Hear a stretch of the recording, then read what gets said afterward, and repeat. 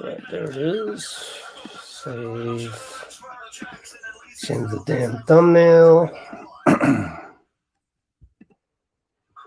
for you, Sniff TO LGW. What are we doing today? Just living the fine life, mate. Great. I love that. Just blocking off the calendar. You know my love book.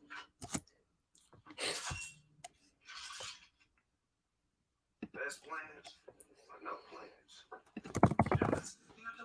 All right. Anybody here yet? Nobody here yet. What's up, Dub Nation? What's up, Dub Nation? Please smash that like button. Hey, what's up? Good to have you.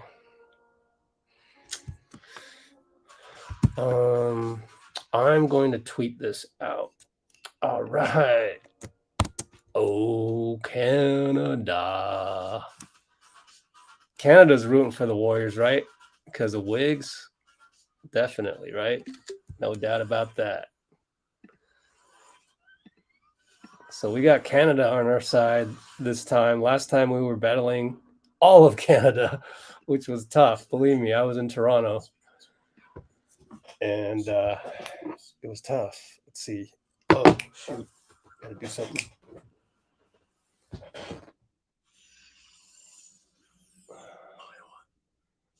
Okay. I just posted the pregame.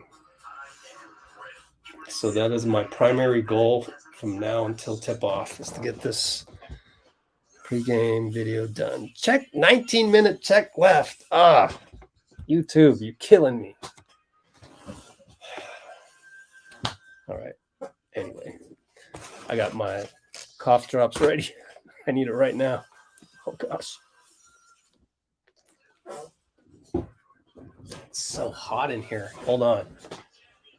It's hot, sunny in San Francisco. Suddenly. I wonder if we can watch the pregame stuff for ya.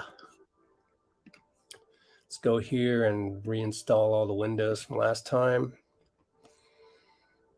What? What happened? Come on. Fine, go one by one. I think I may have restarted the windows completely. So now I have to go back one by one. TweetDeck, random.org, and comments, YouTube. So let's look at YouTube, because maybe I can look at my own file. Can I do that? You guys get to preview it while it remains in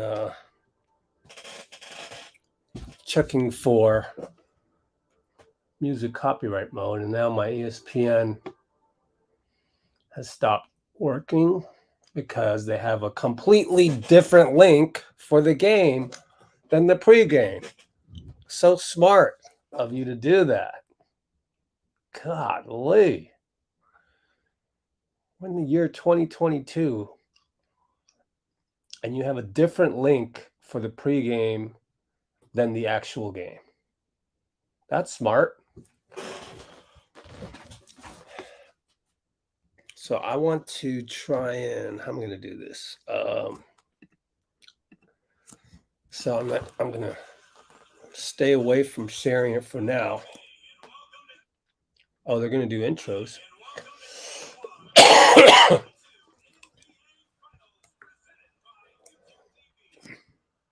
Excuse me.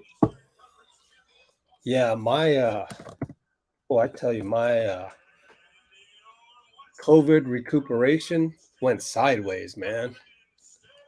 I don't know what happened today.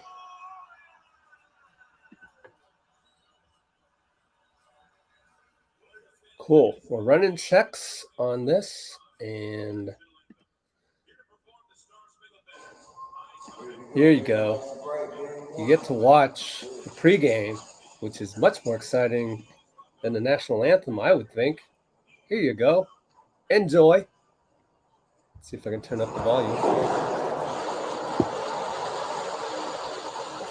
So you get to enjoy this before it's even published on my YouTube. These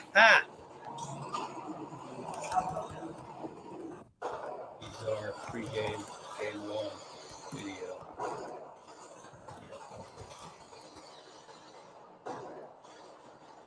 Sound is kind of weird because the Warriors, sometimes I put the Warriors clips and they have silence. So I got to fill the silence with actual noise. Hey, what's up, everybody? I'm here at Chase Arena, Chase Center. Media guy, photographer. Getting ready for finals game 1. Walking my gear. It's kind of cool to see outside. And to go get my credential, and the NBA TV credential trucks. pickup. Watch. It took over the whole side street for TV trucks.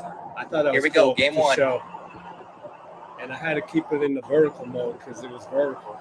But here's Chase Center on the other side. Richard Jefferson, Kendrick Perkins right there. So get some views right there. Meanwhile, I'm going to just do the stats for the video. Because it's more than just a game. We all have something worth protecting, a why that unifies us. But first, suspicion that typically to local authorities. If you see something, say something.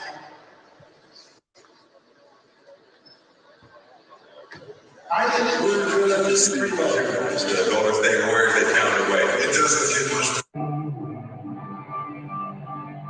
That's the so this is the rehearsal, 15 seconds rehearsal of this guy who is the guitarist from Journey, you know, Journey.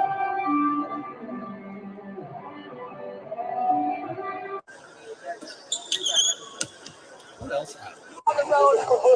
Pretty uneventful. Oh, Iguodala one. Oh, so Iguodala's available.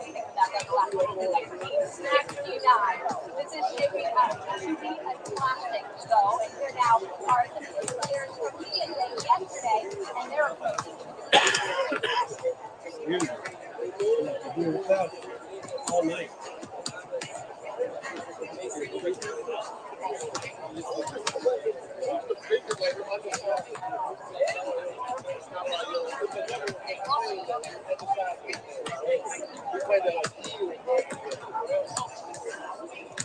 On the road, they are just 1-3 in a game. They are 2-2 in those games. So, I don't know what I'm going to think of that. That's the last one. Snacks do die. This is shaping up to be a classic, though. And here now are some of the players who we didn't play yesterday, and they're approaching.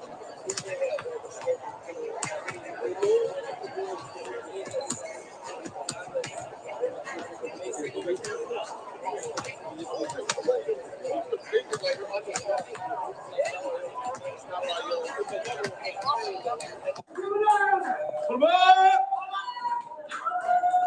Stephen Curry. Let's see. Almost done. Hold it. Hold it. All right.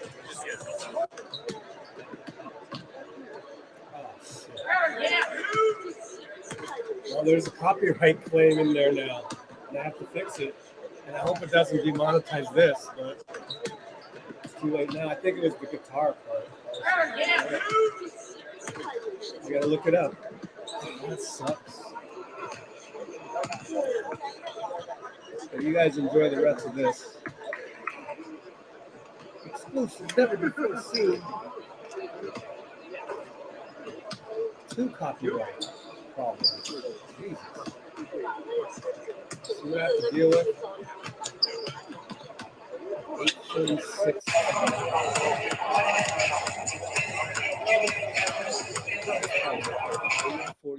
8:46 to 9:01. So once we get to 8:46, I'm gonna have to pause it.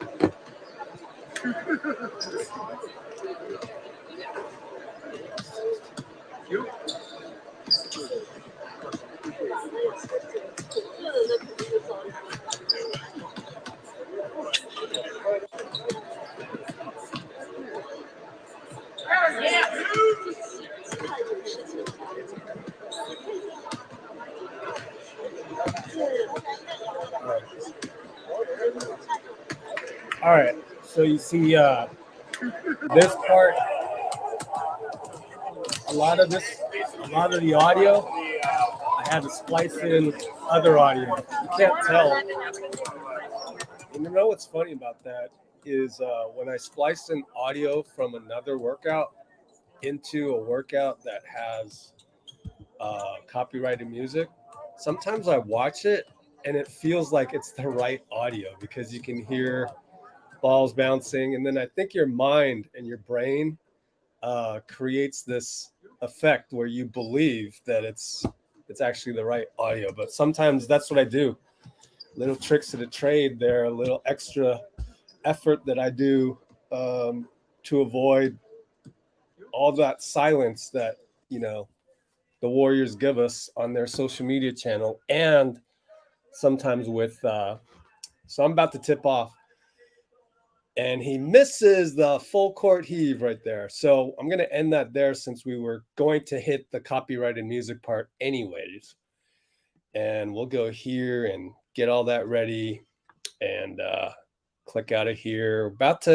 So it's Celtics green against Warriors white.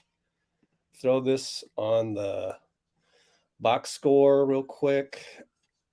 Okay, so welcome everybody. We're official, and I'm reprocessing that video that you just saw because the end of it, Del Curry is hugging a bunch of Warriors assistant coaches, or Jacob Rubin, not a bunch, just Jacob Rubin, and the background music turned up as a copyright flag, so I have to change the audio for that. So Robert Williams is playing, and you wonder how good he's gonna play, because he killed us in the regular season game. So here comes their set. Steph easily goes under a pick for Marcus. Now it's Jay Tatum against Looney. Interesting. Did they switch? Oh, great defense by Loon.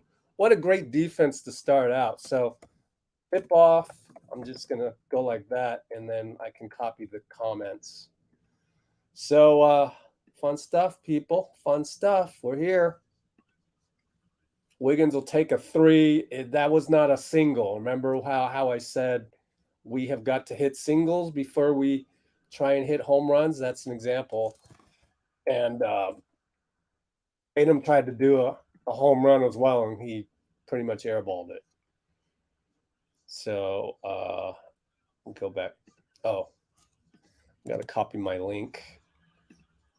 And Steph tried to hit another home run. He'll get a reload from Looney and hits the next home run. But that's all thanks to Looney. And that's what you do. with your organized chaos offense is you go ahead and shoot that home run shot, especially on an offensive rebound. Clay bothering Jalen. Way to go, Clay. Way to go, Clay. I'm glad to have all you guys back. You know, lots of times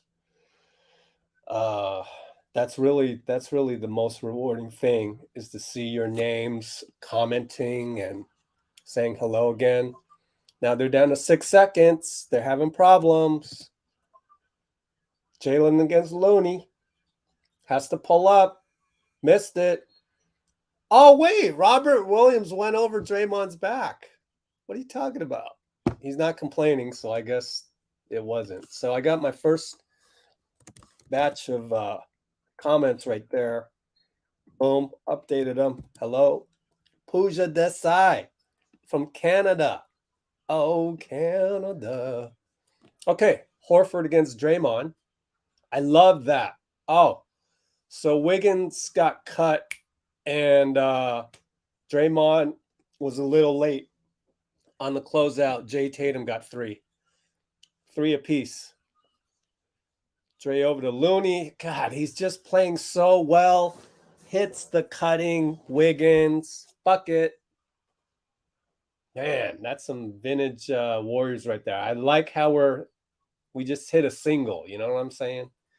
And then Marcus Smart with the 3 on the catch from Tatum.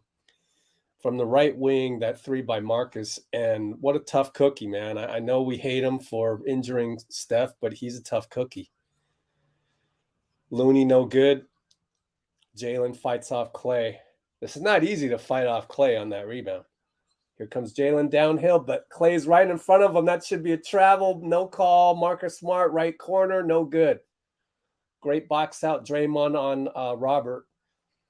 Steph found Clay. Early transition 3, baby. That's what we do. That's what we do. That is literally Warriors basketball for you right there. Killer Clay. Horford against Draymond right side. Tatum. And Wiggins was late. He got faked out.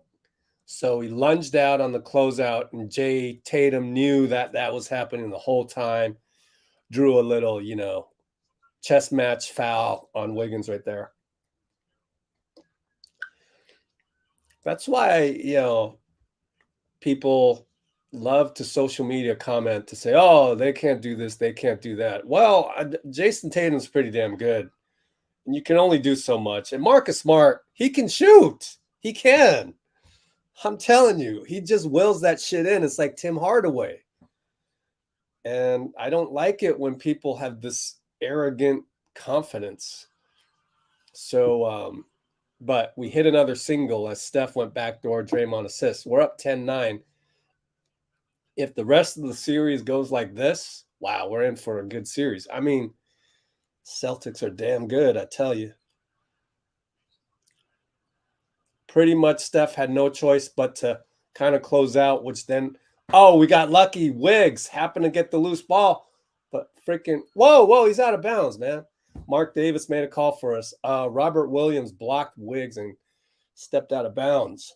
But damn, that's some great defense. And you would think,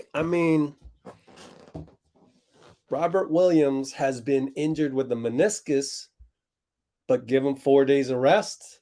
Probably feeling pretty good today. Wiggins wide open on the inbound baseline. That's as basic. I've basically run that inbound play a couple times. That's pretty surprising, but that's what gravity does for you. That's what Steph and Clay, or Clay really, because Steph threw the ball in.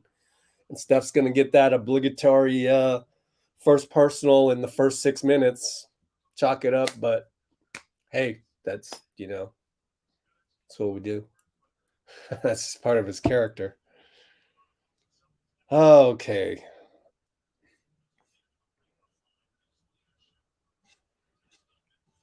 Oh, who do we need a timeout? Let me see.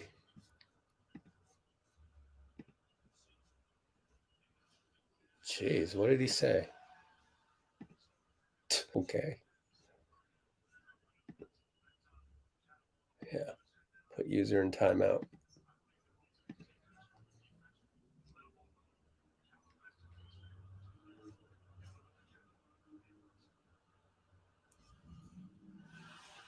Oh, missed both, was that? I wasn't paying attention.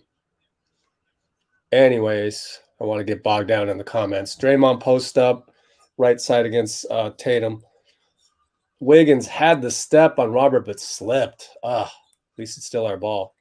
And Williams crazily jumps out at Wiggins, and he easily goes in, absorbs the contact. Looks like they're not calling these body fouls. And Horford's wide open, hits a three, laser three, and Clay's like, what the hell was that, man? And I don't know why. Draymond left him. And then Udoka's probably going, who the hell leaves Steph Curry open at 25.9, 25 and 9 inches? Like, wide open, and we're up 17-12. Horford left side, Tatum up top. Pick and roll, no. Draymond now switch, and then Horford against Wiggins bricks it on the fadeaway, but Jalen taps it to himself. Marker's smart, alley-oops. Jeez. Freaking Celtics are good, man. Clay, left side, back up top, Draymond. Trying to get free of Jalen. No. Looney left side, waiting. Gets the cut. Draymond, no call on Marcus. Of course, Mark Davis isn't going to call nothing. Clay late. Now over to Dre late. Back rimmed it. Nice try again by Clay to get the rebound, but Marcus Smart had a good box out. Now we switch. Okay, Clay's back on Smart. Accidentally leaves Horford, but he missed, and now Steph brings it up fast because it looks like it's getting a little stagnant, and then he throws up a three. Marcus is like, yo, someone picked me, and nobody called it out. And so that leaves us with the 20-14 timeout, Udoka, 5:55. Let us update the comments. Yeah, so I think Marcus Smart is throwing his hands up, not because of that play, because of the one before that as well, where they completely left Steph open. And Steph looks like we're locked in. Can you believe it? We're locked in the first quarter. And that's one of the things you like to see checked off the box, that we came out. Sure, we took a couple home run swings, but then we got right back into the singles hitting mode, the Tony Gwynn, we'll call it. And then played some solid defense, even though Horford got a shot off, and so did, I think, Tatum. Those were a couple mistakes. But largely, we're doing good. And overall, you know me. I don't do awards, so I couldn't care less about the whole finals MVP thing and the whole. My buddy Coach Nick just put out a video like 2 hours ago saying there was no double teaming going on in the 2017 and 2018 finals, which makes sense to me. How can you double team a team that has Steph, Clay, and Kevin Durant? You just have to stay home. So I haven't looked at the video, but hopefully that dispels some of the, but people just want to argue. They just want to argue. That's why we don't do that here, because we don't do awards. We don't do comparisons. Oh my God. Every single question from Media Day was, can you compare this Warriors teams to 2015? Can you compare this to that? And it's like, that's the thing about beat writers I hate. Like, they always do that because they're not as entrenched into Warriors basketball as I am. I don't need to do the comparison thing. All I need to do is pull up a workout video of Steph prior to the game, or a rare, you know, P-Lo is performing at halftime. So there's a, you know, him saying, "Oh, what's up, Dub Nation?" There's, you know, footage of Richard Jefferson and Kendrick Perkins outside of Chase. There's rehearsal of the Journey Guitarman. I mean, I have content that you can consume as entertainment that's actually not controversial. Like, it's actually fun to look at, and it doesn't require you to be outraged. So that's what makes Let's Go Warriors special, in my opinion. So, anyways, I don't do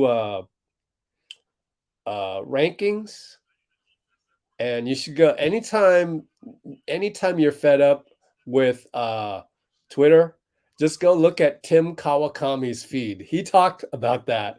Somebody was saying, "Oh, where do you think Steph Curry ranks? You know, top. I think he's in the top 13 all time of NBA Finals." And he was like, "Guys, I'm not doing this." And I'm like, "I never do that."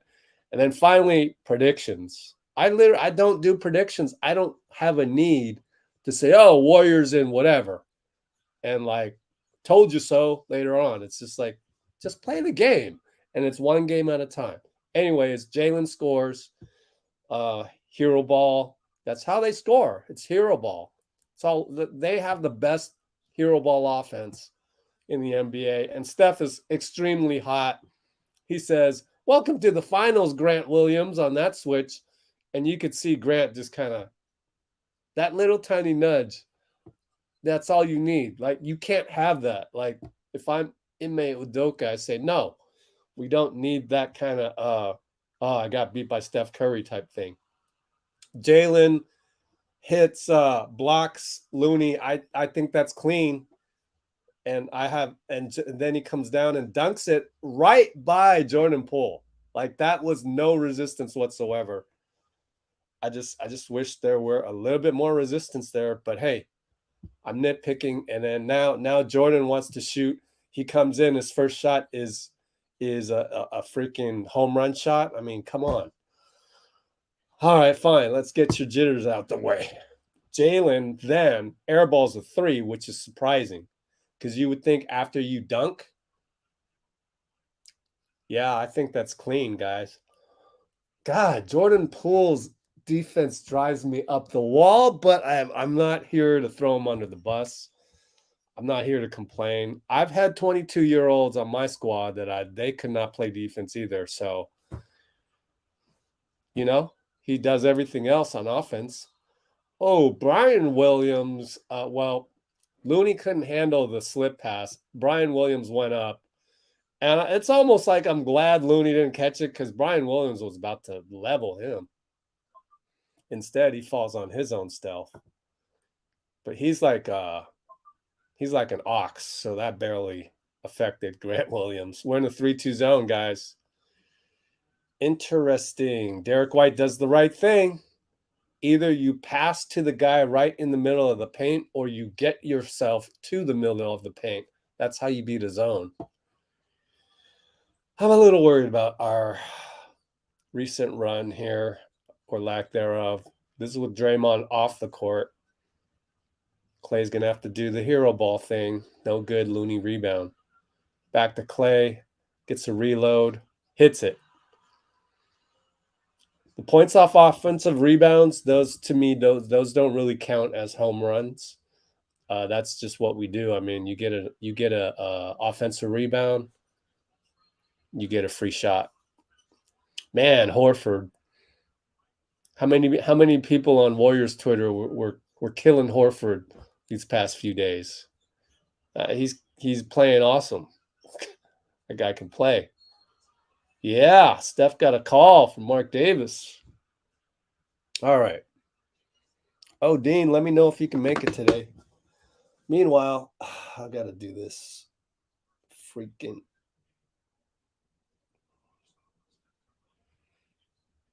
Otto Porter checking in.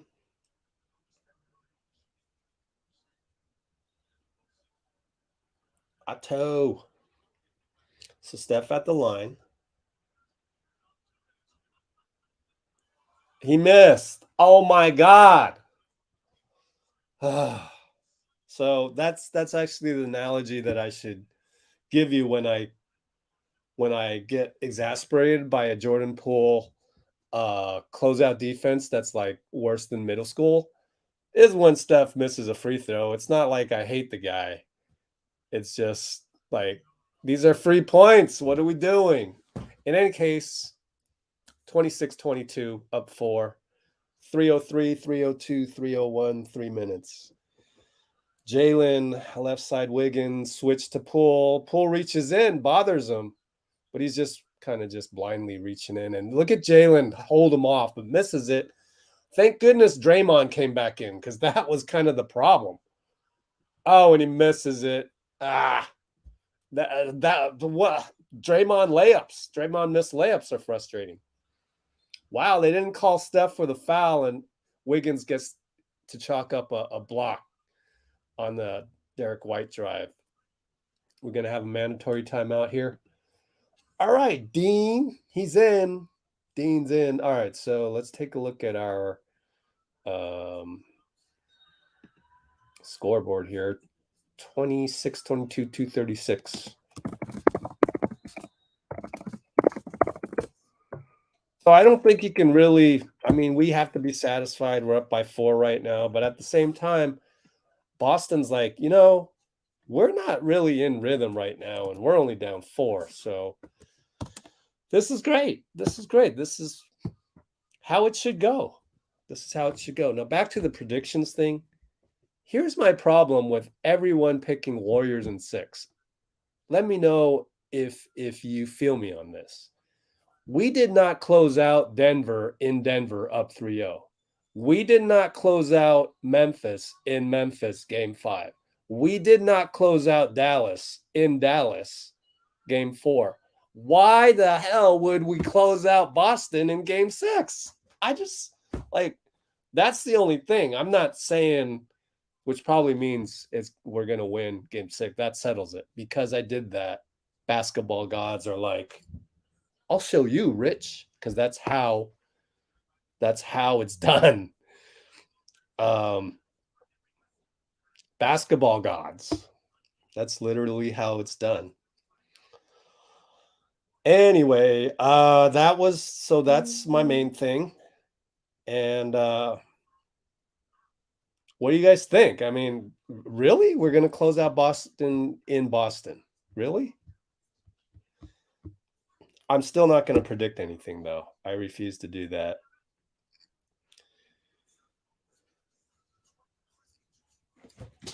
I'm just not a predictor guy. So all the people that predicted 4-1, now they suddenly look bad because it's a tight ball game. But then you never know what happens. So I don't understand the rush to predict things again when we have plenty of content on the channel to consume other than talking heads predicting this and predicting that. So that's my 2 cents on predictions. Sorry, I'm always the buzz killer. I told that to some of the people on Discord. Gosh, I forgot what we were talking about. Where I was like a buzz killer. I could just search it. Andre Iguodala's back as we await to come back. Andre Iguodala is in the game. Wow.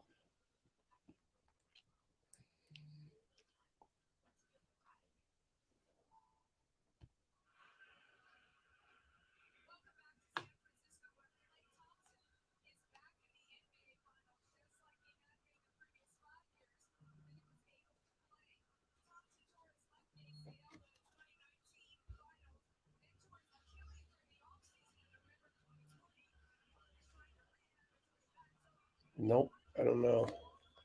My Twitter going crazy. Steph was just left open, man. I got to stop looking at my tweets, man. Jeez. Celtics Twitter is going nuts. They're very mad. I don't know what I did with the word buzzkill on our Discord. So anyways, Andre against Jay Tatum, but then he gets switched. Now it's Draymond. Tatum will rise for three. Back rim, no good. He didn't box out Pritchard, but it was a long rebound, so not really his fault. Now Derek White for three. Back rim. They're all back rimming that. You kind of see they're a little bit excited.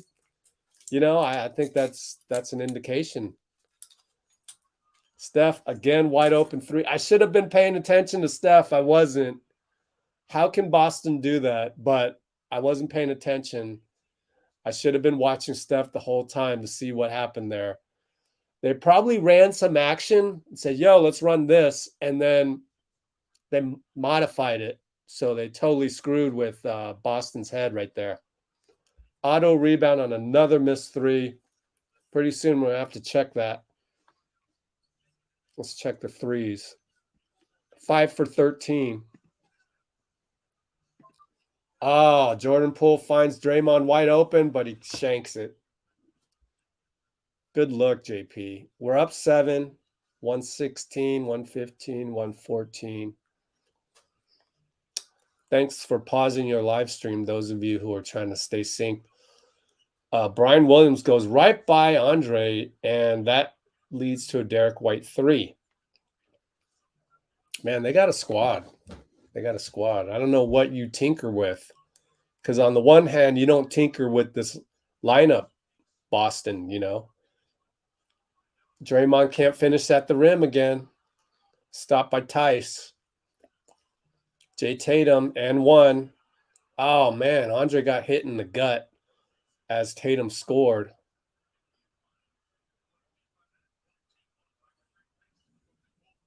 Man, hope you're okay, Andre.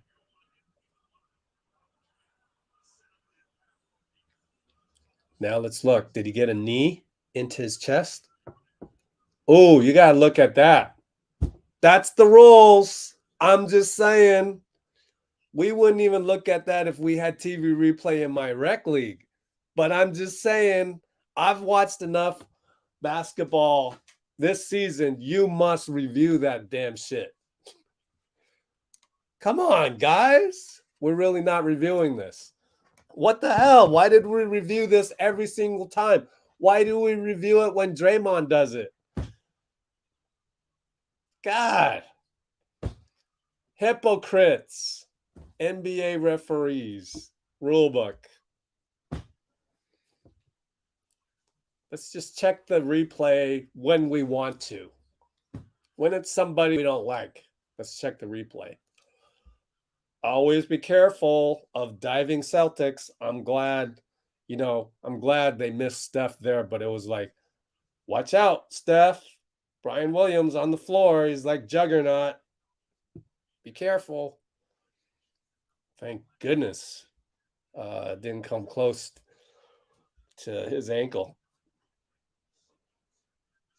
So, I don't know. I don't understand. Yeah, if anything, that should have been a non-call, right? I mean, whatever.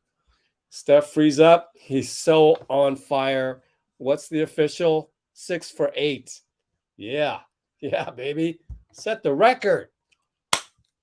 Set the record tonight. Only need 10 more. Or what, 8 more? No, I only need 9 more. I don't know. One of you knows. Throw it in the comments. Hey, JP, play great defense. And Derek White's hurt. Oh, Steph Banker at half court. No good. 32-28. You know, the good news is we played a good quarter. The bad news is we're only up by 4. So it's going to be a slug it out game. Going to be slug it out. There's going to be some nail biting, I think, tonight. We really haven't had that other than Boston versus Miami. Maybe a Bucks game here or there. I'm not sure, but didn't have that in, Phoenix Mavs weren't that close. But now finally get a game where it's like that. I'm going to catch up to you guys in the comments. Let's see here. You can look at the 6 for 8 right there. Oh, you know how you said, excuse me.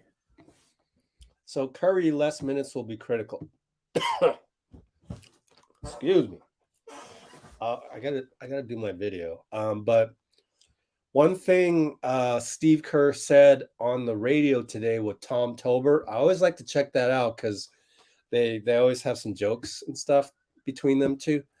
Buddies, Arizona grads, and Steve said that we never really want to go above 40 minutes played. Like, it doesn't really make sense. Like, you could literally hurt a guy's career that way.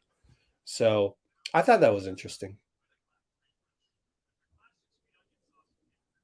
7 minutes to go on the check there of the monetization of my damn video.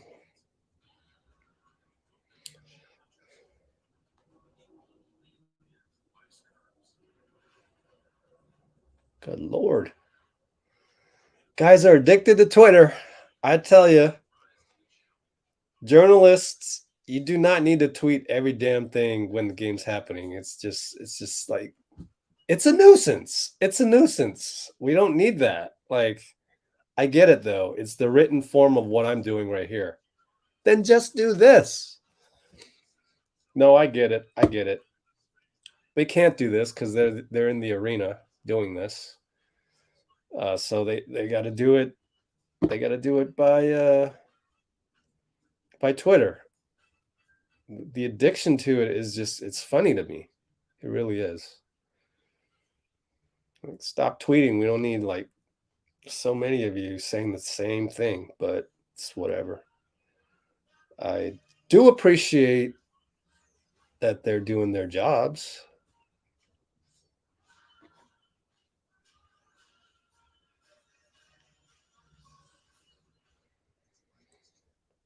Okay, let's see here.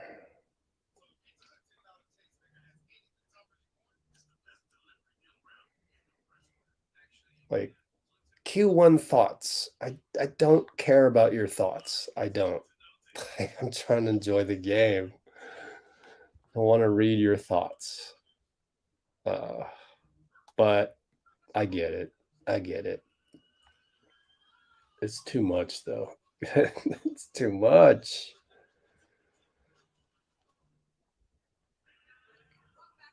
Golly. Stop tweeting. And yet, I know, turn off your notifications, whatever. I mean, there might be something in there that's important, whether it's an injury or something, God forbid. Derek White holds Andre. You know, it's just great to have Andre, man. It's great to have Andre.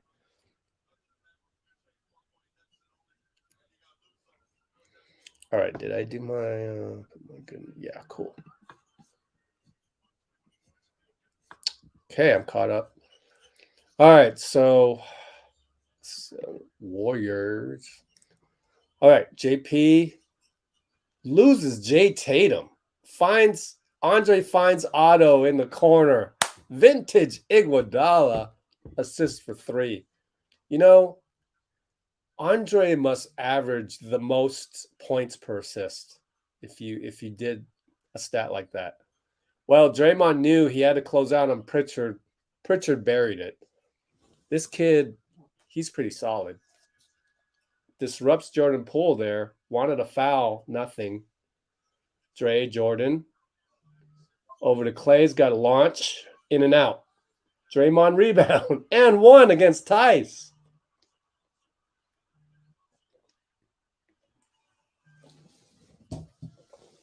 Everyone's tweeting about Draymond right now.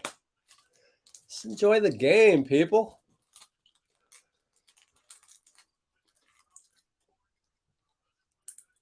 I mean, not people.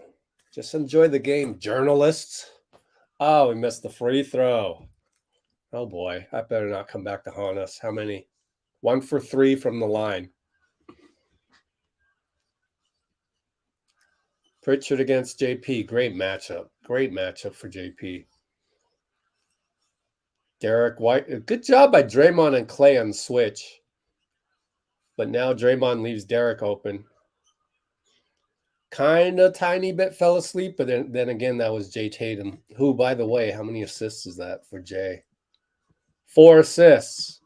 I just know these things. Like, it's my spidey sense. Like, That guy's been playing well. They're going to leave Andre. Shoot a 2. Good. Man, we're really getting 2015 Andre.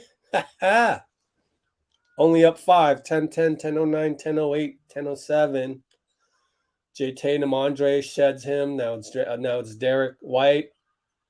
Loses it to Draymond. Yeah, gets it to Otto. Go. Clay, 3. Hit that, Clay. No, we missed it, but he chased it. Reverse layup. Missed it. Ah. You're kidding. Oh, man. So Clay's off. What's Clay's stats? 2 for 6, 1 for 3. Look at Jay Tatum, man. God dang it. Tice hits a 3 off of Jay Tatum. Maybe that was his 4th assist. No, 5. Only up 2. Jordan Poole runner. Good. That's an all-star runner. You know what's crazy? What is crazy is that nobody in their right mind right now would pick C.J. McCollum over Jordan Poole, right? So what is C.J. making?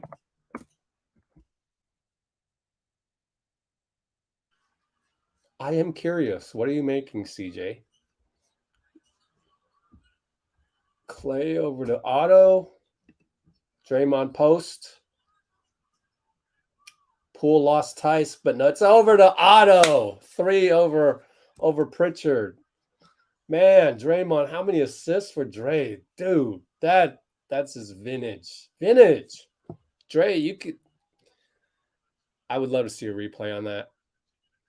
Look at that. Look at that movement. Jordan pulled and over there, and then Pritchard forgets about forgets about Otto. Draymond now with 4 assists. Whew. Man, we are locked in. It's beautiful. Absolutely beautiful. What is this? 44-37, 8-37.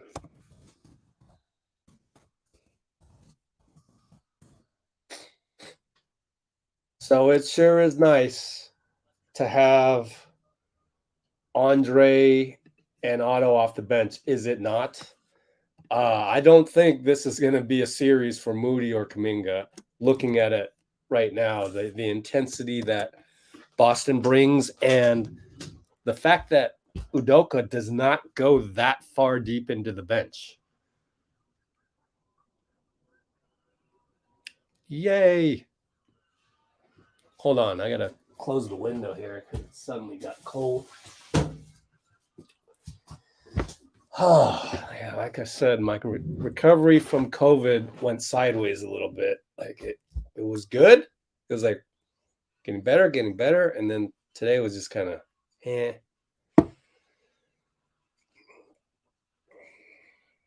what are you going to do?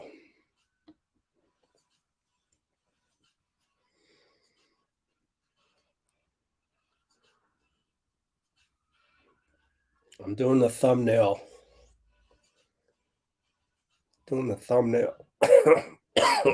Excuse me.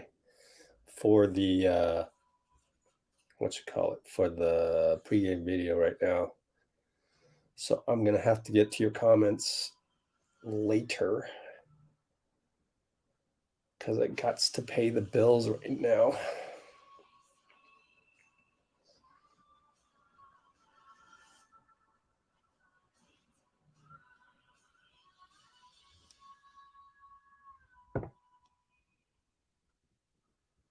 All right, let's see. Up close behind the scenes.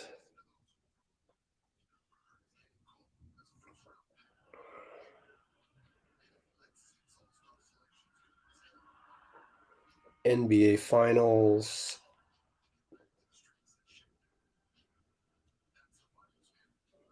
Pre-game NBA Finals. Yeah, that's good.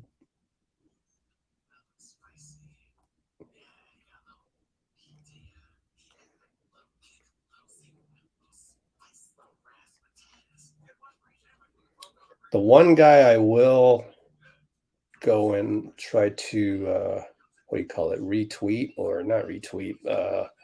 Let's go look at a breakdown by Mr. Breakdown. By the way, CJ McCollum, 30 million, 33, 35.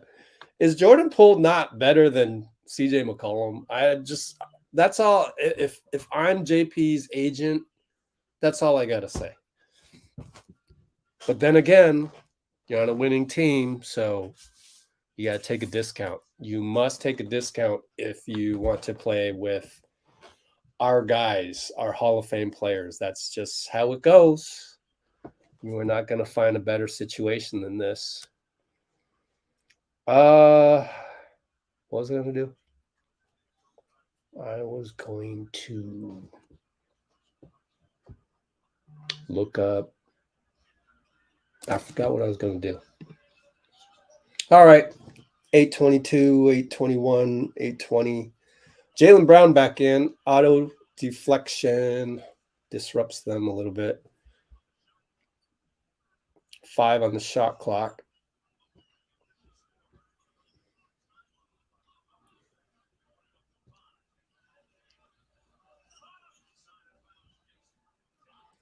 Instead of 4.4.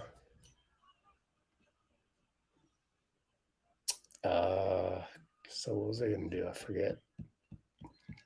I was going to go look up something. Anyway, Jaylen Brown, left side. Missed it. They love shooting a 3. Clay. Uh-oh. Oh, thank goodness. That's a block. All things considered, that looked more like a block than it did a charge because it was moving laterally, in my opinion. Let's look at the replay. Yep. Very easy call, actually.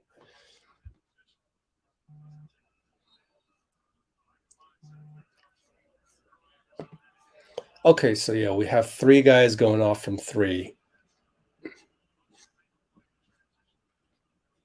All right, here we go. Inbound, 809, and we're inbound, 807, 806, 805. Looney, handoff, JP against Smart. Stuck. Held on to the ball too long. Can't do that against the DPOY. Me and Steve collectively groaning, but hey, he's a young kid. He does this in 2026. I'm a yell at him. Oh, Clay comes off the curl from Auto, assist JP. This is how you shoot, Shamrocks. Celtics over to Jaylen up top against Clay. He's going to show him the all defensive. Oh, but Jaylen pulls up with a Kobe-ish pull up. That's why this team is so good, is because of Tatum and Jaylen. Oh, well, JP draw foul? Nope, because he's complaining. Is that going to be a block? Horford wasn't going to get around the auto pick.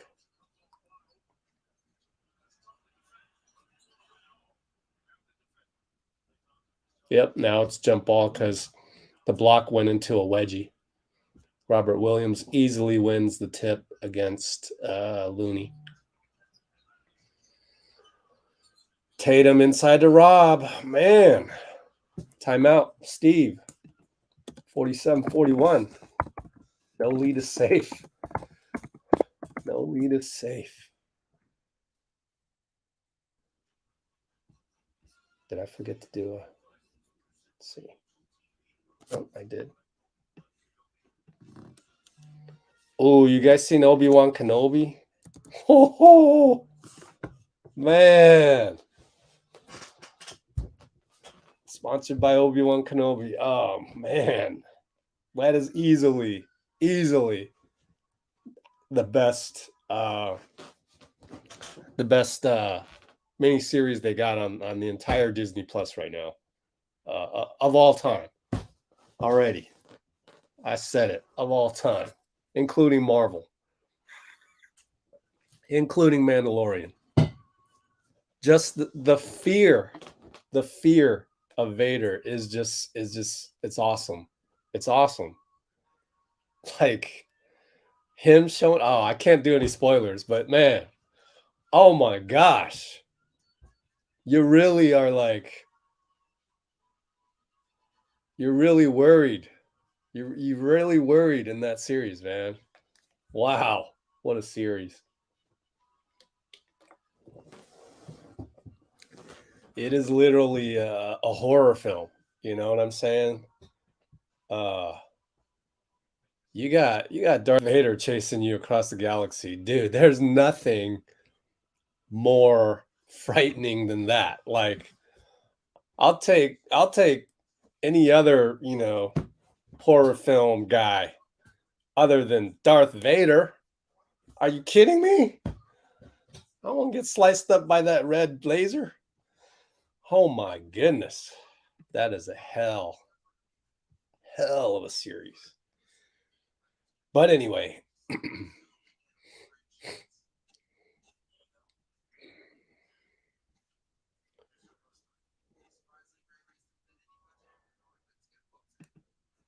yeah, we'll see. We'll see. I hope so. Hope you're right. Getting Otto and Andre back for sure. Man, huh? Andre and Otto on the same 5 lineup. Wow. You forget just how incredibly athletic Andre is. He's out there and it's like his body is he's maybe like an inch shorter than Jason Tatum. He's pretty tall dude. Oh yeah, GP2. I was thinking that if there isn't a glaring need to play GP2 tonight, why play him? I guess you have to assume he's 100%. So there's that. But anyways, I think our rotation is pretty much set. You saw it tonight. Our rotation is pretty much this. We're going to get a rotation of JP, Otto, and Andre. Go 8 deep. And maybe Gary Payton. Other than that, no need to mess this up. We're good. This is our main guys. It's the finals, so you can't really dick around with that. So Wiggins with a jump shot miss. Steph is back in, but Draymond is out. Looney in. We're up 6. 6:32, 6:31, 6:30, 6:29. Uh-oh, Jay Tatum posting up, but we're in a kind of a zone. I'll check next time. Wiggins showing himself. Marcus shoots a 3, hits it. Could have been a foul on Wiggs. That's what Marcus is saying. Where's the foul? I don't just, why do people criticize Marcus Smart's threes? He's killing us. And Steph gets a steal after Marcus Smart got a steal. Good move. Oh, JP carried the ball. Marcus Smart is doing some DPOY-ish things. Oh, that should be a 2-pointer. Did they count it as 3 or 2? Check the score. It was 44-37. I don't know. Does that add up?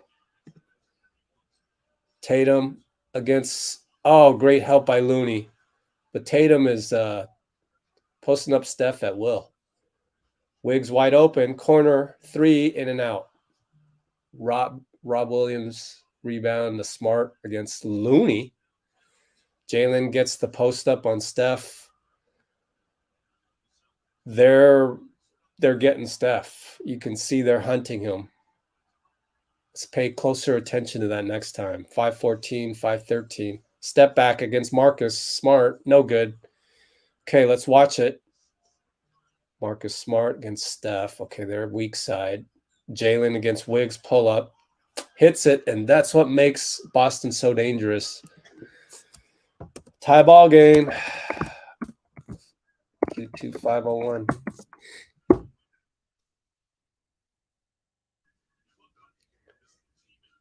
Man, that's a superstar jumper.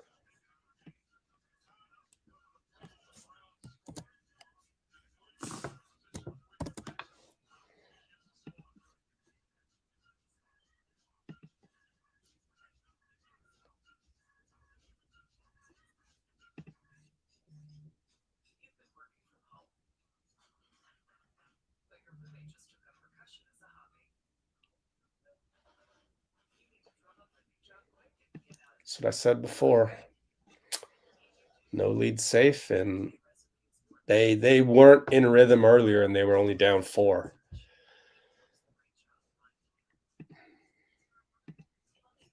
Where's Draymond's minutes at? Let's see. So we've got 5:01 to go. Let's look at Draymond's minutes. 13 minutes. So now you're just kind of managing minutes.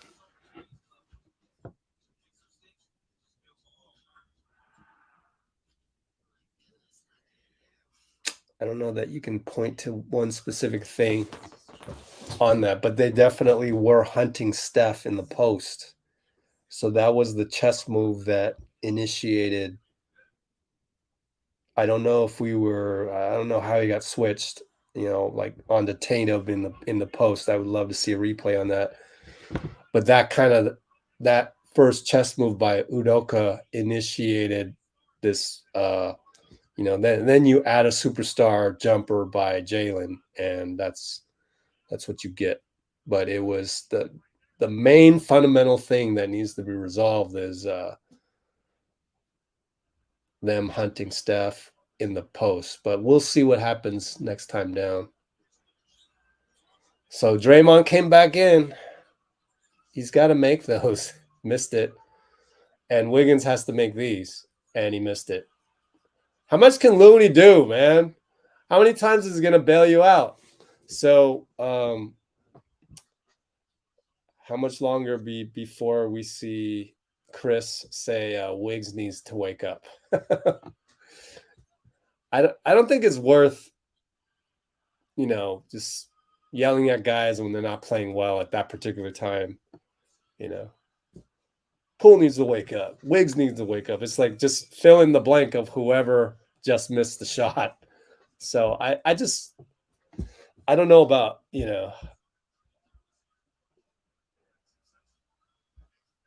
I don't know about whenever you say someone needs to do this, needs to do that, I don't know that they actually do need to do that for you. Like that's what it makes it sound like they're playing for you.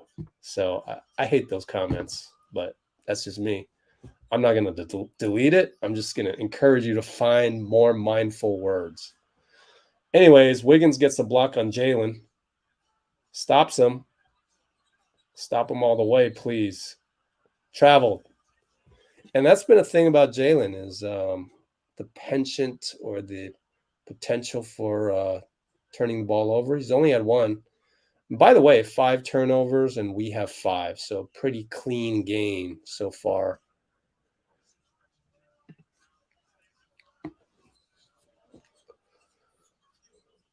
All right. Draymond throws it away.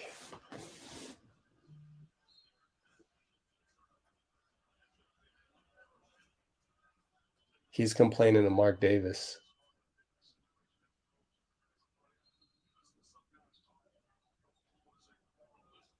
So he's politicking with Mark Davis. I'd love to see a replay, but they don't hire enough basketball people in basketball. So we won't see a replay. Tatum against Wiggs, 330, 329, 328. Here comes the Horford pick. Jalen will launch over Looney. No good. Thank goodness. How are they shooting now? 8 for 20, 40%, which is still pretty good. Draymond over to Clay. Marcus Smart right there. Nothing doing. Cut, Clay. Wiggins will go downhill against Horford, loses it to Jalen. That's why you cut, Clay. You don't stand and watch, but that's just me. I'm getting nitpicky because we haven't scored on a consistent basis in a while. Marcus Smart bullies a layup against Looney. This guy's incredible. I don't want to hear any more slander on his offense. Steph against Derek White. Over to Looney. Finds Clay. Got to make that. Missed it. How many threes have we missed in a row now? Feels like 5 maybe. Jalen draws a foul. We got to check the fouls on Wiggs. 2 fouls.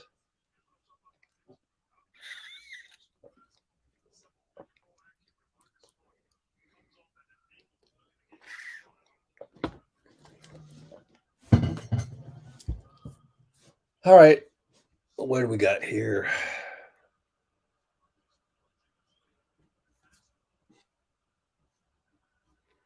Create some mismatches. That's not really our. I mean, I appreciate the rooting for the team, but the way that we create mismatches, so to speak. I mean, 29 other teams hunt mismatches.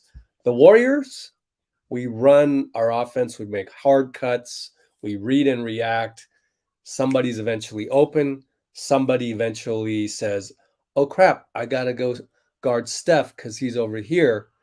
And Clay's over there, and then that opens up stuff for us. So it's not pick and roll. Let's get Steph against Horford. It's just that's not how our offense works. Clay against Jay. Over to Otto. Horford leaves him open, so he bangs in a 3. Oh man, we needed that so badly. 209, 208. Where would we be without Otto and Andre tonight? I mean, those guys are just so critical. Because then we would have had a dipped into, I mean, GP2 probably would have been okay, but who's the other guy? Caught his own shot, air ball. So great defense.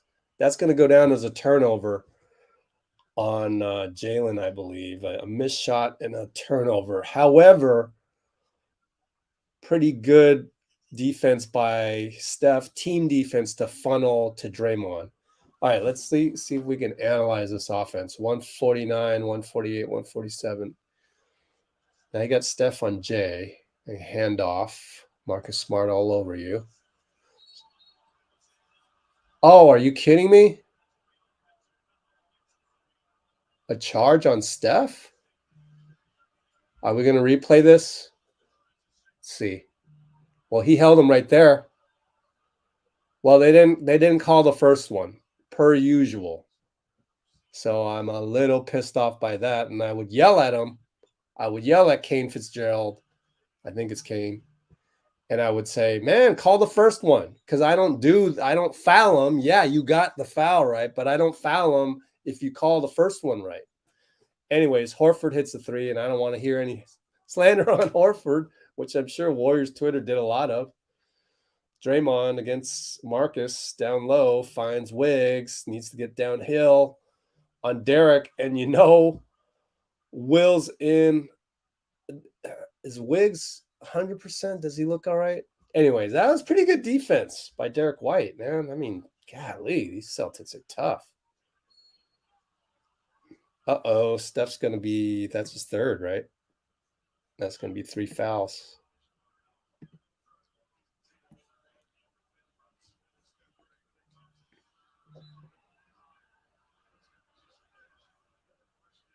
Yep.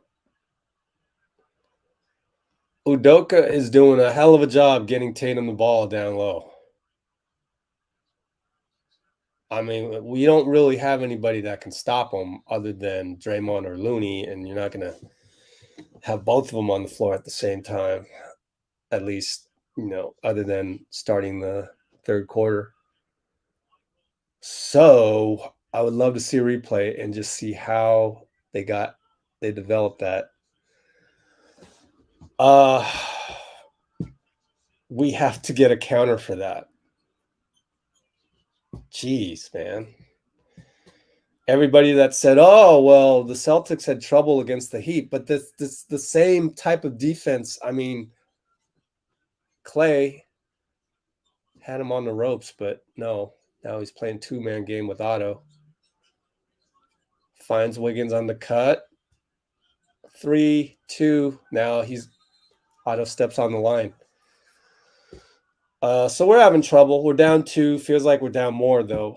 And I was just gonna say, Steph can't really be mad at the foul on Tatum because he fouled him. But he can be mad on the foul on Marcus because Marcus fouled him first. And he, in case you didn't notice, Steph's on the bench because he has 3 fouls. But somehow Jason misses, and now we've got Draymond rebound to JP, 14 seconds. Courtside kid tells everyone to stand up. JP, this is what it comes down to. Last shot. Whoever has the ball last wins. Got you. Nope, too hard. Way off by JP. Way off. 56-54 Boston. All right. Oops. 6-5-4. Oops, spelled halftime wrong. Typo. But Steph is out there encouraging everybody. And we will update the comments. So we got to figure out the primary thing is to figure out how they're getting that mismatch that they want down low and come up with something on that. It's tough. That's what they get paid the big bucks to do. I can do my job in noticing something like that, but other than that, to fix it, I would need to have synergy to replay the play on my iPad. I'm not about to spend the money on that. Unless someone wanted me to do that, then we could log in right now and we could analyze that. Maybe something to do in the future to consider. I wonder if, I know what I was going to do. Basketball breakdown. So let's take a look. See if he's breaking down anything for us.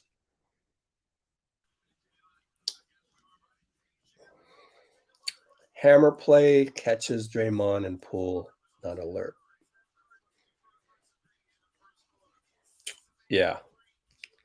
Kind of JP's fault.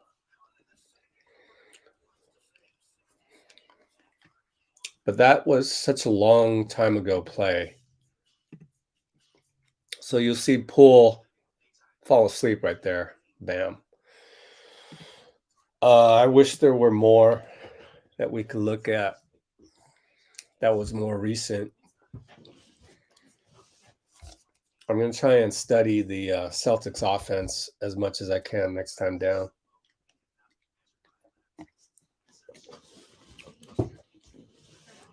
Because they're having their way with the getting switched on the Steph, and it's happening down low.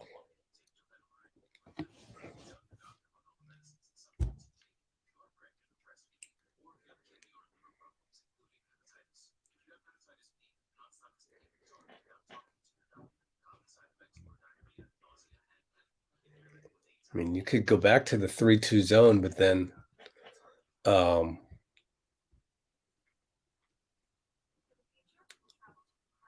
and that's what makes having 2 superstars at the wing very difficult. But as I was saying, you could try 3-2 zone, but I almost want a 1-3-1, like they don't really get the ball to the corner.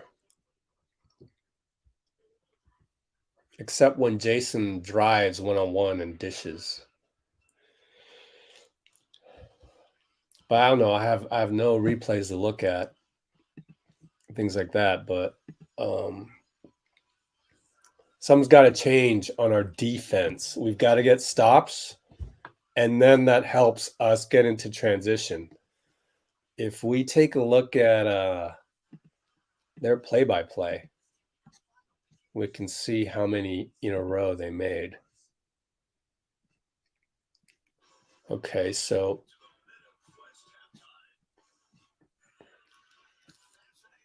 Horford got a 3. Other than the Jaylen Brown turnover,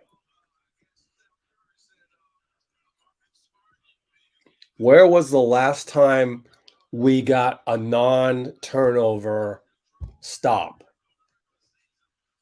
Right here, Jaylen Brown fadeaway shot blocked by Wiggins. And a shot clock team turnover. After that, with 4 minutes to go,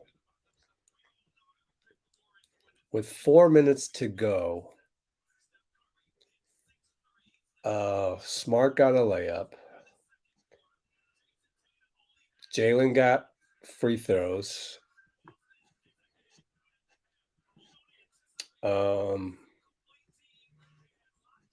Horford got a 3. Tatum got free throws. And, okay, the turn-away fadeaway at 24 seconds. So for 3.5 minutes, we didn't get any missed shots by Boston.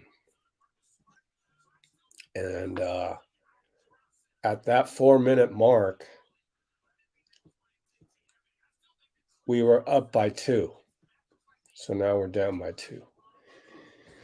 So that's the thing that kind of concerns me, is Udoka may have found something that we haven't been able to solve.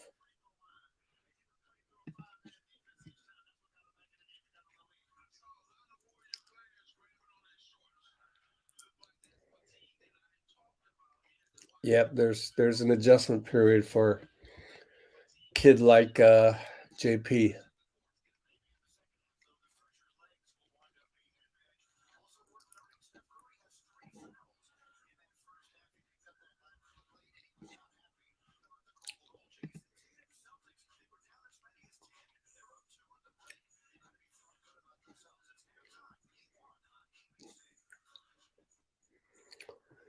Yeah, Robert Williams playing like he's 100% is that's a problem.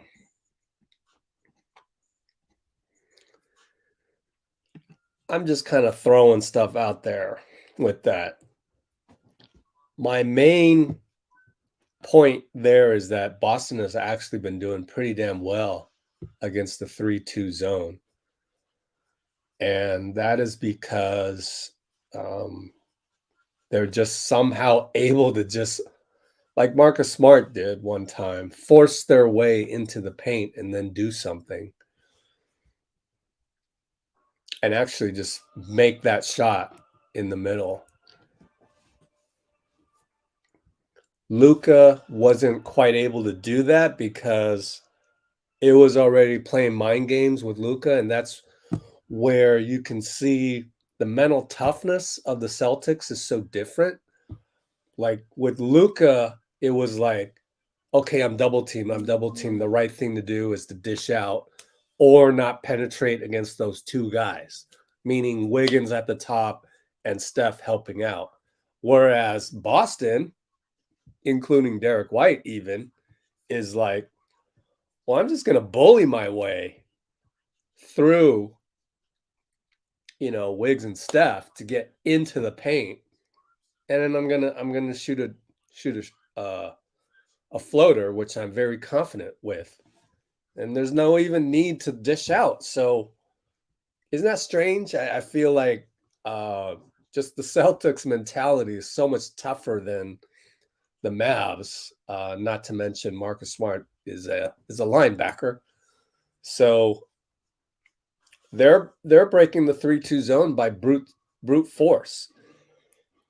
You never know. Maybe we were just a little too soft. So maybe run it one more time. And if they score on that again, then it's like, okay, well, they have completely busted our 3-2 zone. So we got to come up with something else, which is why I then brought up the 1-3-1, because now you have a guy in there to mess with the psychology of getting into the paint. Because now you have a guy in the paint. Like, you are not, but we can't play. He can't stay in there more than 3 seconds. And so it'd have to be it's the same thing. So actually, I think I talked myself out of it, because you can't really just stand there. I mean, unless you call a 1-3-1, a 1-3-1-1, where one guy in the back line shades a little bit up, and they kind of, you shade up a little bit, you shade up a little bit, but you have to practice this. You can't just do it immediately, because then you don't know the bottom 2 guys to help out on that middle penetration. The bottom 2 guys have to really communicate to go, oh no, I'm going this time, or you're going. I just don't know that you could do that immediately, and that would be a 1-3-1-1, because it's technically not a 3-2 because of the 2.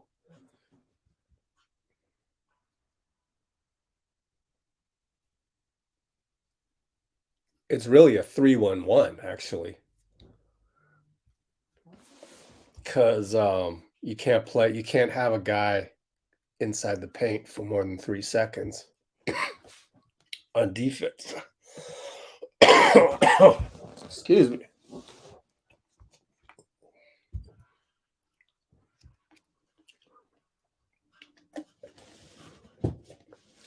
Here's the problem, Michael.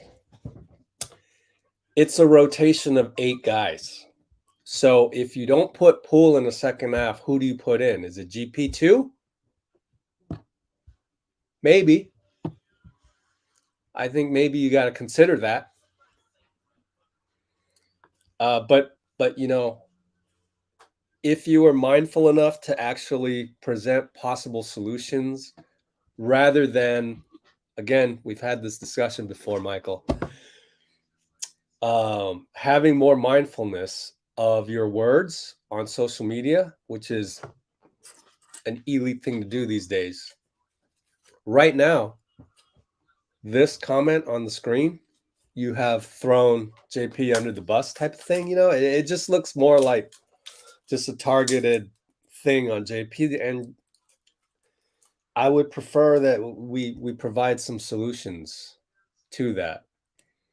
Or you word it a different way, such as, I don't think this is JP's night. What do you guys think?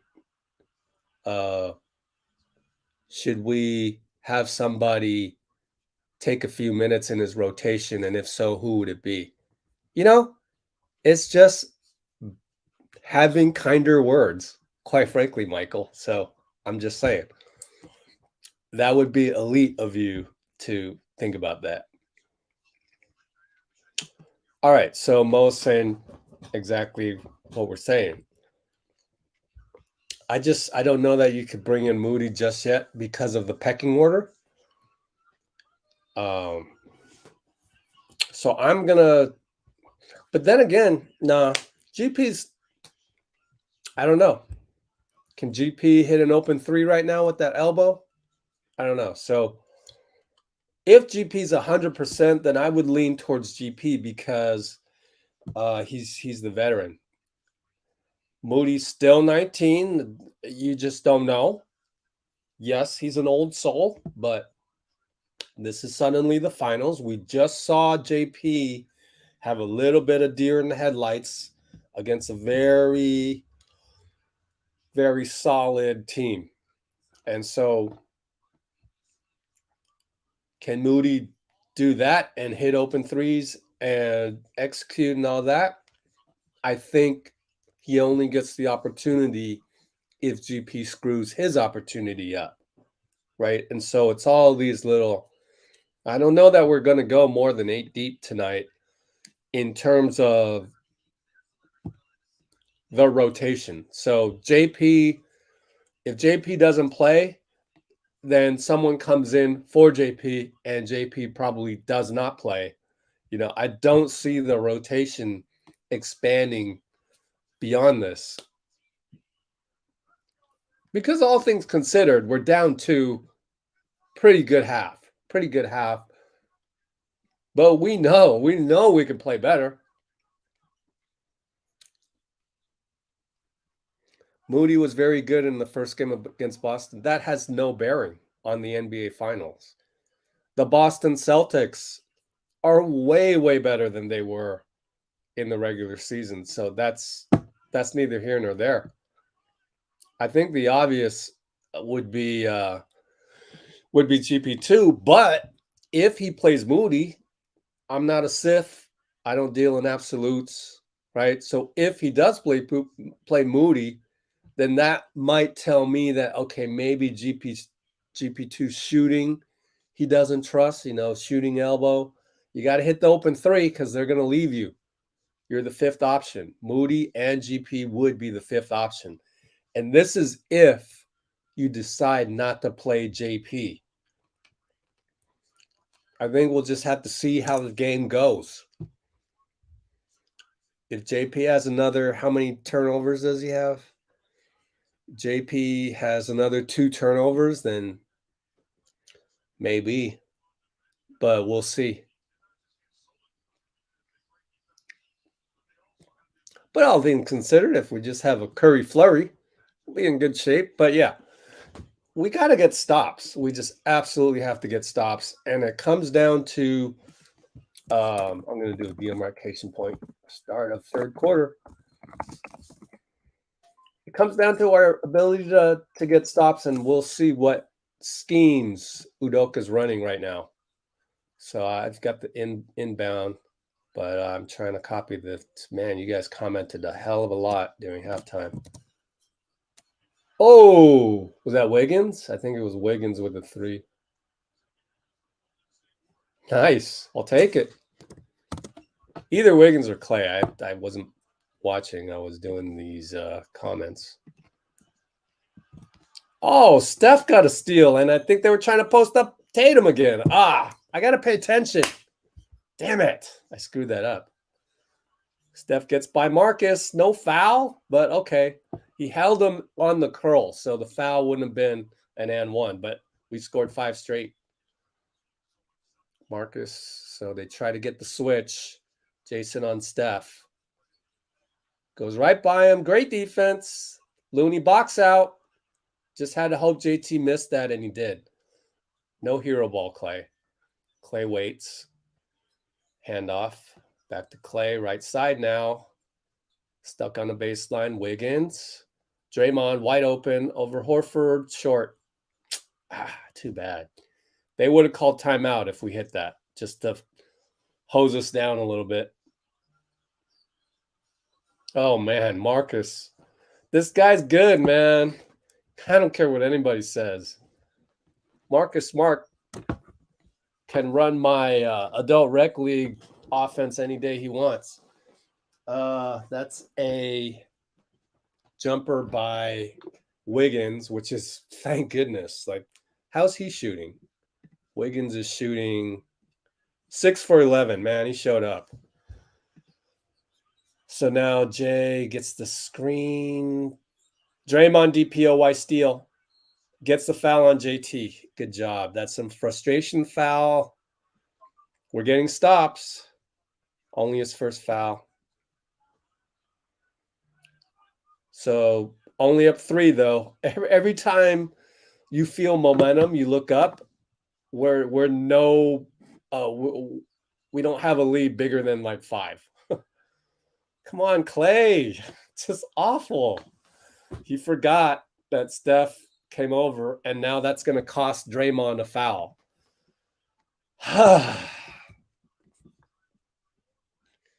Clay. Love you, man. What can you do? He doesn't even get a turnover for that one.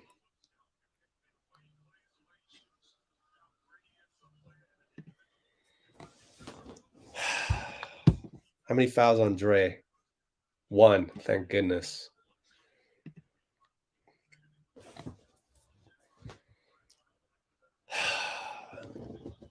But what can you do? This is like Clay's what? I don't know, 50th game of the year. Okay, up top, Steph.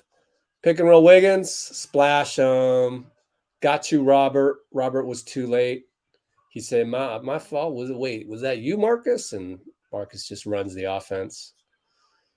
Getting through those picks. Wiggins didn't get around. You see how we're playing this? You see how we're playing this? So Steph's like, you got to get around, Wiggs. We're not switching on those. So they're hunting. They're hunting the Steph versus Jason pick and roll. Luckily, it's been all above the 3-point line. Once Jason gets Steph down low, we're in trouble. All right. Finally got Marcus on a reach in. And a lot of you are going to be like, oh, finally, oh, this, that. That's how great Marcus Smart is. He's testing to see what he can get away with. That's only foul number 1. But good job by Steph to, draw it. Look at Jason Tatum. That's great defense. And that's great offense. Draymond slips over to Wiggins. No good. Draymond rebound. Just got to find Steph for Clay. Nothing doing. Look at him maneuver. Oh, God. Don't get a foul. Don't get a technical, Draymond, on against James Williams. I tell you, if that was Mark Davis, probably would have been a tech. Clay on the inbound. I'm at 8:43, 8:42, 8:41. He will shoot a jumper left baseline over Horford. No chance for Horford on that one. So we'll take it. You can hunt those. It was, after the offensive rebound. Jay against Looney as Robert Williams pick and roll. Horford trying to attack Draymond. Are you serious? They're going to call that?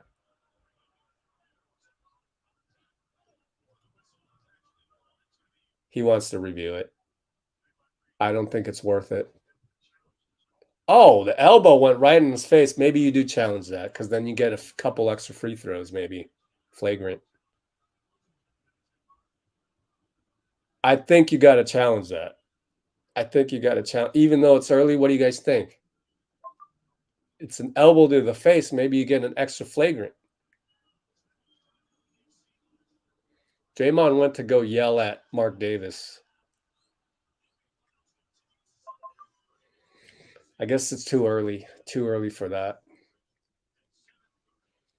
And I don't know what the rule is. I still don't know what the rule is. Like, when do you check for elbow? When do you not? I don't know. You just kind of pick and choose, as Matt Barnes used to say. Just pick and choose, pick and choose. Okay, Steve yells out a play.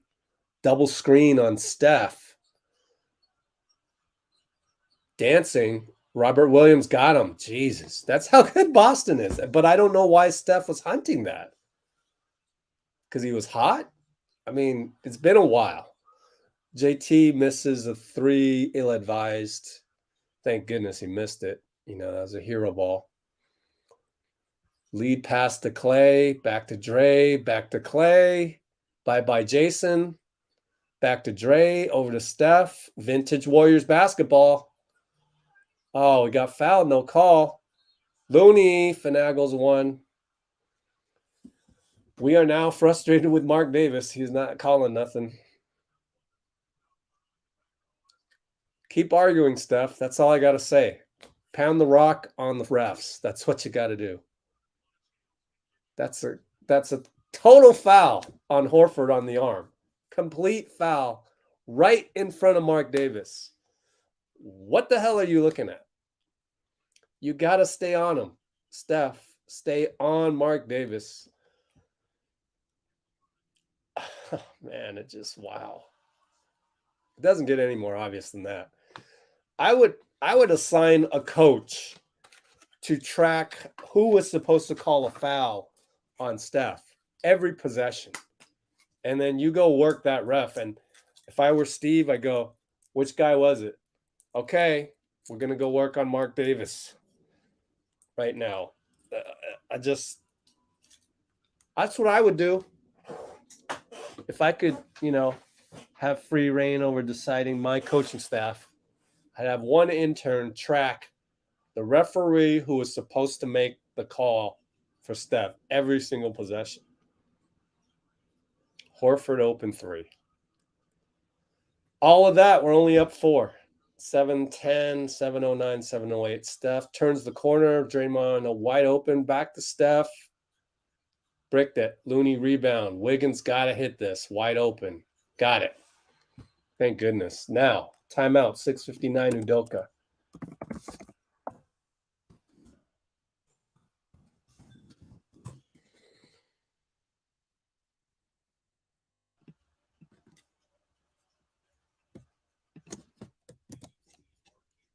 Okay.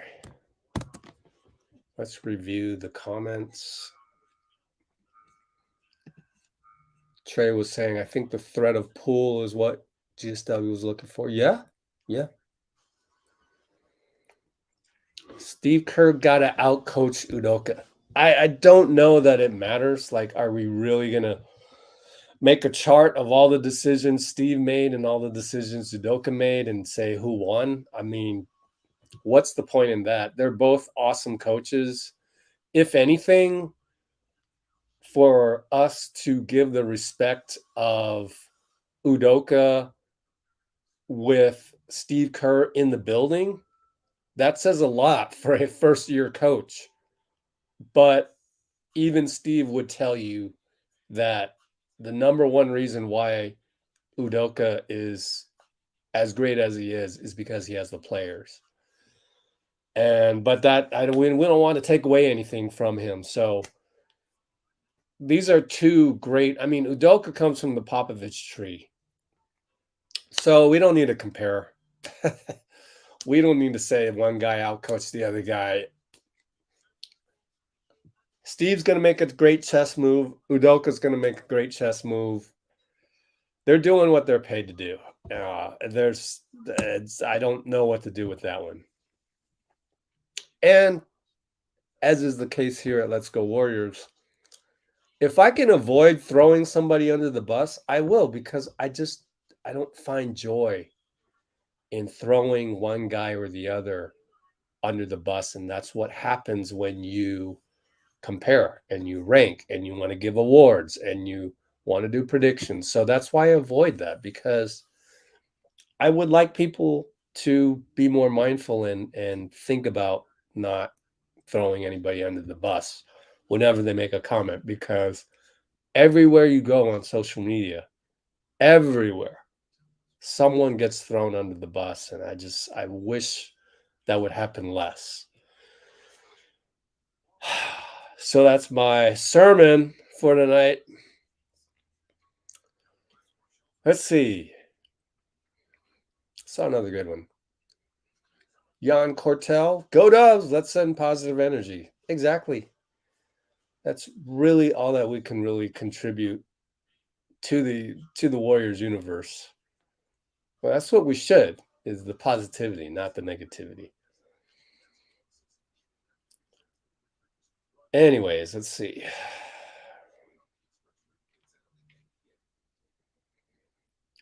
High Thorn says, save that challenge. The refs have been sort of jumpy. Exactly. I think that was probably the thinking by the coaching staff. They're not guarding Dre, and they have the right defense to be able to do that. Pretty amazing. Looney's also amazing. Wiggs stepping up. I love it. Kevon Looney. Okay, time to check Kevon Looney stats. 8 rebounds, of which 6 are offensive. Good Lord. All right, here we go. 650, 649, 648. Marcus Smart. Look at him swing the ball. I can't even keep up. Jalen. Short on the runner over Looney. Great defense again. Draymond's going to push it. They should show this angle the whole game. I love this angle. This is beautiful. Steph. Left side, Jalen. Oh, behind the back. Superstar play. Another superstar finish. That's beautiful. That's beautiful. That's why we're up 9 because of him. Draymond take foul as Steph was late. And I don't mind that. I don't mind that. 2 fouls on Dre. No more. 3 fouls. Okay. I don't like that. I didn't know it was 3 fouls. I don't like that. I don't like that. Jeez, man. That was that close. That was that close from a sprain, a tweak. Did you see the replay on that? Oh, man. Barely missed Jalen's foot, and then he collapsed his foot at the last second to dissipate the energy. Jalen up top against Draymond. If he hits that, man, he almost did, which is why Jalen's a superstar. Clay left side after the rebound.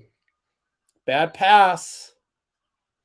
We get bailed out. We finally get bailed out, and that's why you yell at the ref constantly, so you'll get one of those calls.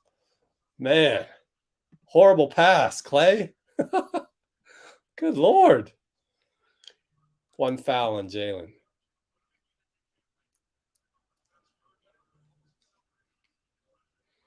Draymond comes out. Let's check his minutes. 24 minutes. He's going to age the quickest out of the 3, other than Andre. But that's something to worry about in the long term, I would think. Clay, one-legged over Al. I get it. You can shoot over Al if you want. And that's a bad touchdown pass by Jason, and he knows it. Shakes his head at himself. All of that, we're up 9 still. 528, 527, 526. Turns the corner. Steph, somebody lost his foot. His shoe. Steph lost his shoe. What? How does that happen?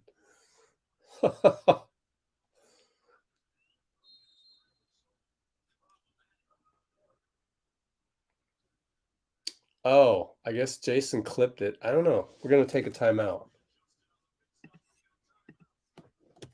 What's the score right now? 5:19 to go. 73-64. You know what's great? I know you guys are nervous, but right now, there's nobody more nervous than Celtics fans. I love it. I love applying pressure. Can you take the pressure? That would be one fun thing to look at on Twitter. Why don't we just go ahead and do that? Let's see what the Celtics beat writers are saying right now. Oh, we got to do this.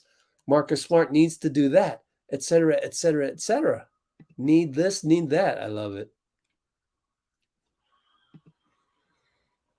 Okay. Let's look for a... Let's look for... Where's a Boston writer? Come on, give me a Boston writer. I hate it when they... Did the Warriors have to burn a timeout there? Yo, man, you worry about your own team, bruh. I hate that when people do that. Like, don't comment about my team. Go comment about your team. We got 4 timeouts. So do you. I don't like it when Boston writers say stuff about our team. JP in for Draymond. Where are you, Boston people? You're awfully quiet. Oh, here, Steve Jones is a good follow. He's saying the Celtics looking to attack Looney. But that's what 29 other NBA teams do. They hunt the mismatch. So that's no surprise there. Barry Bonds in the house. Let me see. Where are my Celtics beat writers? They're just quiet. They're awfully quiet. Which, I'm going to interpret that as respect. My respect for the Boston beat writers, who are so much better than the Dallas beat writers, so much better than, obviously, the Memphis beat writers, but also better than the Denver and Utah beat writers. I'm just saying the small market ones, they are not used to success, so they become too much like a fan. We're seeing right now, Boston beat writers, they do not act like fans. They represent fans, and they will show things extra that's positive for the Celtics, but they do not do the oh my god thing when the Boston Celtics are struggling and things like that. They do not play the he said she said thing. So much respect for the Celtics beat writers. There's so many of them as well. It feels like there's more of them than LA, which is odd. But there really are. I mean, one of the main reasons is that they have, I believe, if I'm wrong, I could be wrong about this, but 2 major newspapers. Looney, oh, missed it. Wiggins with the tap in. Derek White showing emotion. Shouldn't do that. Marcus was like, bring in the ball. So, anyways, we got to Derek right there. Hopefully, the young player, we got through to him and make him feel unconfident. We're up 11, 452, 451. I would love to see the replay on the ATO. Wiggins got his hand in there. Steal. Clay, don't hunt. Don't hunt. Well, he's got Derek. He's smaller than him. Missed it. But he sort of hunted that one. But it is the way to get Clay going. Looney is playing like a freaking all-star. Jeez. Even I couldn't say that he was this good. Look at that. 4 points, 9 rebounds, 5 assists, 2 block shots. That's insane. Are you kidding me? Looney Finals MVP. Just kidding. Tatum finds Marcus. Looney, another block. I don't know if that was already. Okay, maybe that was the second block. Jason Euro. Good. Oh, too good. I thought we had him stop, which is incredible. We had 2 guys there, and he Euro stepped around 2 guys for the opposite hand. Oh, man, beautiful. But Steph we're pick and rolling them. I love how we're picking and rolling them, and he winces in pain. I hope you're okay. We are feeding them the same medicine. It's beautiful. Look at that defense. Oh, Wiggs went a little bit too far. His momentum carried him too far, but that's that's a superstar play. That's a top 10 player play. Tatum has to be top 10 if we're ranking, but that's why I don't do rankings. I mean, Tatum's unbelievable. And it's always in the context of a good team. This is the same Tatum that we had in the bubble, pretty much. I mean, incremental improvement, but he has a better team around him. And they're all in on Marcus Smart at point guard, which is the right thing to do. And he's playing great. Jason Tatum is playing like a superstar. But we're up 11, 356, 355, 354. They got the switch, and they back in Steph, but we collapsed there. I would love to see a replay to see how we countered that. That's their second thing that they like to do. Poole pulls up for 3, confident. So everybody that said we shouldn't have played Poole, right? Well, we're up 11, so it's still safe to play him, Keep the rotation, keep the spreadsheet going. But every one of you should kind of go, oh, okay, I'm sorry, even though we are up 11. If we're up 11 and JPA hasn't done anything wrong, I think he'd stick with JP in the normal rotation if we're up 11. Derek White answers with a 3, but here's Otto's turn. He answers the answer. with the 3. We're back up 14. 303, 302, 301. Man, this is a bit of a clinic. Horford hits. Take that back. It's not a clinic when they're hitting threes. Man, Boston's tough. All of that, we're up 11. Man, Boston's tough. JP will try and turn the corner. Double switch over. Gets the foul on Derek. How many fouls on Derek? 3 fouls. Had a feeling.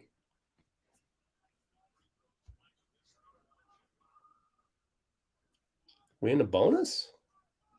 I believe we might be in the bonus. Yes, sir. Good job by Jordan to understand time and score and just collect a few extra points from the line, from the charity stripe. So right now, going well. So it really is all about the defense right here. Let's see. Is it also Tatum? How many minutes for Tatum? 29. Jalen's got 25. 29. Ooh. 29. Okay. 29 minutes for Tatum. If he plays 14 more, he'll end up with 43. Tatum back rim, but Robert gets it and Otto steals it. Don't spoil, Vitor. I'm at 217, 216. JP attacks, throws it to Otto, has all day to size it up. Short. Oh, that's a foul. Wiggins almost smashed it home. Robert Williams had to foul him.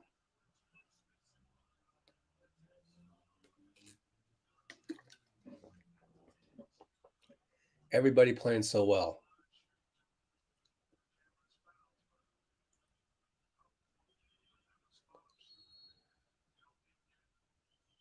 Can we show the Wiggins getting fouled on the dunk putback, please? Can we get more basketball people in basketball? It's so frustrating. Getting the Warriors chant. I don't think Wiggins can change those shoes. I don't care what Peak is working on in the lab. You got to keep those shoes from this point forward. Yellow, Nike swoosh taped over. End of story. We don't change that until we need to change it. All right. Did he just make both? Did my guy just make both? We're up 15, 210, 209, 208, 207. I bet you Steve's like, hey, he made both, Kenny. He's all smiles. Look at Steph with the great team defense. And they foil. Wow, just great defense all around, Draymond and Wiggs. Step back, Steph. Oh, that would have brought the house down. That was one of those home runs that you do because, you just want to take a knockout punch. JT no good. JP gets stolen by JT. Jalen scores. Damn it.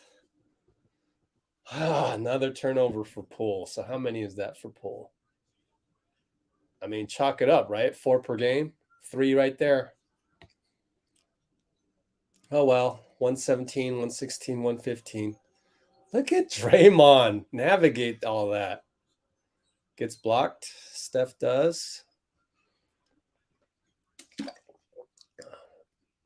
Would have been nice to have someone from the top cut, but I'm going to guess that was JP.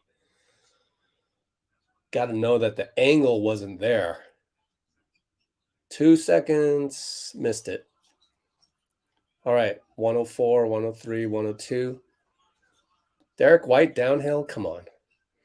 No. Jason. Don't fall for Derek White fakes, people. Golly.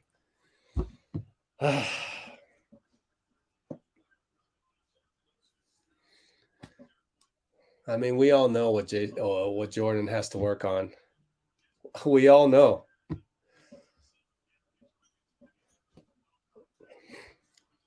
I'm worried about Andrew. Fouls, 3 fouls.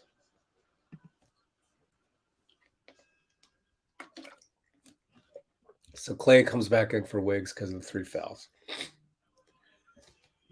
Oh, but JP's just, you know, his squirrel defense, which is a nod to Doug of Up.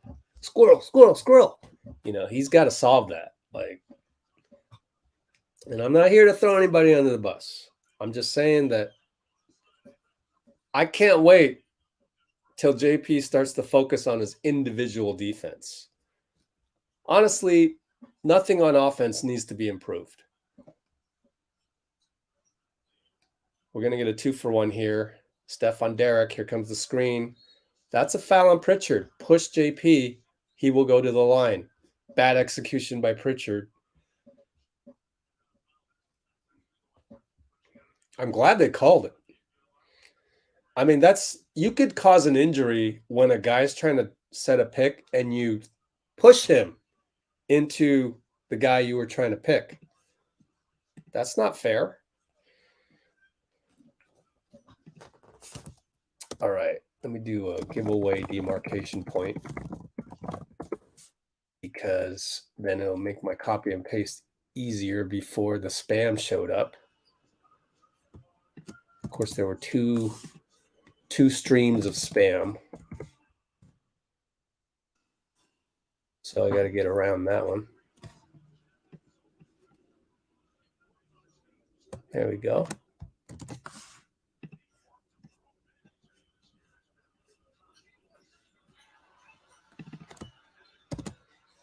All right. Go down on that one. Okay, so up 13, 31 seconds. 28, 27. Jalen, no good. Robert pounds it in. 25.6. We're going to run one play here. Wow, we're down to 3 timeouts. All right, JP against Derek. Steph's on the bench. Andre came in.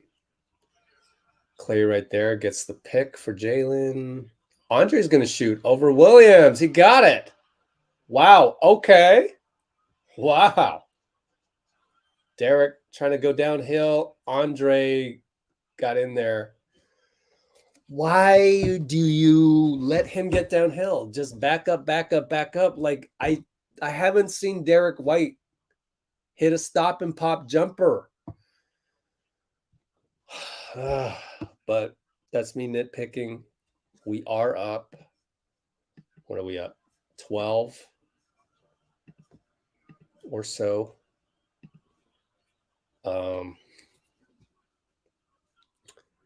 I don't see the need to foul there. I don't see the need to do anything but back up on Derek White.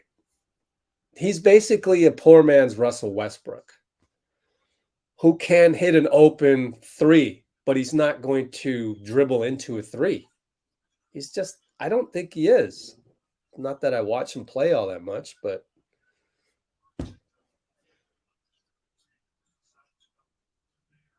launches it, JP misses. So 92-80. All right. You can't be spamming like that, young fella. Time you out there, rare. Good Lord, man. And as I do that, time him out. 92-80. Still got to play the full 48. And the Q3. So now all I have to do is go around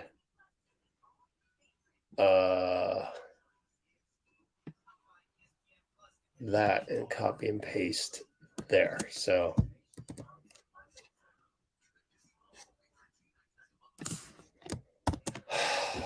I would love to see, having one time Chris Haynes of TNT said that the solution for the problem of Twitter would be for everyone to be verified. I would love that. Like, I would love to know who the heck is that kid that just spammed us. Is it really a kid? Is it an adult? I'm almost okay with it if it was a kid. You'd have to think that YouTube has thought of this, but I don't know. It's just, why do people do that? So I'm like Vitor right there. Oh my God, you know. Anyway,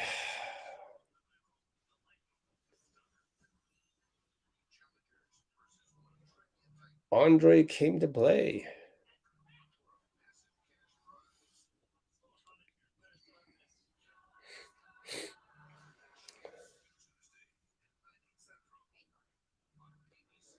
Michael Kiko didn't listen to my previous sermon, but that's okay.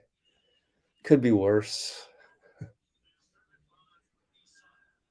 Is Mike Brown with the Kings now? No. His contract ends when the Warriors season ends. That's how it works. No one in their right mind.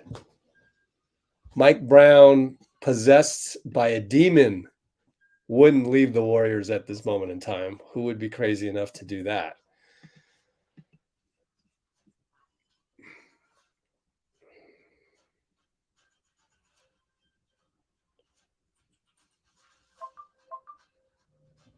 Throw off Boston's game plan? How do you know that they've game planned for Gary Payton? You don't know that. So I think if Udoka had to guess between Gary Payton playing and not playing, he would guess that these would be the first eight guys off the bench, with Gary being a close ninth. So completely disagree with that one.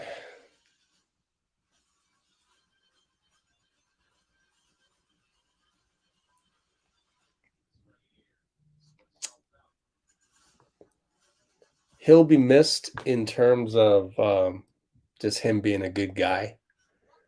But as far as basketball output, it's our job not to miss him. It's Steve's job to have a coaching infrastructure whereby we do not miss him from a basketball perspective. But anyways, we're back, so I'll do the play-by-play. Derek White against Andre. Jay Tatum gets the high post on that switch. They love to run this. And he tries to do a lob, which goes awry. Now he's desperate. He will attack, but he's that good. No good. No good on the banker. Could have easily been a foul, but they decided not to call it, and Clay got the rebound. So pick and roll Andre. Draymond to Clay. You're open. Short.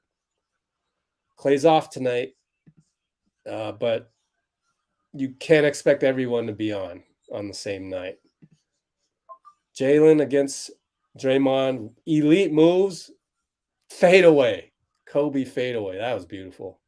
You just tip your hat right there. That's some beautiful basketball. Steve wants a palming on Jalen. I'm glad Steve can notice these things during the game. Jordan Poole forces up a shot that's just what are you doing? They score here, and then I'm worried. You can't call timeout, but foot was on the line anyways. Please hit some singles, especially when Steph's on the bench. We got to survive 4 minutes. Celtics are always there to meet you and bump you. But we got Andre against Payton. Missed it. Let's check the minutes on Steph. 29 minutes. So, yeah, for sure, he will come back with 6.5, if not sooner. I'd bring him back with 7 minutes if I could.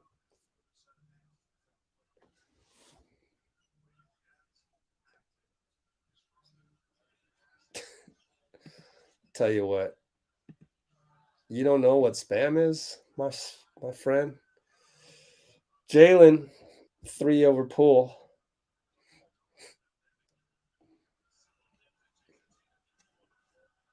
Just try to blend in is my is my advice to new guy Yaha. JP throws it away. And that's the new NBA. That's Andre, mentorship, fatherhood, whatever you want to call it. I would have been, look at Clay. He's mad. He's specifically mad at JP. I would have been yelling at JP. So that's what you get for bad offense. 87-92. God, 935. We just talked about that.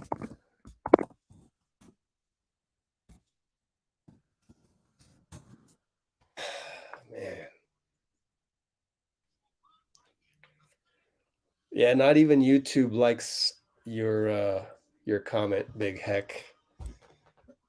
Telling JP to get your shit together. Yeah, we don't talk like that on here. We just try not to talk like that. Everyone just don't let go of the rope, okay? And like I said, I would have been yelling at JP, but Andre showed restraint. And I don't think that it's helpful to the young kid to go, if you were to yell, "Get your shit together, JP." Like, it doesn't work these days against the kids these days. It just doesn't. It's a different world. It would have been par for the course in the Kobe and Michael era. But you don't want to destroy a kid's confidence.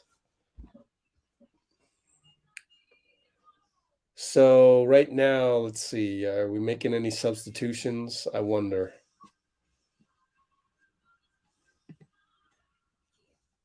Rather than being a Sith and saying something absolute like, oh, bring in so-and-so for JP right now. Why don't we just see what they're going to do and comment on it as we go? Nope, I don't see it. But again, 4 turnovers. Par for the course. Par for the course for the young fella. That's what you get. You don't get the home run 3 earlier on today without this stuff. So they're not bringing in Kuminga not right now. You're not replacing a 22-year-old who just made 22-year-old mistakes for a 19-year-old. And JP does not play the same position as Kuminga. So that's one of the things you'll learn here is that when you sub out a guy, you don't want to bring in you want to bench a guy. Assuming your target is JP, you need to say who's going to replace JP. And it has to be the right position, whether that's Moody or GP. If you want Kuminga to play, then you have to say, who are you bringing out? And in this case, it would be either Otto, Andre, or Draymond. Or, it's a 4 or Looney. And I don't see that happening because JK is in the rotation for forwards. That's how it works. The lob is killing Golden State. Actually, I believe that's the first time, unless you're spoiling something, that was the first time. So we put Steph in for Poole. That's the logical thing to do. And now Andre does a crazy pass. Now they're going to score again. Man. Oh, gosh. Andre, of all people, threw a crazy pass. But I like the confidence. Man, Andre throwing some risky stuff. Steph got look at Robert Williams. Man, that guy can block shots. This is vintage Celtics. And Jalen throws away. That is also vintage Celtics. That's the weak thing that they do. That's the thing that they make mistakes on is the Jaylen Brown turnover. And now we get a tic-tac-toe. Steph to Draymond to Andre on the mismatch with Peyton Pritchard. Now they got to take out Peyton pretty soon. We got Wiggins coming in. I'd be shocked if Smart doesn't come in soon. Jalen left corner. Man, catch and shoot 3 over Otto. That's elite. This is why Boston is so damn good. They're only down 2. Yes, Thompson, did you just spoil it? No, you guys are you can't spoil it on me. Both of you. I'm at 803, 802, 801. If you're going to mess up my viewing pleasure of all people, then leave the channel right now. So you guys are brand new to the channel. Welcome, but you don't spoil. I'm at 747, 746, 745. What you do is you pause your stream to match me to enjoy everything that's going on in the comments. If you can't do that, which is totally understandable, then bye-bye. I'm not here to get spoiled from you guys. So anyways, they score, and we're up 3 still. Steph over to Andre, lost it, over to Draymond, got it, wanted a foul. Mark Davis ignored Dre. Now it's Jason against Andre, still against Andre. Corner Peyton Pritchard. Clay lost him, and he's mad at himself. That's why Clay's mad, because that was him. That's his job. Rotate over. 99-97, hell of a game. Steph over to Andre, over to Steph. Robert Williams Island. Step back 2-pointer. Good. Man, Steph really playing tonight like he's the best player in the league. 32 points. Jay Tatum against Andre. Screen Derek. Foul on Andre.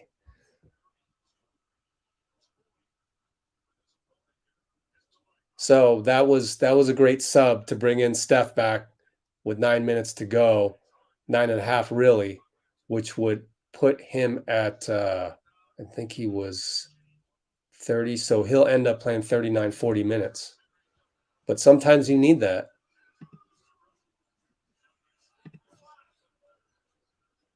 All right, Jalen against Clay. Looney helps. Oh, Clay almost got a steal. Don't reach. Jalen against Clay still. Finds Derek. Got it. How did they hit these shots? It's amazing. It's honestly amazing. Like, you get low, then you just can't. You can't lull yourself into worrying about the superstar. Steph with the superstar against Derek. Okay, stay home. Can't lose your man here. You cannot stare at JT or Jalen. That's a hook by JT. Man. He held him, but that's elite offense. I mean, if Kobe did that, which is also elite defense by Looney, if Kobe did that, no one would complain. So I guess I can't really complain that JT held Looney's arm. I wish I knew how to do that when I played. That's an elite move. 10-second shot clock. Jalen against Otto, keeps him in front. Great defense. Derek has to shoot. He got it. How do they make these? I don't know how they make these shots. If they pull this out, I mean, those are 3 shots they hadn't made that they made. 2 of them by Derek, 1 by Jalen, I believe. Of course, we got our own shot maker. Steph missed, though. Peyton rebound. Damn it. Now they try and find the hot hand, Derek. They're small. Horford hits again. How the hell are they making these? It's unbelievable. Boston actually leads. But if they're going to hit shots like that, I just, what do you do? What can you do other than get Draymond the hell out there on the floor? But he's aging faster than anybody else on the team, so it's kind of the problem.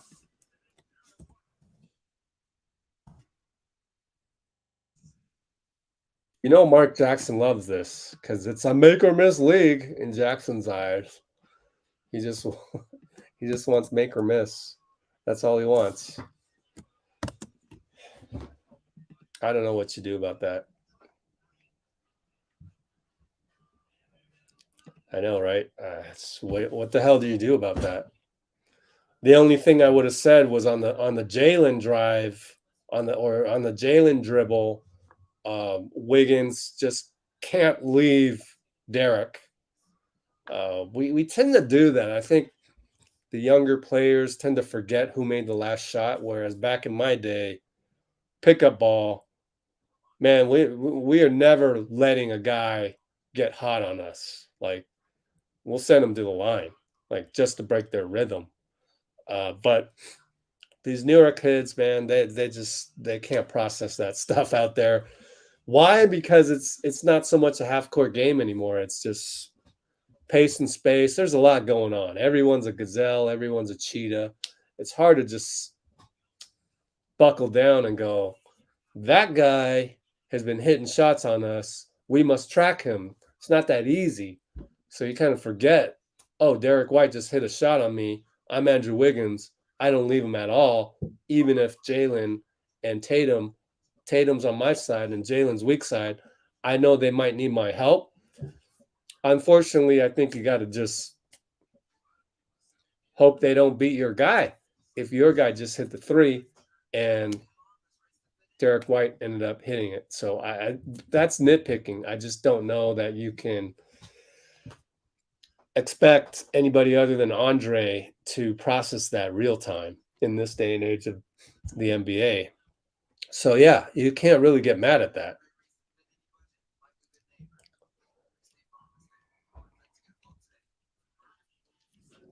This is not true. This is just not true. It's not wide open. Boston is hitting some incredibly good shots. The subtlety, the nuance that I mentioned is maybe a fix. But those last few shots by Horford and Derek, and then I think Jalen had one before that on the catch and shoot. I need to see the tape. Don't just be so eager to say that they're wide open. I don't think they're wide open. All right. You told one of my guys to be quiet. I'm going to give you one more chance, Yaha. Don't be that new guy kid that comes on here thinking they own the place.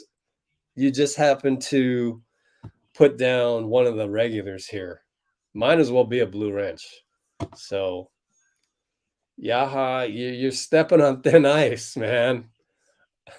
And it's up to you whether you want to up your commenting to a level that's just respectful of people here, or no more fighting.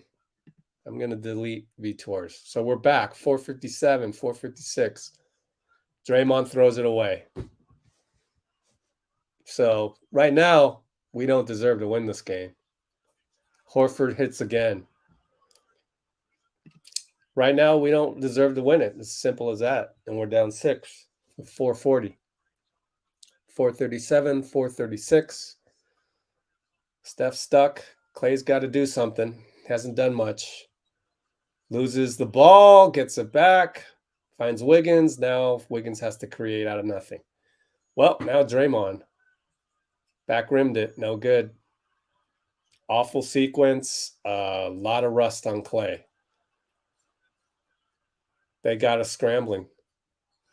Their ball movement is just elite. Peyton finally misses. We got lucky. They should be up 9. But anyway, we'll take it. Down 6, Steph against Tatum. Keeps hitting singles. Well, Steph's going to try and rescue, and I don't know that was the right thing to do. Especially you're only down 6, 347, 346. Now, Udoka's going to call a Popovich timeout. So I don't see anybody criticizing Clay, even though he's kind of had a bad game too. So it's funny how you guys pick and choose. So you will throw JP under the bus because he's an easy target, and you want to bully somebody that's an easy target. That's why on here we just try not to throw anybody under the bus. Just don't. 3:47 go.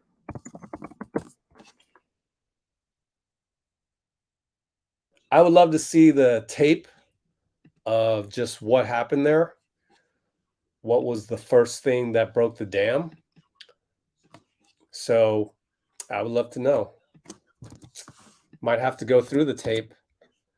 In fact, myself, just out of curiosity.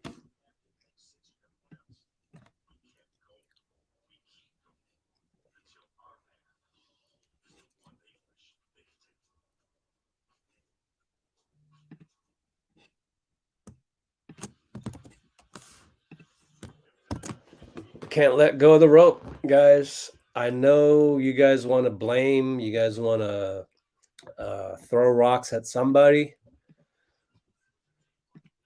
You have to stay positive right now. You have to stay positive. And I agree right here. I got to hit those singles right now. So anyways, their ball, Jason Tatum downhill. Horford's going to shoot a baseline shot, and that guy just doesn't miss. He's on fire. Man, he's on fire.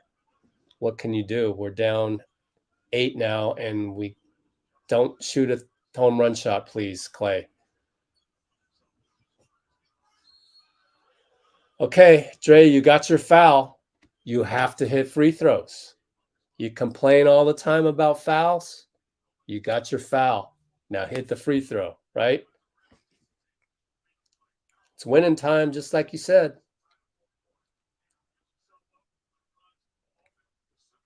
He misses it. So that would be one thing about Draymond that drives me nuts. There's something about every player that drives you nuts.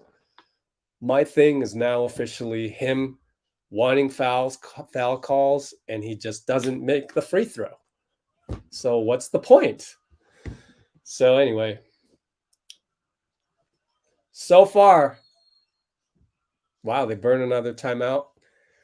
That's hell of a coaching job right there. He's going to make sure, yeah, we could put a nail in the coffin right now. Putting a nail in the coffin right now would be a smart thing to do, because usually when you call that ATO thing, man, they had 3 timeouts left. Usually when you call that ATO, it goes in more often than not. 3:21. Looking bleak, but it also looked bleak for Boston during that stretch. So, you know, we pulled out some miracles. 7 for 7 on threes, yeah.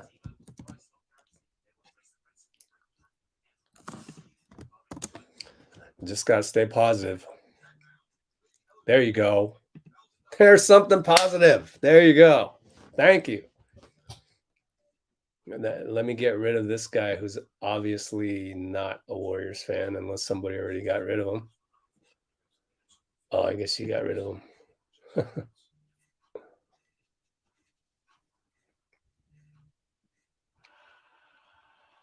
No, you didn't get rid of him. I got rid of him.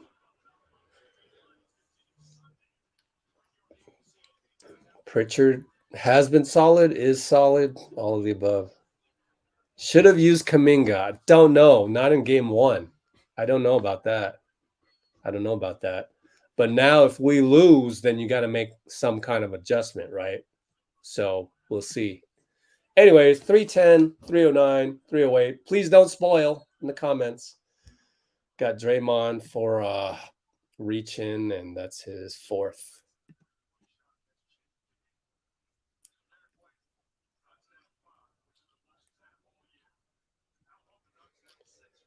Yeah, I mean, you got to kind of live with it. I don't know that I would phrase it as I don't mind him making mistakes, but at least you're not throwing him under the bus. And yeah, a lot of it is confidence. Now we can't get rebounds. Smart with the dagger. Knew he'd make it.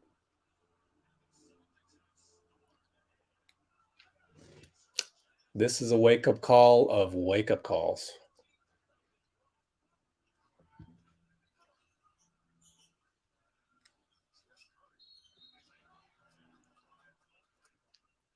Kickball, 14 seconds, 2:37. So it's like Steph, Clay, and Poole are all thinking, well, should I shoot this home run shot? That's why you don't. Oh, man. Steph tweaked his ankle. I mean, you got to shoot the home run shot now. Nope. That had no chance. 225. We don't get a stop here. I don't know how we're pulling this out. We don't get a stop here. Looney's not even in there. Derek going to shoot that? No. Wiggins rebound. Get the ball to a splash, brother. Steph goes by Marcus. What? Offensive foul on Draymond? Hurry up and show the replay. Jama says no. That was a foul on Draymond. Damn. Are we going to replay this, ABC? My God.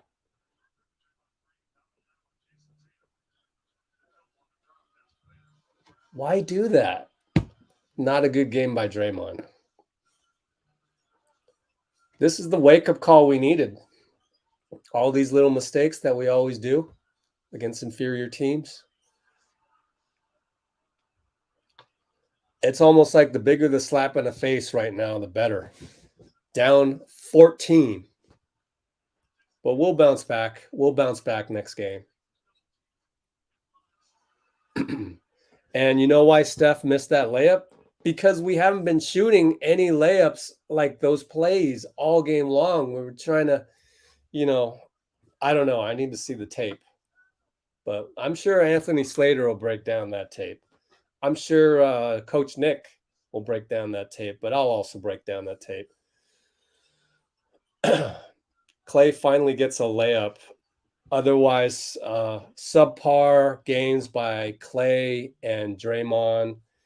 Can't really say Wiggins did anything bad. If Poole's notching you 4 turnovers, that's a subpar game by him. So those just got to be corrected. You cannot make any mistakes. So Draymond's going to foul out on the and one to Al, and they're leaving Smart open. No, that's not true. We're not leaving guys open. Like, please, everyone stop saying that. That's happened like 3 or 4 times in the comments where we're leaving a guy open. No, we're not leaving a guy open. It's some development of Udoka's offense and our probably bad defense. As I said before, if you were on here just 5 minutes ago, when Wiggins kind of left Derek but didn't leave him wide open, kind of just took his eye off of Derek for a minute. But at some point, you got to give credit to the Celtics because you got to make shots. Right, it's because our defense got loose. That's what the Celtics do, is they force you to get loose. So it's pretty much over. 48.3, down 15. And now everybody's worried. Every prognosticator that said Celtics or Warriors in 5. So much for that one. That's why I don't do predictions. I'm glad half of the sports writers out there look embarrassed now. They deserve it. I mean, I know everyone wants a win in the finals, and it's just one step closer to oblivion, to a Celtics 18th trophy or whatever. But if we had to lose, this would be the way to lose. Like this, there is no better tape than this. There is no better tape than the Celtics hitting nearly every 3-point shot, because that's great tape. Like, if we lose, I want them to be hitting shots so I can see where I went wrong to a point. I mean, you got to figure out how to break their rhythm, this and that. I mean, let's face it. Who out here thinks Gary Payton is not playing next game? That is the first adjustment. There is no doubt in my mind Gary Payton is going to play next game. No doubt in my mind. So that's something to look forward to, right? I think this is a whole lot better than if we would have lost at the buzzer. Whole lot better. We need to get smacked in the mouth. And 7-game series are all about that. 7-game series are about getting the adjustment, adjusting to that adjustment, chest move here, chest move there, playing better, having better focus, knowing that you cannot screw this up. And I could easily point fingers. You know who I'm going to point them at. I already told you who had subpar games. I'm not going to do that because there's a couple Hall of Famers in there that need to improve ASAP. Right? We're not here to throw our Hall of Famers under the bus. I get that. But we also don't throw just anybody under the bus. Okay? So if you're not going to throw a Hall of Famer under the bus, then don't go throwing Jordan Poole under the bus. Don't go throwing Wiggins under the bus. Who else played for Otto, Andre? So keep your head up. Keep your head up. Accept the punch tonight. We are going to learn a lot from this game. This is a good loss. If there's any good finals loss, it's this one.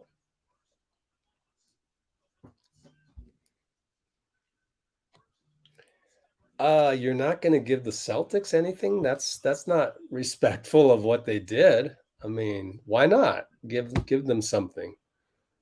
They came in here with the majority of the world picking Warriors in 6. They came back from 14, then they went up by 15. Give them something, please. They deserve it. Give them a hand. I don't understand that mentality.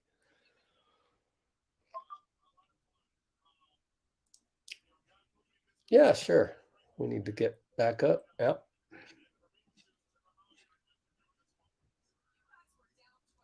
Tatum did a lot. Tatum moved the ball around. Tatum played pretty damn good Tatum ball. And that's what makes him a superstar. 12 points, 13 assists. You're going to tell me he did nothing? Stop it. Man, you guys are getting disrespectful. Respect the game. You guys respect the game. Exactly. Thank you. We have a few, level heads out there, a few people that have actually lost basketball games or two. I appreciate the experience and the maturity because that's what you need right now. You need positivity. You need positivity, and it's easy to get rid of Boston fans on here because there's no such thing as let's go Celtics out there. I feel sorry for you guys that have to come on here. You think we haven't seen your comments before? We've lost a 3-1 lead in the finals, and all we heard about was that we blew a 3-1 lead rather than, man, I'm so proud of our city of Cleveland to pull out a miracle championship. Instead of saying that, we came back and defeated a 73-win historic team. Instead of saying that, they said, oh, you blew a 3-1 lead. You blew a 3-1 lead. That just revealed how angry people in the Cleveland area were. They're so angry that, quite frankly, it isn't all that great to live in Cleveland. And then secondly, they wanted someone to pay for that. Like, can we Anakin Skywalker this any more than that? So, anyways, yeah, we need a sense of urgency, and that's what we need. I'm doing away with the needy comments get removed as well.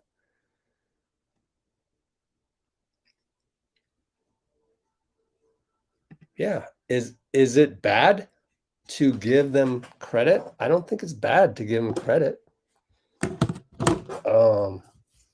Event has ended. Let's check my Twitter to see if we can get a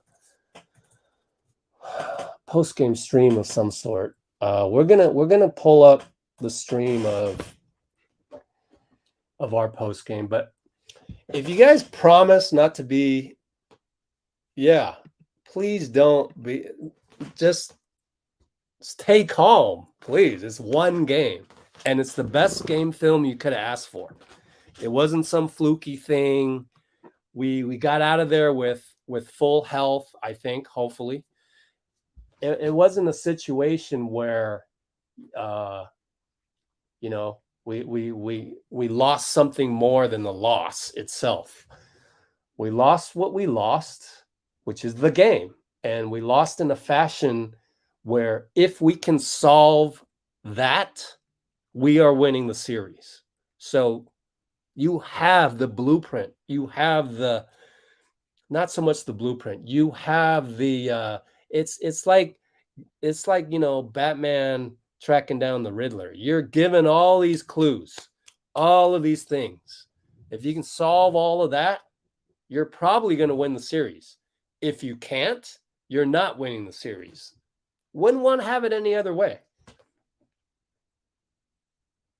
Be right back and take a restroom break, but I love how a lot of you are staying positive. A lot of you staying positive that I haven't even seen you guys comment on here before, and I completely credit the rest of the community. So appreciate that. Be right back, and then we'll run Steve Kerr post game live.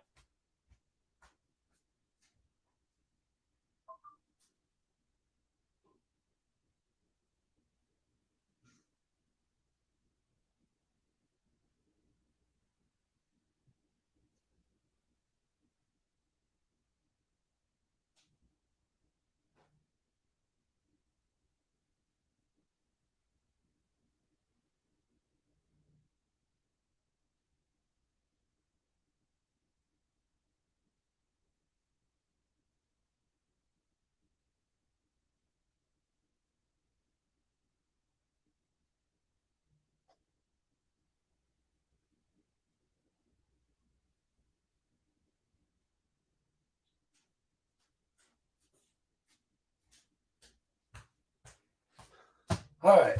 So I apologize for that restroom break real quick, but we are back and we are about to well, let's listen in on some experts from ABC.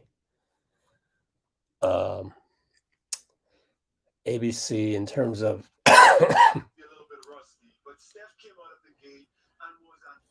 some guys were rusty.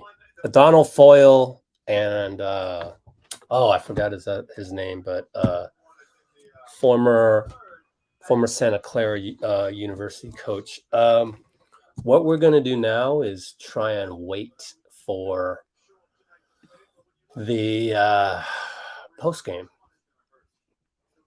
Here we go.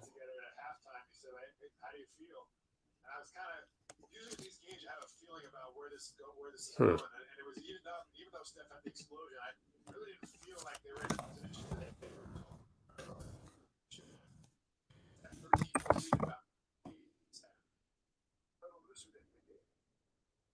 probably thought that they had it in hand and that they could push it out and keep that lead, but just give a little bit of a window of hope for the Celtics, and then everybody making shots. I mean, yeah, Horford makes 6 career high.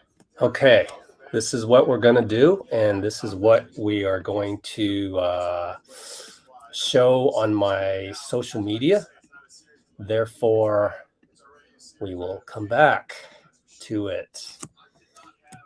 So I am going to change the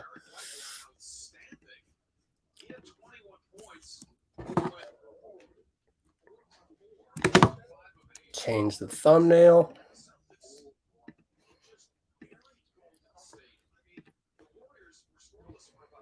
and send. I'm going to have to hope that I don't cough during the post game.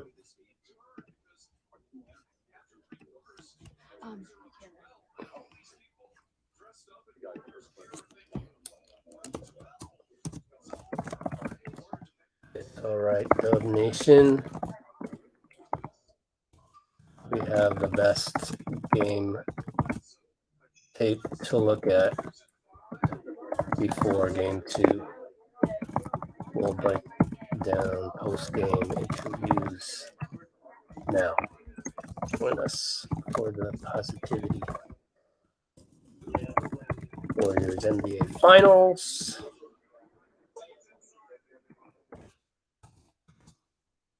Okay.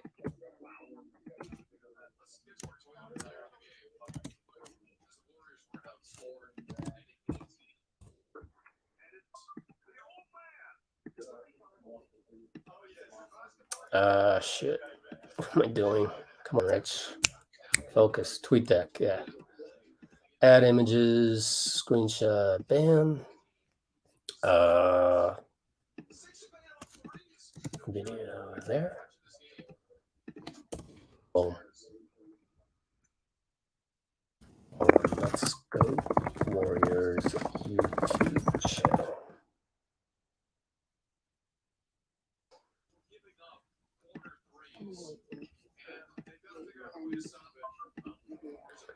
Well, it gives me something to do tomorrow. I really want to do a game tape thing of this. I really want to do that. Oh, and Dean Chambers, if you're still there, I'm going to email you right now. I'm sorry for the delay.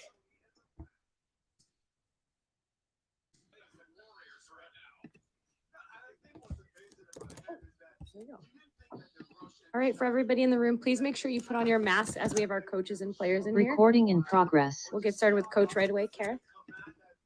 Thank you. Kareth Burke, NBC Sports Bay Area. Why did you guys have trouble making stops in the fourth quarter? Well, give them credit. I mean, they made 21 threes. You know, they were moving the ball really well, and they had us on our heels. They made a good push, you know, to start the fourth, and they kept that momentum going.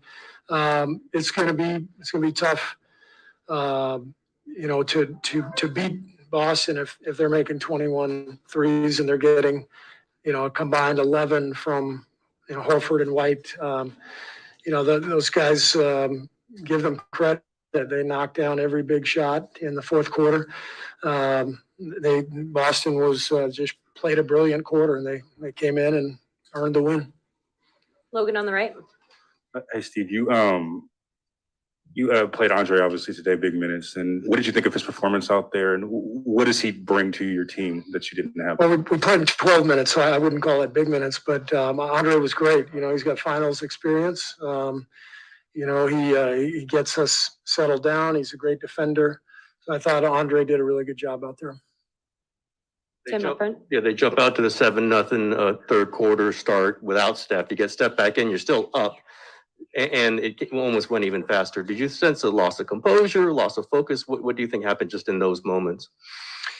I thought we had a couple turnovers, a couple bad possessions offensively, and they just pounced. You know, they took advantage of every opportunity. They moved the ball well, and like I said, you know, you make 5-6 threes in a row in the fourth quarter, then that's tough to overcome. So, you know, we'll watch the tape and learn from it and see what we can do better. My gut reaction, just what I just witnessed, was they just came in, played a hell of a fourth quarter, and you got to give them credit. And it's pretty much as simple as that. Anthony on the left. Yeah, how challenging did you find it at times offensively to score against them? And I mean, I know going in, you knew how good they were defensively, but what just specifically made it tough tonight? Well, they've got good size and athleticism, you know, at every position pretty much. So they put a lot of pressure on you, but I thought we had some really good moments. You know, we had 38 in the third quarter. We had a good run there. It was mainly the fourth quarter that got us. So we feel confident with our ability to score against them. But like I said, you give up 40 in the fourth and the other team makes 21 threes. It's going to be tough to win. Question in the middle here. Hey, Steve, I want to ask you about the shot disparity, the shot spread out among the team. Specifically, Jordan Poole only had 7 shots. Do you think you need to do more to get him some open looks, or do you think it's upon him to just be more aggressive? Yeah, we'll watch the tape and we'll see, what we need to do. I thought Boston did a good job on Jordan, put a lot of pressure on him, and there's probably some things that we can do to help free him up. And then, he's a hell of a player, so he'll bounce back and play better too. Up front. Vince Goodwill, Yahoo Sports, right here, Steve. You held Tatum largely in check. I think it was 3 of 17. Was that basically the game plan going in, that you're going to concede Derek White, Al Horford taking those shots, and they just happened to hit him tonight? Well, you never go in conceding shots. You kind of have a scouting report on each player. You know who you're going to close out hot to, who you're going to close out short to, all that stuff. It felt to me like we didn't close out very well in the first half, and that allowed them to get going a little bit. But again, got to watch the tape and see where the breakdowns occurred. Barry in the middle. Hey, Steve. Barry Bloom from Sportico. It's not just your team, but why do you think that there's been such wild disparities of play, not only from game to game in these playoffs, but from quarter to quarter? I think the 3-point shot has a lot to do with that. I mean, you saw, I don't know how many they made in the fourth. Somebody in here probably knows they make 7 or 8 threes in the fourth quarter. 9. So, that's, I think it has everything to do with the 3-point shot. It's, you didn't see these kind of swings even a decade ago because you didn't have teams that could make threes from every position, and, teams that, could string together a number of threes like most teams can these days. So I think that's probably the answer. Question on the left. Steve, Om Young was like ESPN. We were talking pregame about how you guys aren't in this position very often, losing game one. How would you describe what the team is feeling right now? Well, obviously, everybody's down. You want to go out and win the first one, and we had every opportunity. 12-point lead going into the fourth. So guys are bummed, as you would expect. But it's a 7-game series for a reason. I think, you give Boston credit. They came in there and earned the win, played a great fourth quarter. We'll come in, watch the film tomorrow and see where we can get better. And, it's one game. So you move on to the next one. Howard, back right. Howard Beck, Sports Illustrated. Steve, just picking up on Ohm's question. The record in game ones prior to this meant you guys were always in control early. How does it change things, do you think, whether it's game plan, attitude, mentality, whatever, playing from behind in a series like this in a way that you haven't before? Well, it's different for sure. I mean, when you win game one at home, there's a sense of comfort, and you kind of have a feel for your opponent at that point and make your adjustments. And, so it's a different feeling. Obviously you go into game two with, more of a sense of desperation. But that's all part of this stuff. We've been in this position before, and, we've won series where we've lost the first game. We've won a road game, at least one road game, and I don't know how many consecutive series. So you always kind of assume you're going to have to win on the road to win a playoff series. So it's a different feeling, but it's still first 1 to 4. On the left. Monty Poole, NBC Sports Bay Area. Steve, you guys won the third quarter by 14. What are the things you want to take from that quarter? Obviously, you couldn't take into the fourth tonight, but what are the things you want to take from that quarter and move into the future games? Yeah, I thought the third was great for us. We moved the ball. We got offensive rebounds. We shared it. We got, some really good looks against their defense.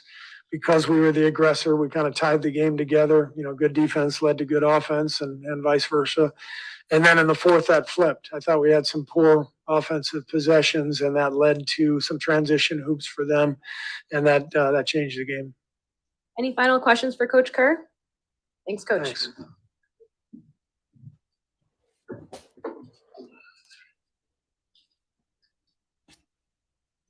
Recording stopped.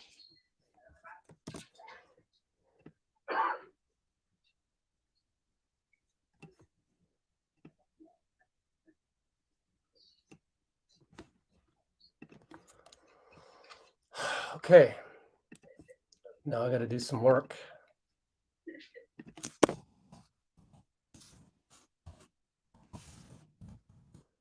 And that's kind of what we do here.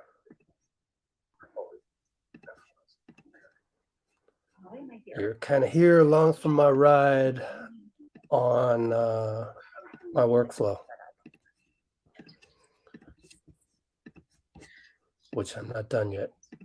So I hope you guys can keep it civil in the comments and keep it positive. I really mean that.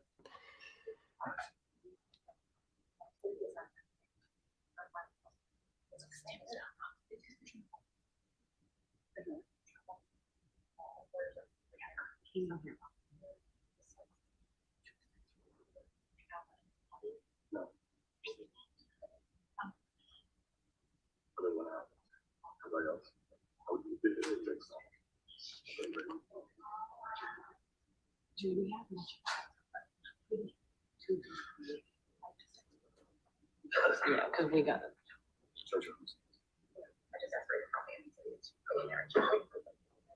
Do you want me to announce the ones that we got?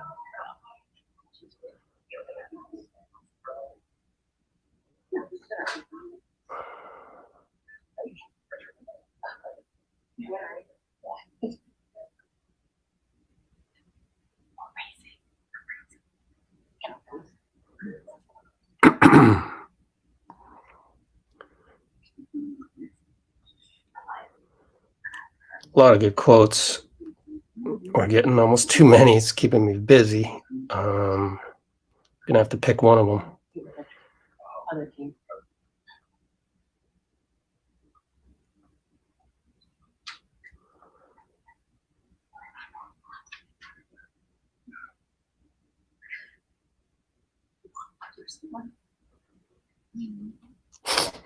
Udoka says he knows they can play much better.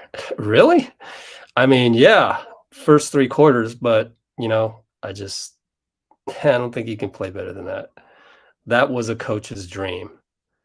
You know, granted, you don't want to go down by 50 and then have to do that and maybe still lose, but geez, like, that's as perfect a game as you could ask for.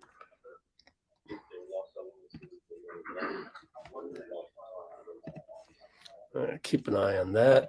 So anyways, hope you're enjoying the post-game coverage here. I am, again, if you're just joining us, I am doing work on the other end here. That's what I do. Setting up the post-game interviews with a juicy quote or two. And there's a hell of a lot of quotes. Let's see.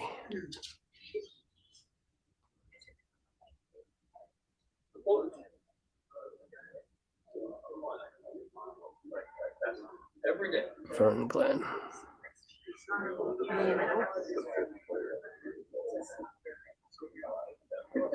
I'm working harder than anybody in that room right now. Not to throw anybody under the bus over there.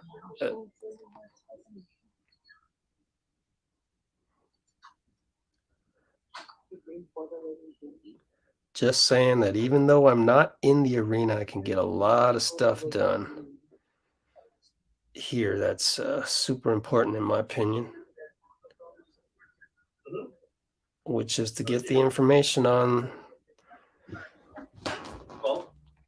our channel ASAP. Let's see. So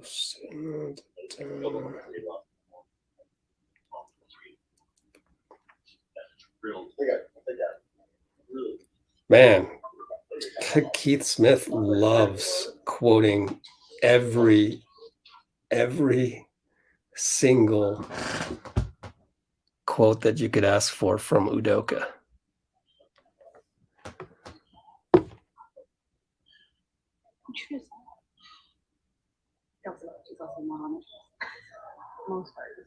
Yep, I think I'm done.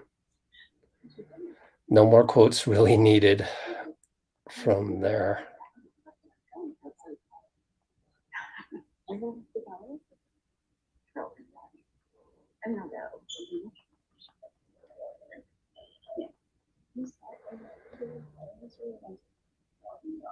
I like that one. Guys are bummed, as you would expect, but it's still a 7-game series. Excuse me. Keep your head up. Keep your head up, Dub Nation.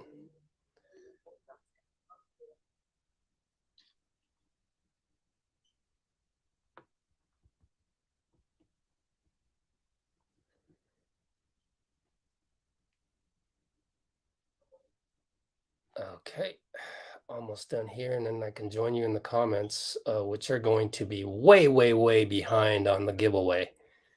I don't even know that I want to add any more to that. So I think everyone who commented, during the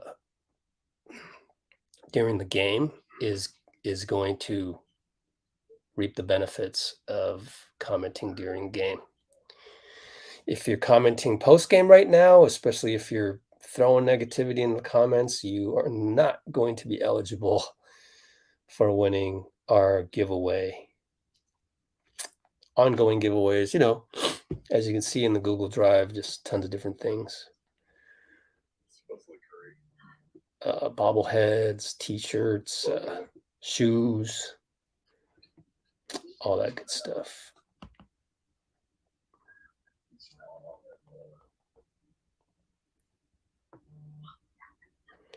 Okay, save that. 3 minutes left to check that. Darn it. All right, where are we at in the comments? I feel like we're going to be pretty early done with this stuff. Can y'all cheer me up, please? I mean, you just saw Steve Kerr, hopefully. If not, hit rewind. That's your coach talking to you. Figure it out. You got to just go and get cheered up. That's what we do here.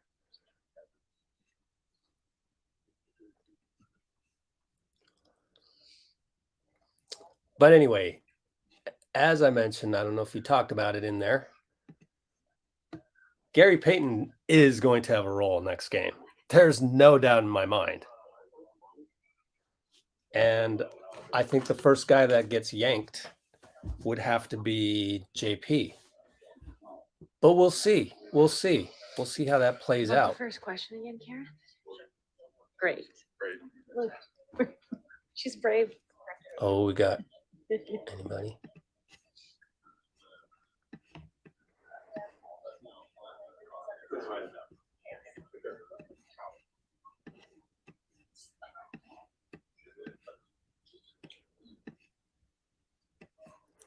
I like the positivity there.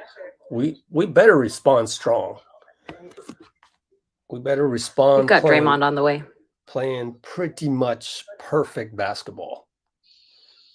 That's what we need to do.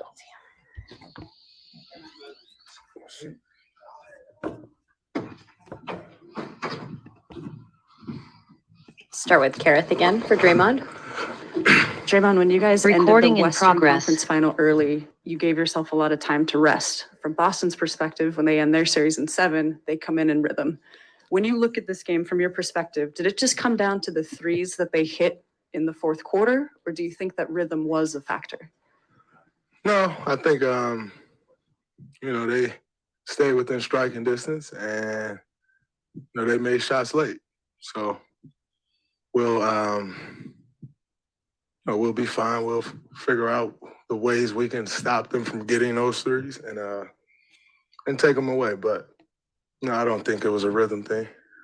We pretty much dominated the game for the first 41, 42 minutes. So we'll be fine.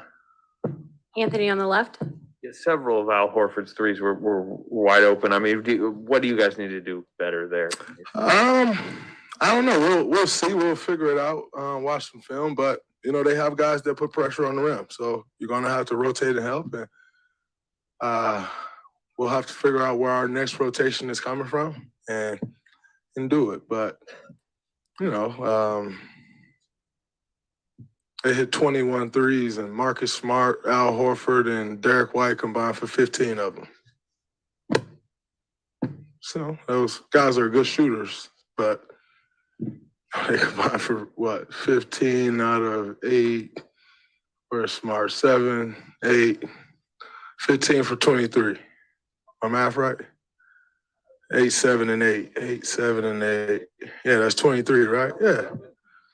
15 for 23 from those guys. You know, so be fine. Tim on the right.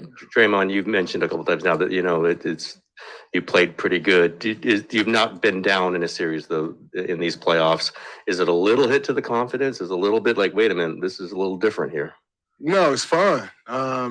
You know, you get a chance to do something else, do it in a different way, embrace the challenge.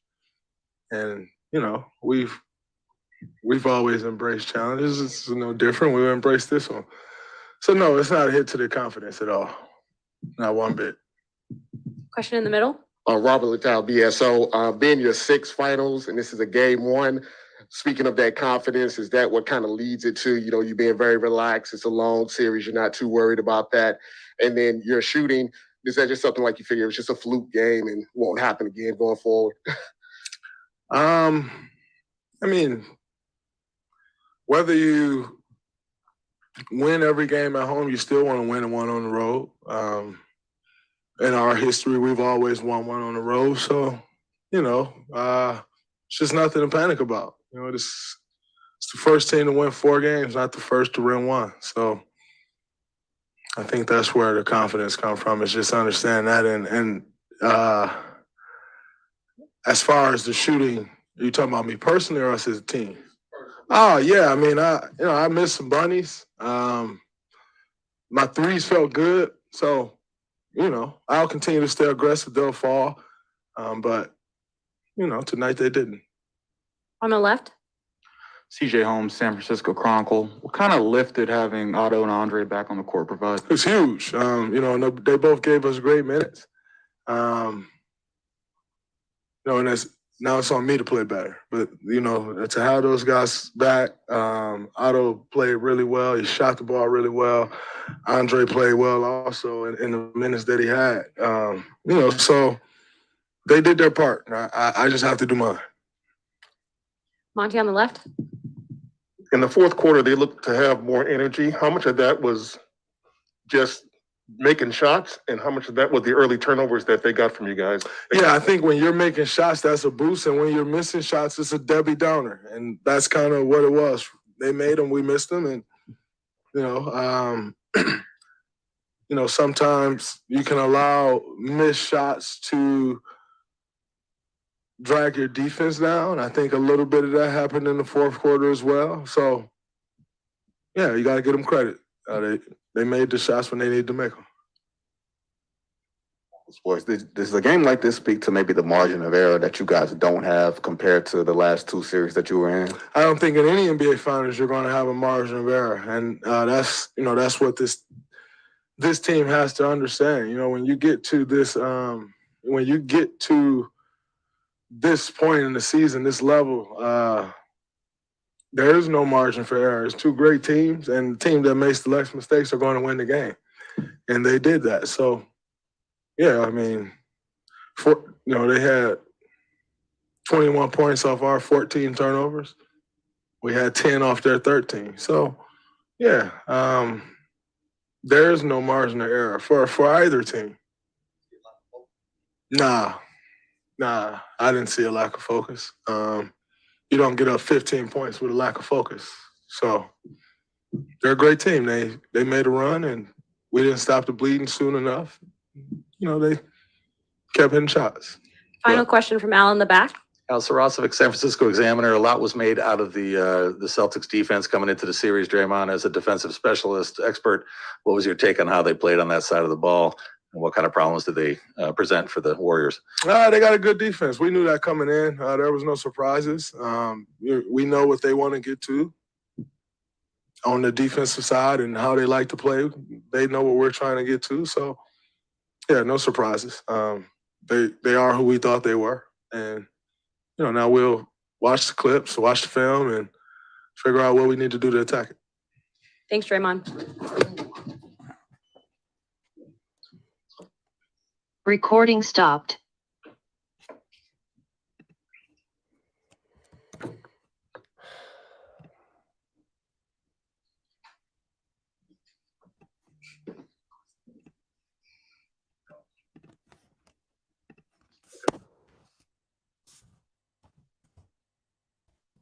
Oh, God. Sorry about that. Yeah. I'm back, though. Okay, now I gotta upload this one.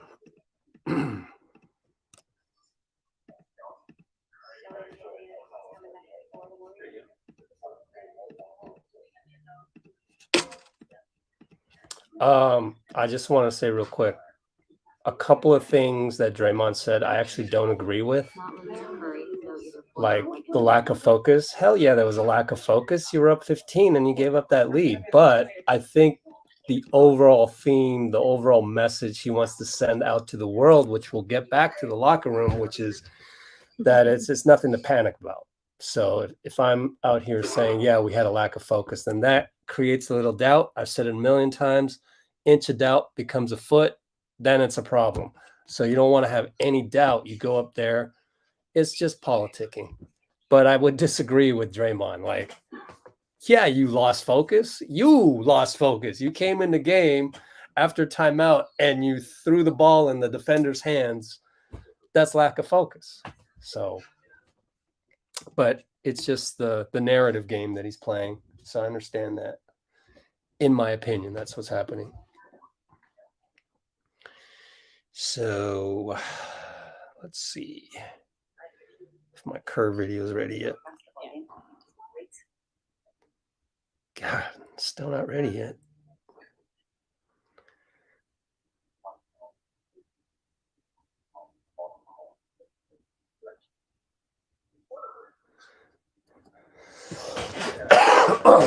So, recapping, once again, appreciate you, Rebel. I am getting over COVID. It was on the up and up. And then today it was on the up and plateau. So I don't know why I haven't kicked the cough entirely 100%. I am still kind of feeling it.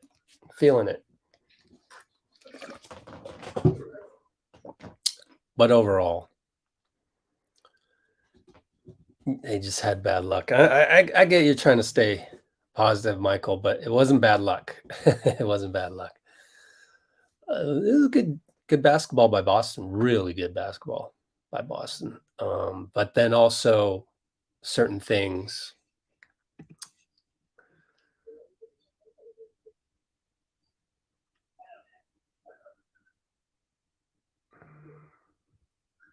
Man, the comments are going nuts. Can you guys follow this? This is unbelievable. Like, wow. The comments are going nuts. I can't even follow this. So, okay. Maybe it's, oh, it was just catching up. That's interesting. How the,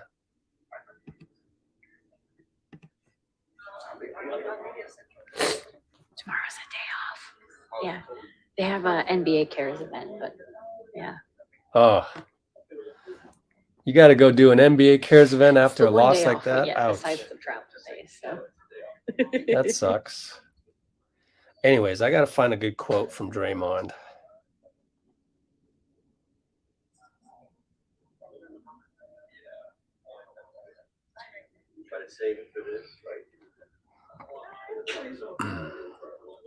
Tim, are you taking the first question this time so Kareth doesn't have to do it? I'm giving the first question away. Good Lord. I think it's going to be Otto or Andrew Wiggins. So.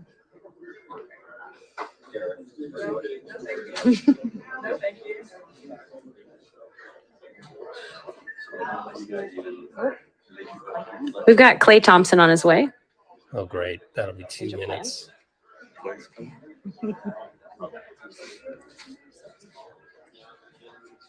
Klay Thompson, folks. I better get this ready. Oh, here we go.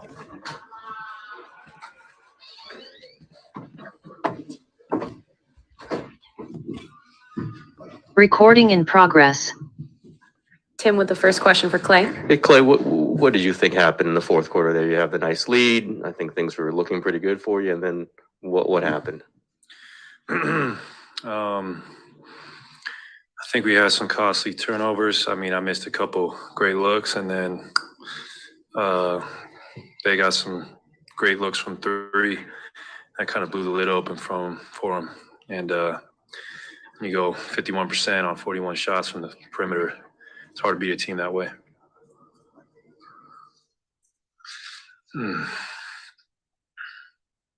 Mark up front. Clay, Mark from DNMV.com. Moving forward, what do you think it's going to take to withstand when they go on those runs?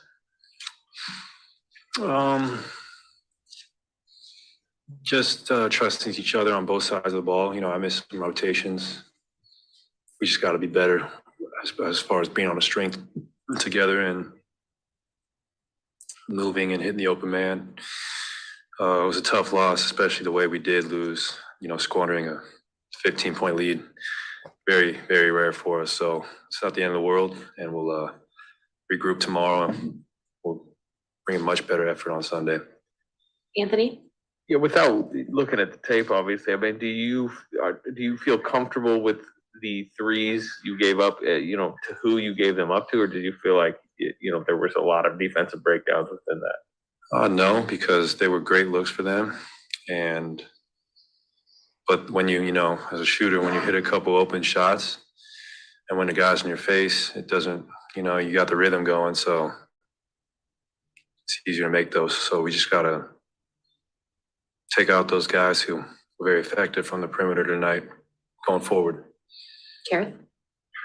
Clay, when you start the finals with a deficit, what's the value of having so many veterans in the locker room who have been on this stage before to help usher you guys through this moment? Well, you know, it's first to four, not first to one. And we all have been through situations like this, and we realize that it will take, it's going to be very hard. It's the best part about it is, you know, we have another opportunity Sunday. Question on the right. Draymond talks about not pushing the panic button after a game like this. You guys were in control for most of the game until the fourth quarter. Just what is the general attitude of the team after a meltdown kind of like that? Well, it's never fun and it hurts on the biggest stage, obviously. But like Draymond said, there's no reason to panic. I mean, I like our chances still, and we'll go home and we'll digest what happened, and I know we'll be better game two. Home on the left. Clay Youngwood, ESPN. What do you remember specifically? You guys have only been in this situation 2 times before. What do you remember how you guys responded after losing a game 1? I remember just putting it past us. There's no reason to hold on to a loss when you have another game so soon. And I remember watching film and realizing there's many things we can do better and applying those strategies. So it's pretty simple, and I just know we'll be better game 2. I'll be better. Tim on the right. Clay, when Kurt took you guys all out at the end, he kind of went down the row and gave each one of you a hand, you know, fist bump and kind of a half hug, and I think you were involved in that. What was the message communicated there?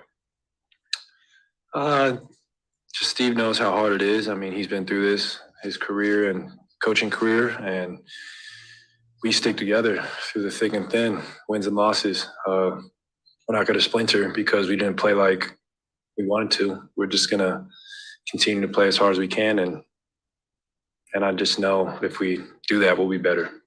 Over to Monty with the last question. NBC Sports Bay Area, Monty Poole. Clay, they seem to have more pep in the fourth quarter. How much of that was because they were making shots and getting turnovers, and how much of that was just something else going on? That was definitely because we were turning it over and they were getting good looks. I mean, ask any basketball player, when you get great looks from three, everything else feels easy. So it's on us to be better Sunday and play with more force on the defensive end and not let them get so comfortable. Thanks, Clay. Sweet. Recording stopped.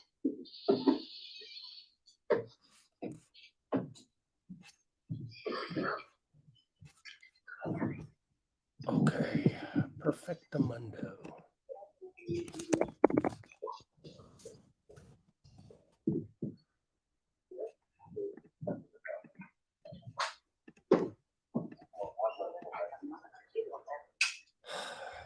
Said exactly the same thing as Dre, which is first to 4, not first to 1.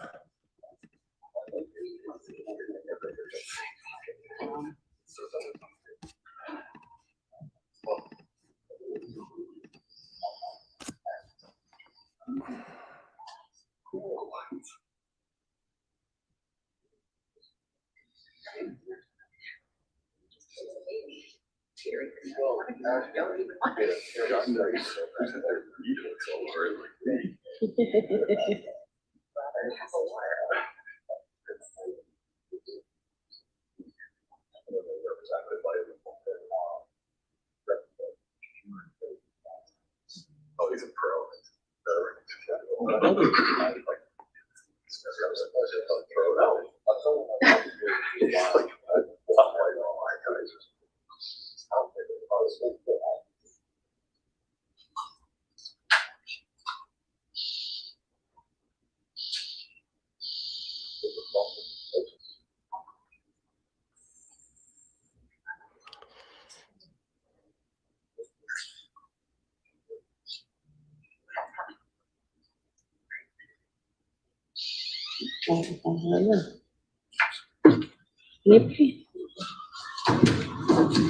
Recording in progress. Questions for Kavan? Anthony, we'll start with you. What do you think you guys can do better against Horford, particularly? He made a lot of threes today. I think we let him get comfortable early in the game. Kind of made it easy for him as the game went on. He's a good shooter and a good playmaker. You got to kind of pick your poison with him. He's a good right-hand driver, but just mixing it up, just make him uncomfortable early. I think he got settled in and made shots early and kind of had a rhythm the whole game. Tim up front. You guys haven't trailed in a series so far this postseason. What's the confidence level? Like, what do you guys, what's that locker room like right now?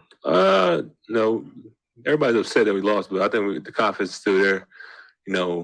I feel like we played a good game for about 43 minutes, 42 minutes, and down the stretch, they hit a lot of shots. We start turning the ball over a little bit, start fouling a little bit more than we did early in the game. So we kind of know what we need to do to win, and just got to go out there and execute better. Any other questions for Kavan? Kavan, did you see a difference in the rhythm they were able to get into offensively when they were playing bigger versus smaller in this game? Nah, when they both, it was kind of consistent the whole game. They just made shots. I mean, they pretty much made shots the whole game. They shot 50% from three. Whatever lineup they had in there, the guys were making shots. Credit to them. Derek White had a lot of shots. Marcus Smart hit some big ones. Horford hit some big ones. They kept fighting. They kept it close. And down the stretch, they made more shots than us. So, it didn't really matter. They kind of played two bigs the whole game. And, I think we did a good job with our rotations. And we wanted the guys who we wanted to shoot with. They just made shots today. Question on the right. With the fourth quarter, or on the side, with the fourth quarter specifically, obviously they were making shots. You guys weren't. I think you guys had like a 5-minute scoring drought in there. During that time, did you ever feel like there was like maybe a loss of focus, or maybe like you guys might have gotten to your heads a little bit? No, I wouldn't say it was a loss of focus. No, I think they just had us on our heels. They kind of, their defense kind of had us stagnant. They was able to push it in transition. They was able to get to the paint and kick it out. And I think for the most of the game, we was the one that was the aggressors. We was able to play with force. I think in the fourth quarter, had us on his heels, had us backpedaling, and had us scrambling in our rotations. And they're a really good team. They made shots, and just a battle of will. And I think they won it in the fourth quarter. Thanks, Goodwill, Yahoo Sports. And usually in first quarters in these playoffs, if Steph goes off, you guys can pretty much cruise to a win. Were you at all surprised by Boston's resilience? Because they were in it after the first quarter. You guys ran away from them in the third quarter, and they came back in the fourth. No, I wouldn't say I was surprised. No, we've been watching the playoffs all year. You kind of know that's kind of their team.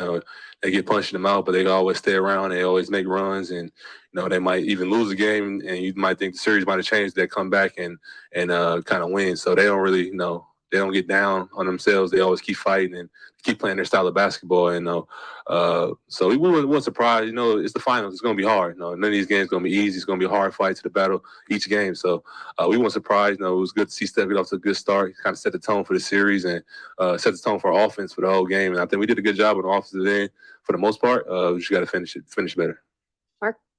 Javon, markmcgmb.com. When you guys have lost playoff games this year and during the title runs, what's the process of what you guys do in between games to course correct, and how can that apply for this upcoming game? Just watching a lot of film and kind of see where we went wrong at, seeing how we can make some adjustments, how to keep them guys off the 3-point line. How to keep guys going middle and getting to the paint, different things that we kind of talked about before the series started. But now that we got a good feeling, our first time playing against them, so we got a good feel for what they do, the force that they're going to play with. We just go out there and make some adjustments. Any final questions? Thanks, come on. Recording stopped.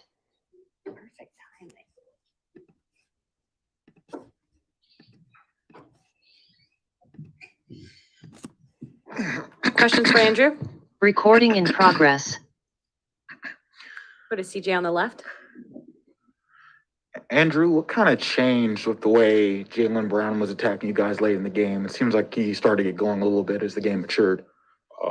He got going. He kind of fueled that late run they had. Anything else? Anthony?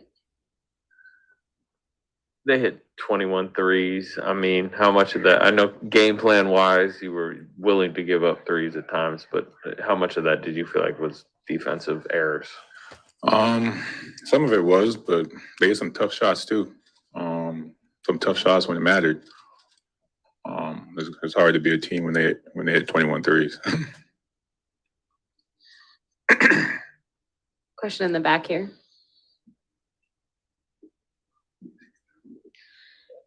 Andrew, Steph got going and then they adjusted their defense. How do you think the other guys handled the attack and going at the Boston defense, like yourself and Jordan Poole, et cetera? Just looking for your right spots, staying aggressive. But they're a good defensive team, but we're a good offensive team too. We have a lot of weapons. We just got to utilize them. We'll be good. Anything else for Andrew? Thank you. Recording stopped.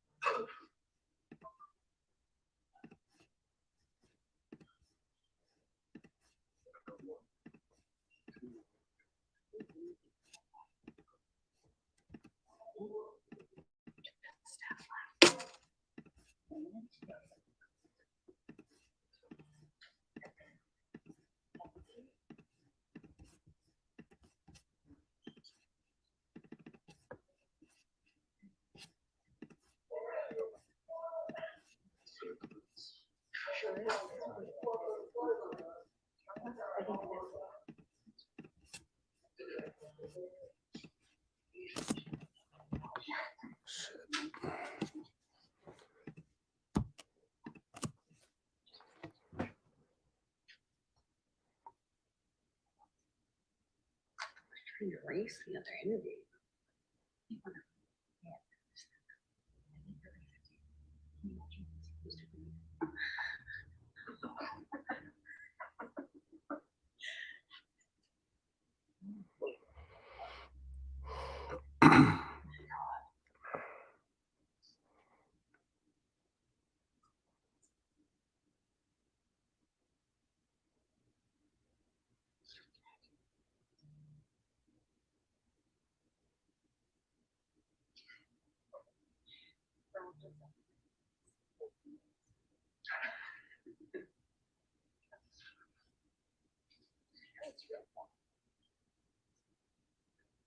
What's that?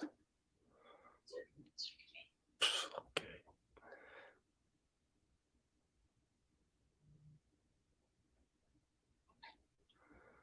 So you can kind of see how lots of times players will echo what was said by the coaching staff to the players. And if I'm seeing this quote where Wiggins is saying it's hard to beat a team when they hit 21 threes, I can guarantee you that's what was said from Steve to the guys in the locker room. So it's just, there's so many different ways to coach. You could yell at guys, you could, I think the key here is to really, that's a way of giving Boston credit for hitting shots, a lot of them in your face. But I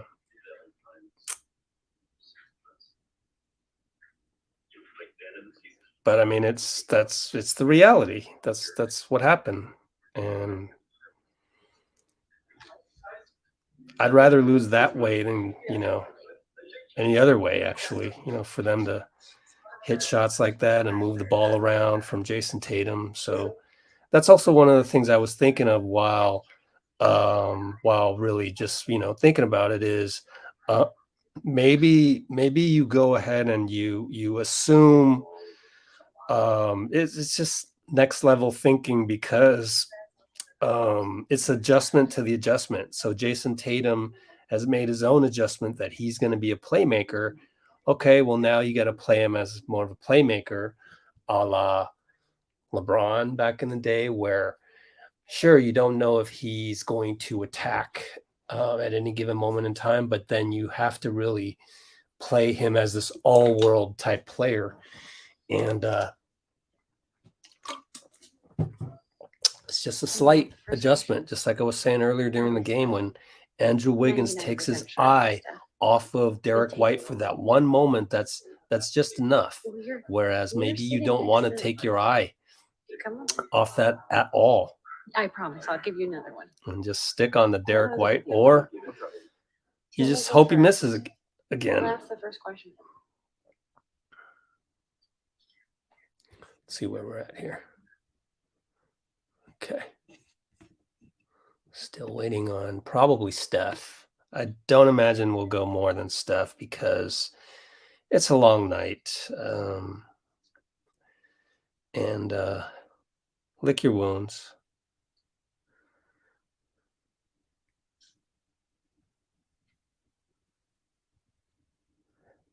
And that's actually also a test for the Celtics. The test for the Celtics is, can they continue to keep their foot on our throat? Not an easy thing to do, especially in the 7-game format. So we'll have to see if they can do it. And that'll help us. Them returning back to earth and playing more like regular human beings that would be good for us. We'll just see. And if they're actually that damn good, if they're, the Avengers, yeah, what can you do? I mean, tip your hat and just hope that they finally screw up. But I don't know. I don't think they're gonna hit those 7 in a row again. Those are some tough shots. I know Slater's out there tweeting that Horford got open. I can't wait to study the tape. I'm going to study the tape and we'll figure it out.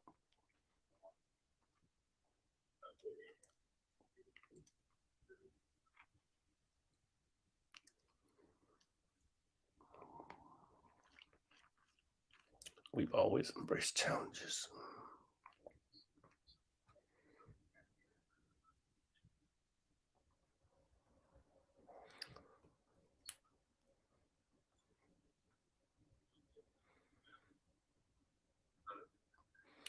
And actually, I was saying how I disagree with Draymond on some of the things he said. The one thing I do completely 110% agree with is that they think it's fun and that the embracing of the challenge is what's at stake here for them.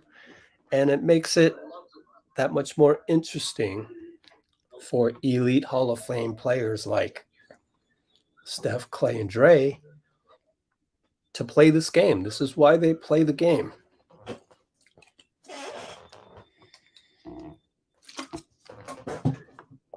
All right. I'm going to switch over right now, and we are going to do the drawing. So I'm going to pick a winner from right here. That's what we're going to do right now. Here we go. Are you guys seeing this? Okay, here we go.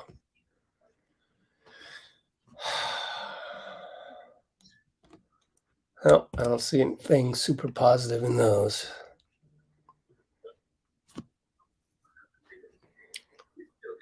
Maybe let's go Warriors, let's go. Maybe. Let's see if I can find a better one.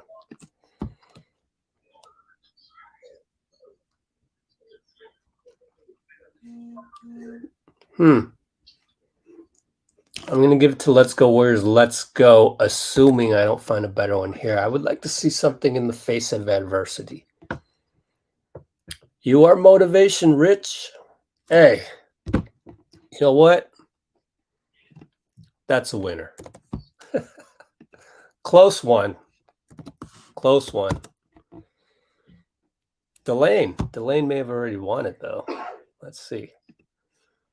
Have you won this before, Delane? Actually, you have, Delane, but still email me.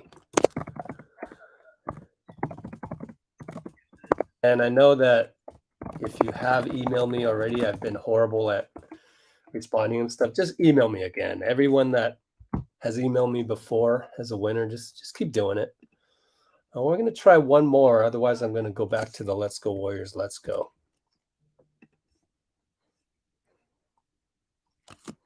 Let's see. Here we go. Here's a good one. Let's be positive. Bobby's already won, though. So we're at the end of the rope pretty soon.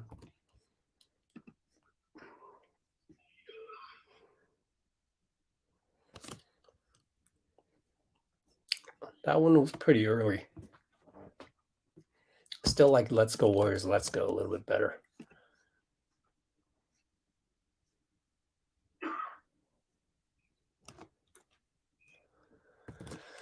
Okay, it's going to be it pretty soon.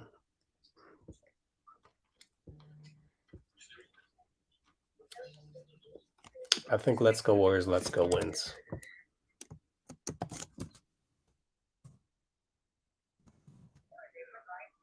Which one is it? There it is. Fat Lady Diva. Okay. You win. Winner. Please email me ASAP at letsgowarriors.com and put the word giveaway somewhere in it for future reference, because I get really busy and sometimes it's tough. So Fat Lady Diva. Okay. I love it.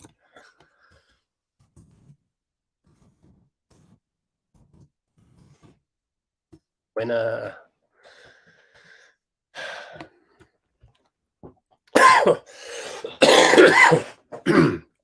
here's some good news.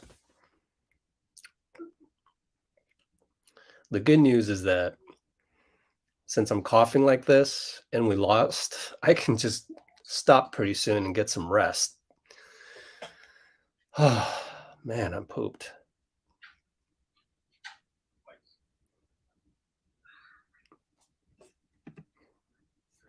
Everybody is upset that we lost. I feel like the confidence is still there.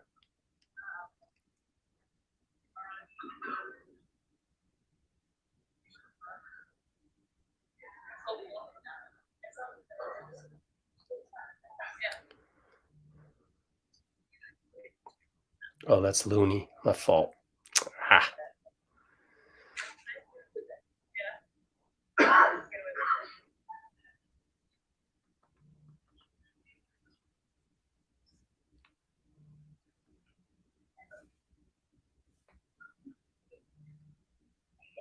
Tatum's at the podium, so my Twitter's blowing up. Let me get a Wiggins quote.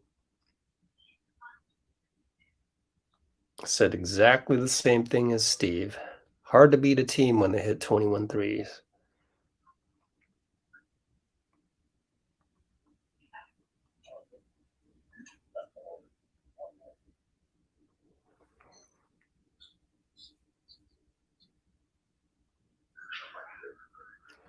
So I'm in the middle of uploading videos and stuff, and once I get done with this, then I can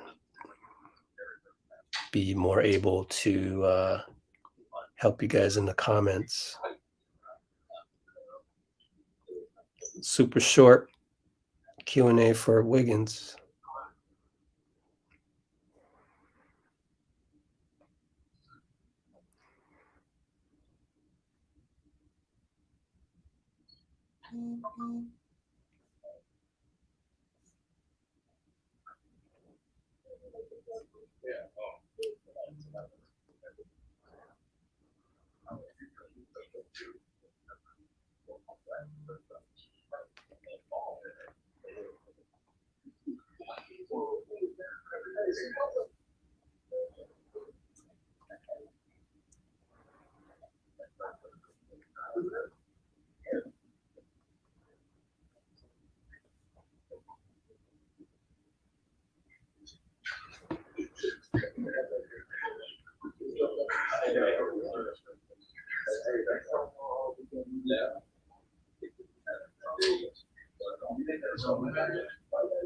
This is by far the fastest I've ever worked, so that's the good news.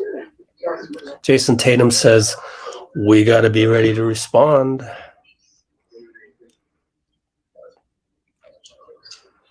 I wish I could put the Jason Tatum one on right now, but I'm not gonna, because Steph will show up the moment I do that.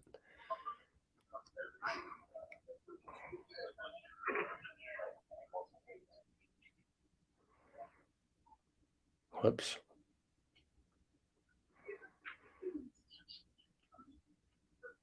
You know who played great tonight? Looney. Looney was incredible.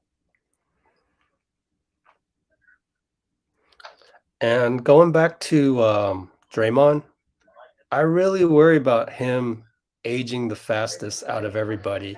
And now I think he's aging faster than Looney. Of course, all Looney has to do is kind of just plod up and down. But Draymond seems like he's aging fast out there.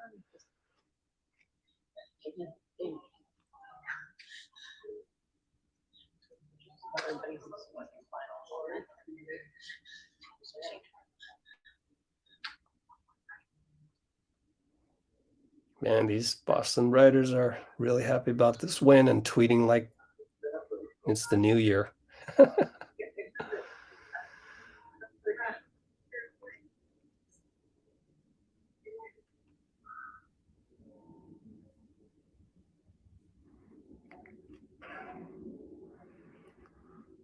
Still checking on that Looney one. All right, what do we got in the comments? Hope it's not carnage.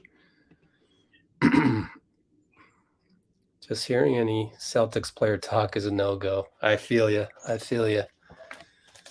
Good thing Steph is on board. Not on board, not on deck. Because then we can just wait for Steph. Steph's taking his time. He always does. You know, they got shower heads that are like 10 feet tall over there in the locker room, and probably the most modern locker room you could ever ask for. So I feel that it's a good place to get some treatment. There's also no game tomorrow, and one of the things, also no practice. One of the things that Celebrini likes to do is to have you work out and build muscle right after you played a game, because that's when you can really build muscle. And it makes a lot of sense if you know anything about lifting weights and the whole point of breaking your muscles to build more muscle. Well, your muscles are already broken after you've done a huge thing such as playing an NBA game. Well, you work out a little bit right after, and that's probably what Steph is doing. As long as you're doing it safely with the good form and you're not going all out, but you're doing that, and then it's all about recovery. So I also think that doing so, Rick Celebrini is thinking, well, you're going to recover anyway. You're already in recovery mode from the game. Therefore, might as well work out, and then you're recovering on the whole anyways. This is assuming you're 100% and not injured. Also, I think Steph may have tweaked his ankle a couple times, so maybe he's getting treatment on that. So for those of you asking, where's Steph? Again, we're not entitled to have Steph. We are going to be patient, and we're going to stay positive again throughout this mini process of waiting for Steph.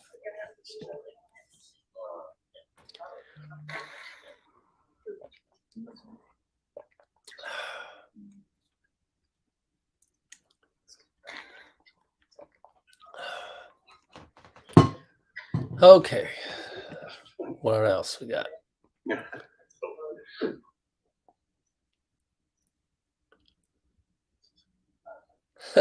Yeah, for sure. I think you can never go wrong with taking a shower, honestly.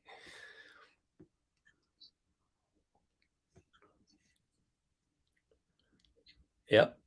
Get some good sleep tonight as well. Auto was good. Are we blaming Steve Kerr on this? Really? Haven't we been through that? But you're new to the channel. I haven't seen you post on here before, so I get it. You want to target a guy.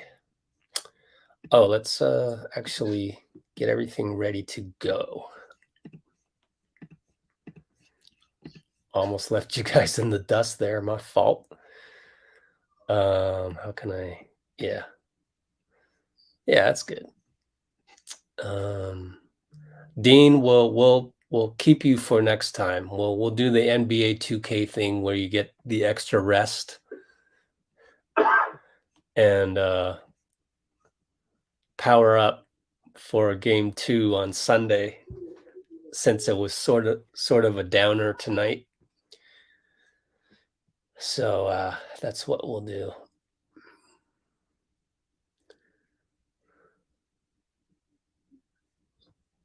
So I appreciate you, Dean. But yeah, let's save you I don't know. Do you want? He could come on. You could come on after Steph, I think, and give us some notes because I'm absolutely beat. I don't know. I mean, we still have 85 on here. Remember when we used to have like less than 20? It'd be like 11 people still on right now. Okay, no problem. While you do that, I'm gonna go to my couch right behind here and take a nap. Actually, I would love to Amy, hope all is well. What kind of ice cream you gonna get? You gonna get? Oh, you're in Hong Kong, right? But you're Filipino. There's this place here in San Francisco, quite famous. It's called, and now I can't remember the name of it, but they have ube ice cream. I'm not crazy about ube, which is this purple fruit. But if you like that Filipino fruit, you're going to love the ube ice cream. I'm trying to remember the name of the ice cream parlor, and I can't remember. Mitchell's out here in San Francisco.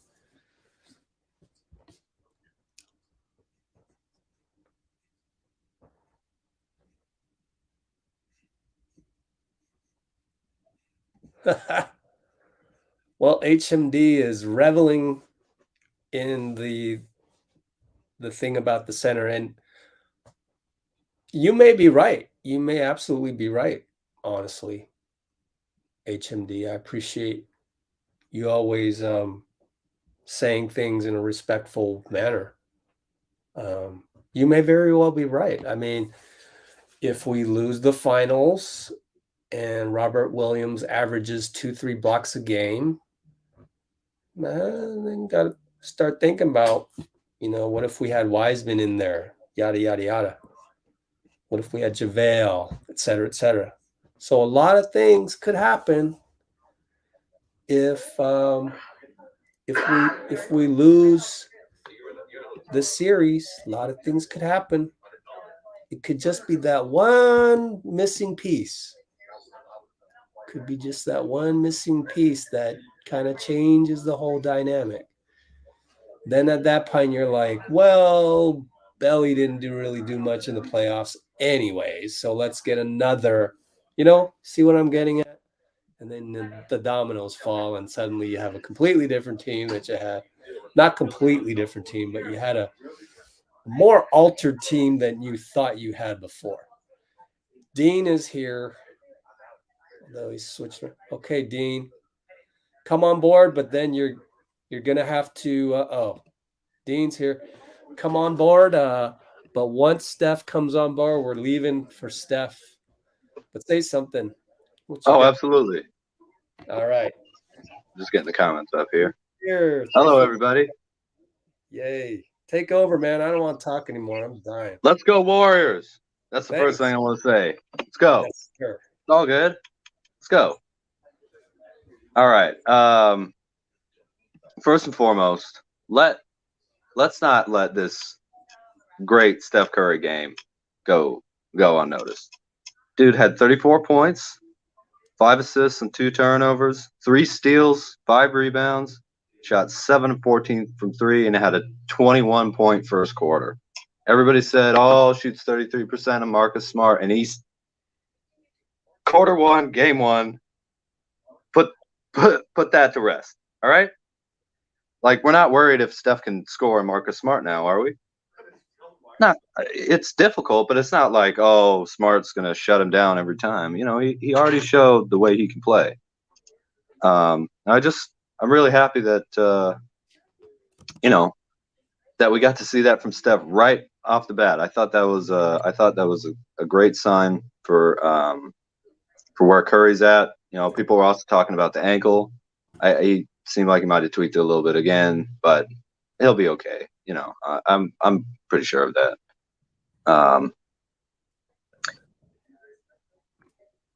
Thank God it's the Celtics. At least losing to this team, I have to say, they built their team the right way in a lot of ways.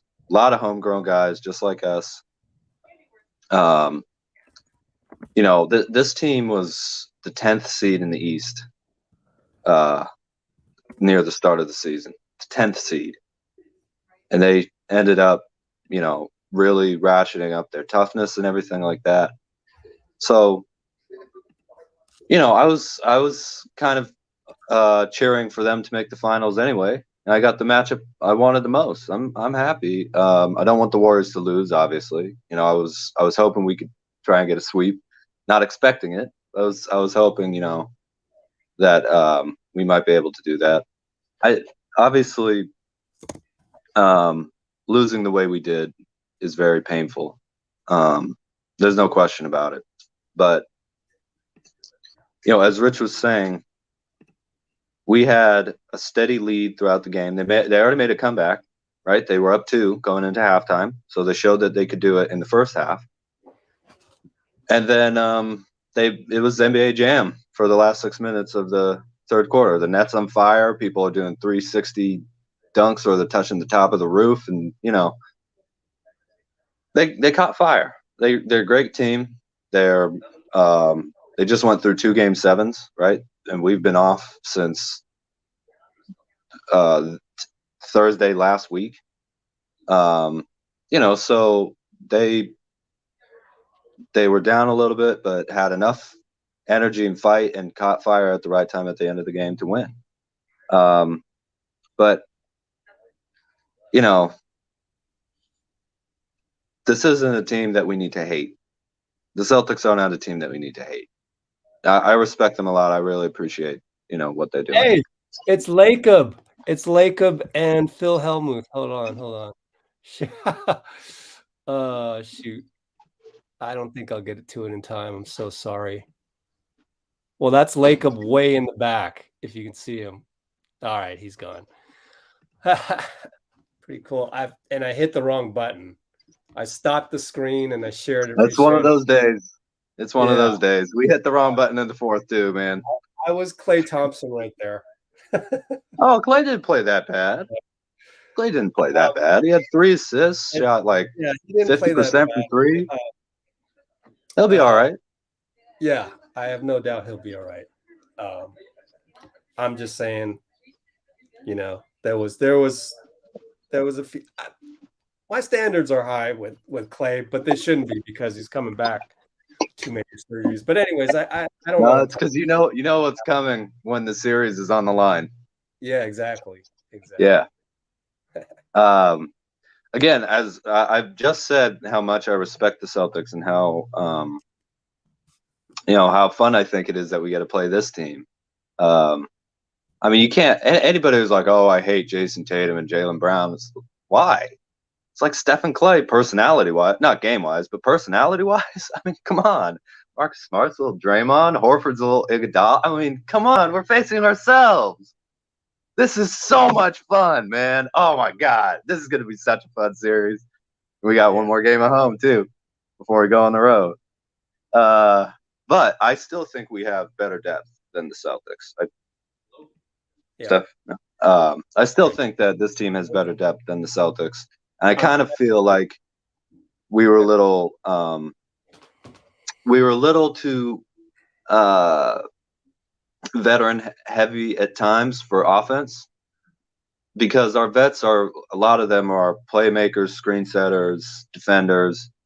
I just felt like, you know, one of the biggest advantages that we have over this Celtics team is that they got 8 guys that they're going to play, and they're going to play 42 minutes.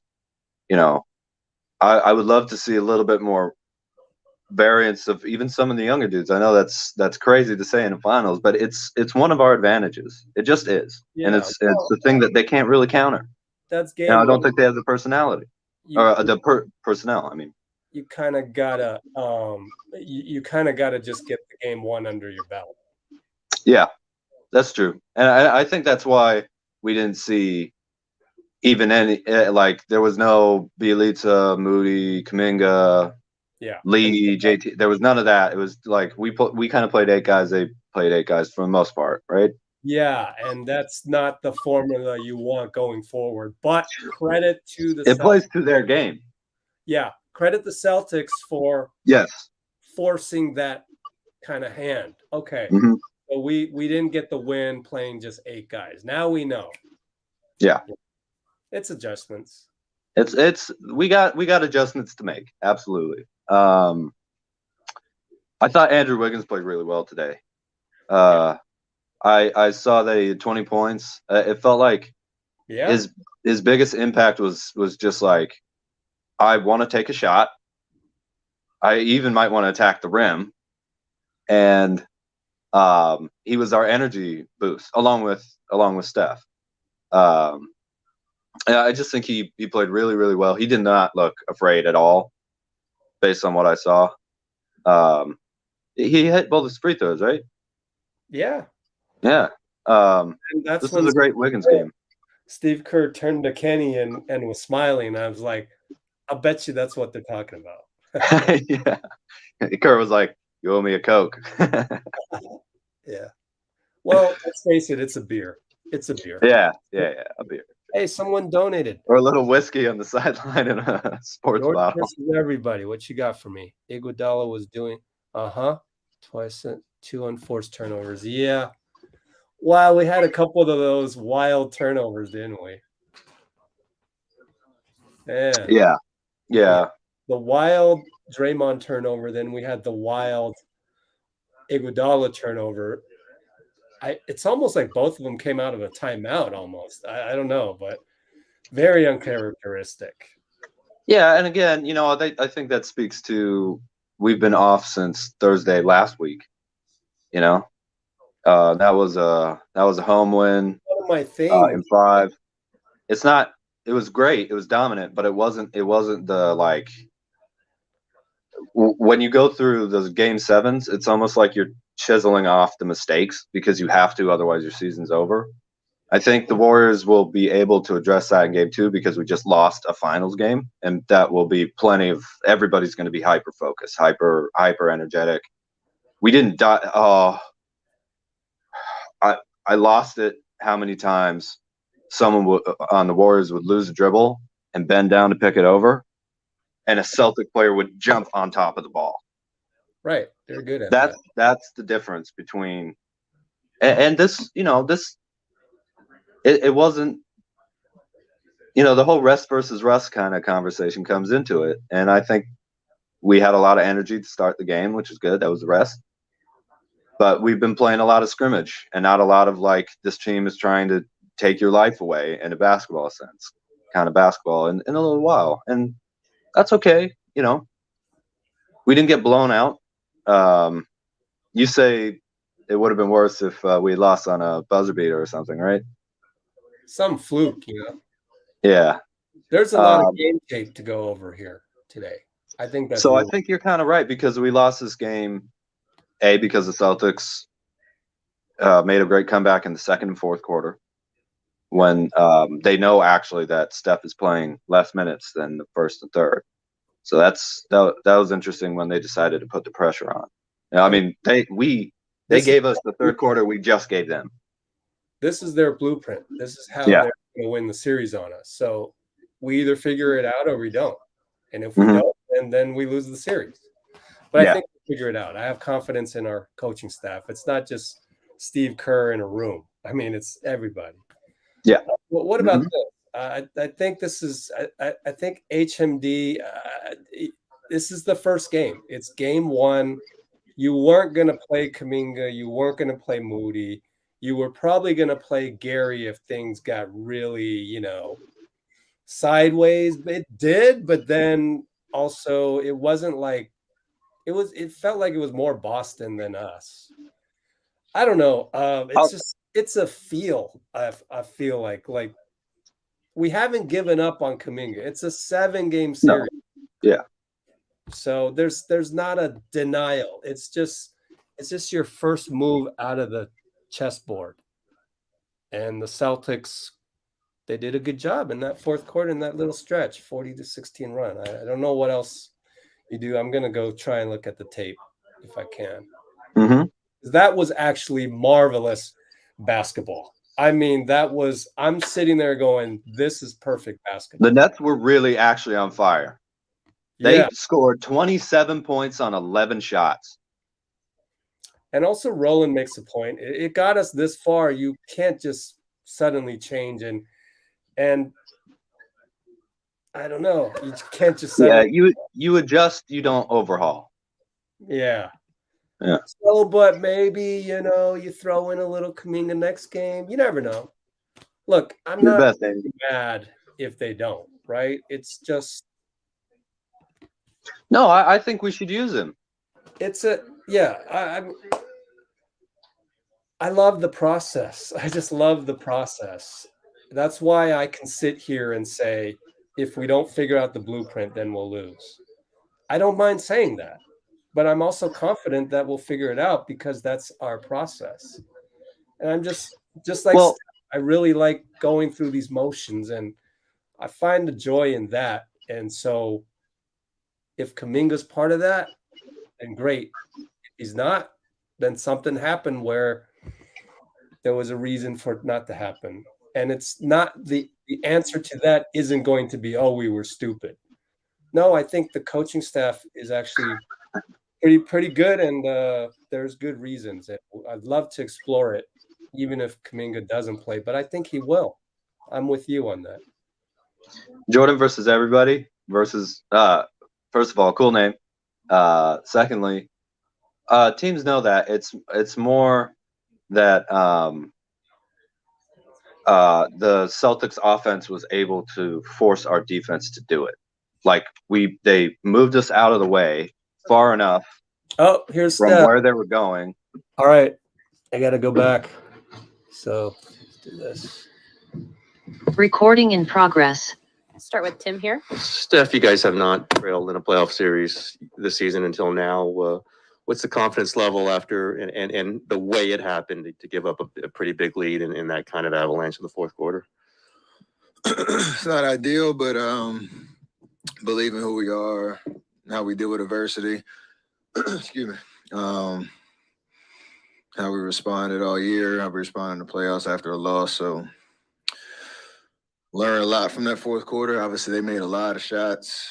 Seemed like, I think they missed until deep into the fourth. And,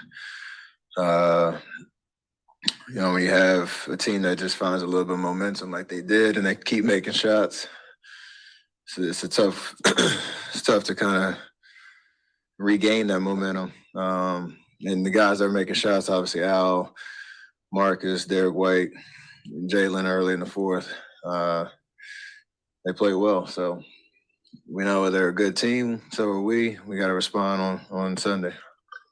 Anthony, front left. Yeah, Dallas was obviously very thirsty to shoot threes at all times. Boston, maybe doesn't operate that way, but do you feel like just defensively, maybe because coming off the Dallas series, you guys sagged off more than you should, believing that you weren't facing that type of attack? Or I guess just what do you think happened with all those wide open threes? Rotations might have been a little slow.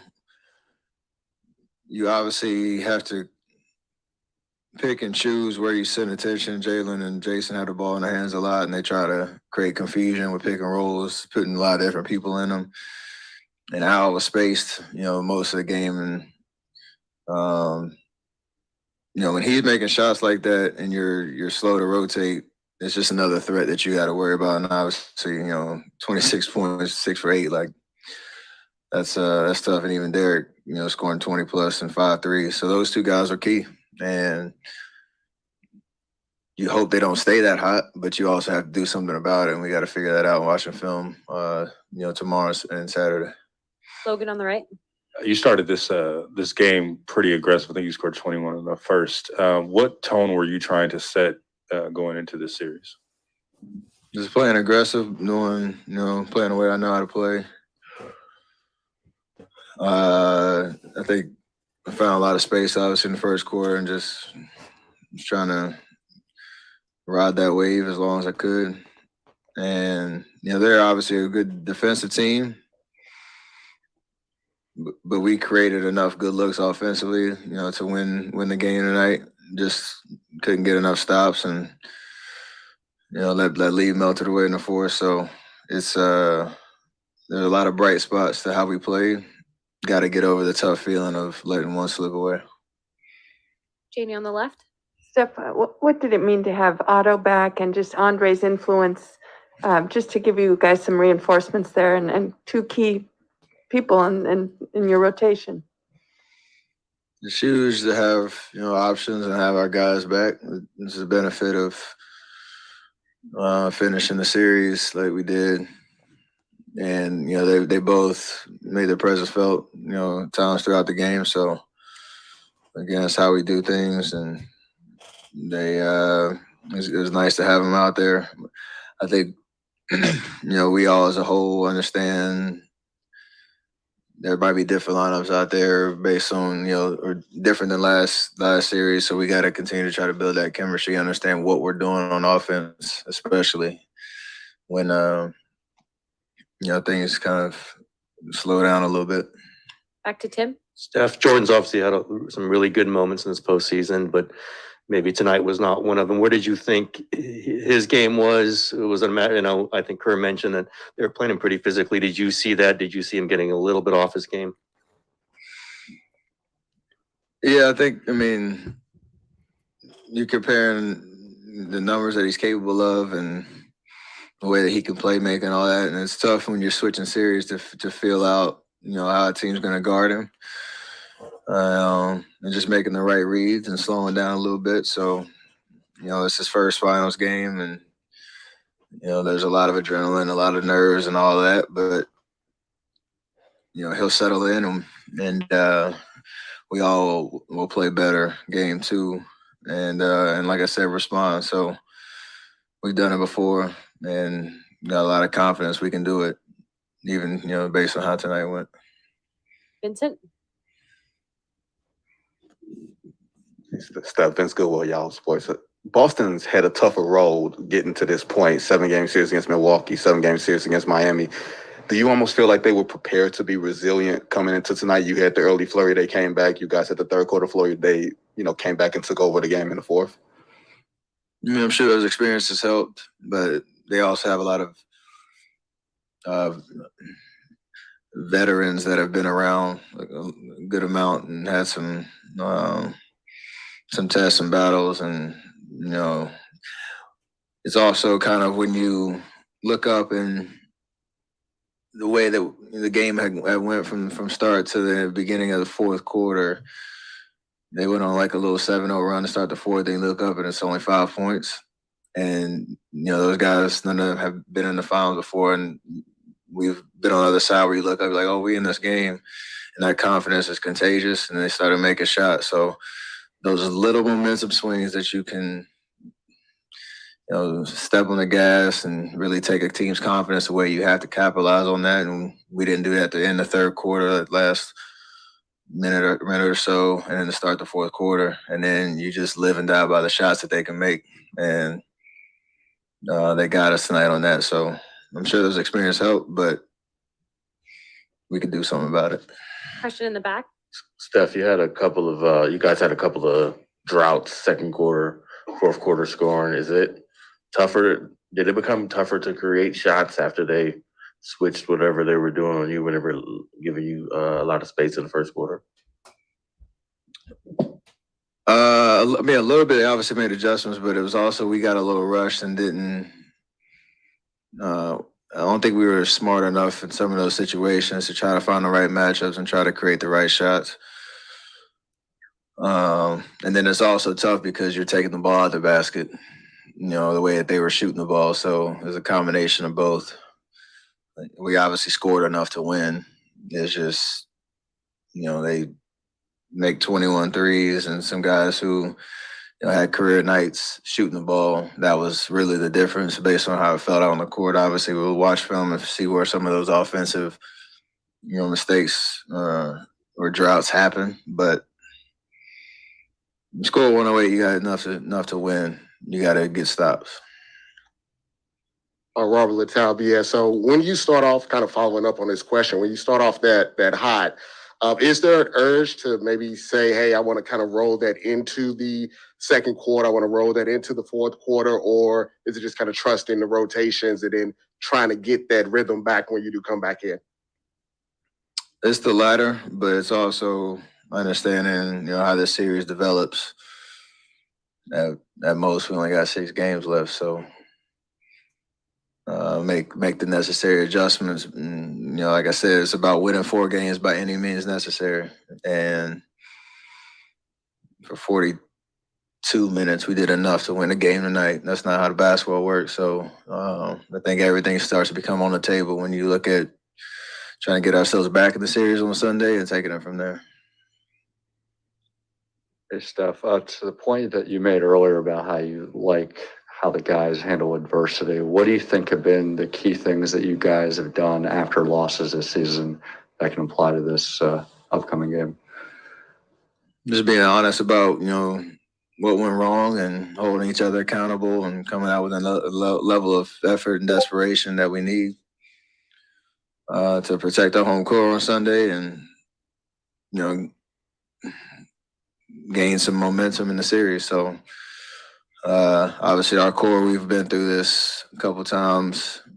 You're losing the first game of a series, but we've obviously had some tough losses in a series, and you find a way to bounce back.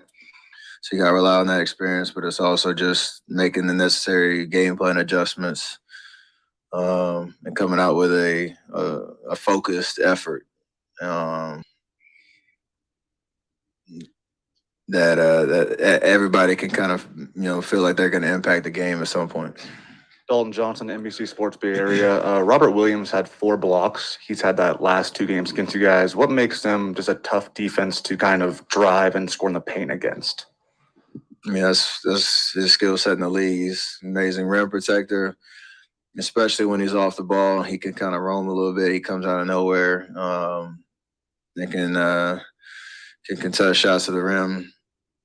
It's also just feeling him in space too, because I think he blocked one of my threes at one point, just because you kind of underestimate his length. But that's the beauty of this series, and looking forward to playing a team like that and a guy like that. The adjustments of how what it felt like out there, what the looks were, where we got in trouble a little bit, and making the necessary adjustments for the next game. Because usually in the regular season, I will see y'all at some point, and it's a different experience. So we'll be ready for Sunday. We'll go to Chris up front with the last question. Steph, with this series being extended out, you get 2 days in between before the next game. For the way this game ended for you guys, would you much rather get back out there after a day, or do you feel like you need this 2 days in between to get ready for Sunday? Just based on how things ended. It's actually both, because the feeling sucks and you want to get back out there, but the adjustments that we need and, coach and staff, players all get on the same page about what we need to do on Sunday. You can definitely take advantage of the 2 days of preparation. So, obviously that's what it is, but it's a tough feeling for sure. Like, nobody wants to sit on that for, the next 2 days and just sit and wait knowing how big game 2 is going to be for us. But stay locked in, stay focused, stay confident in who we are, what we can do. The fact that this series is just getting started. Thanks, Steph.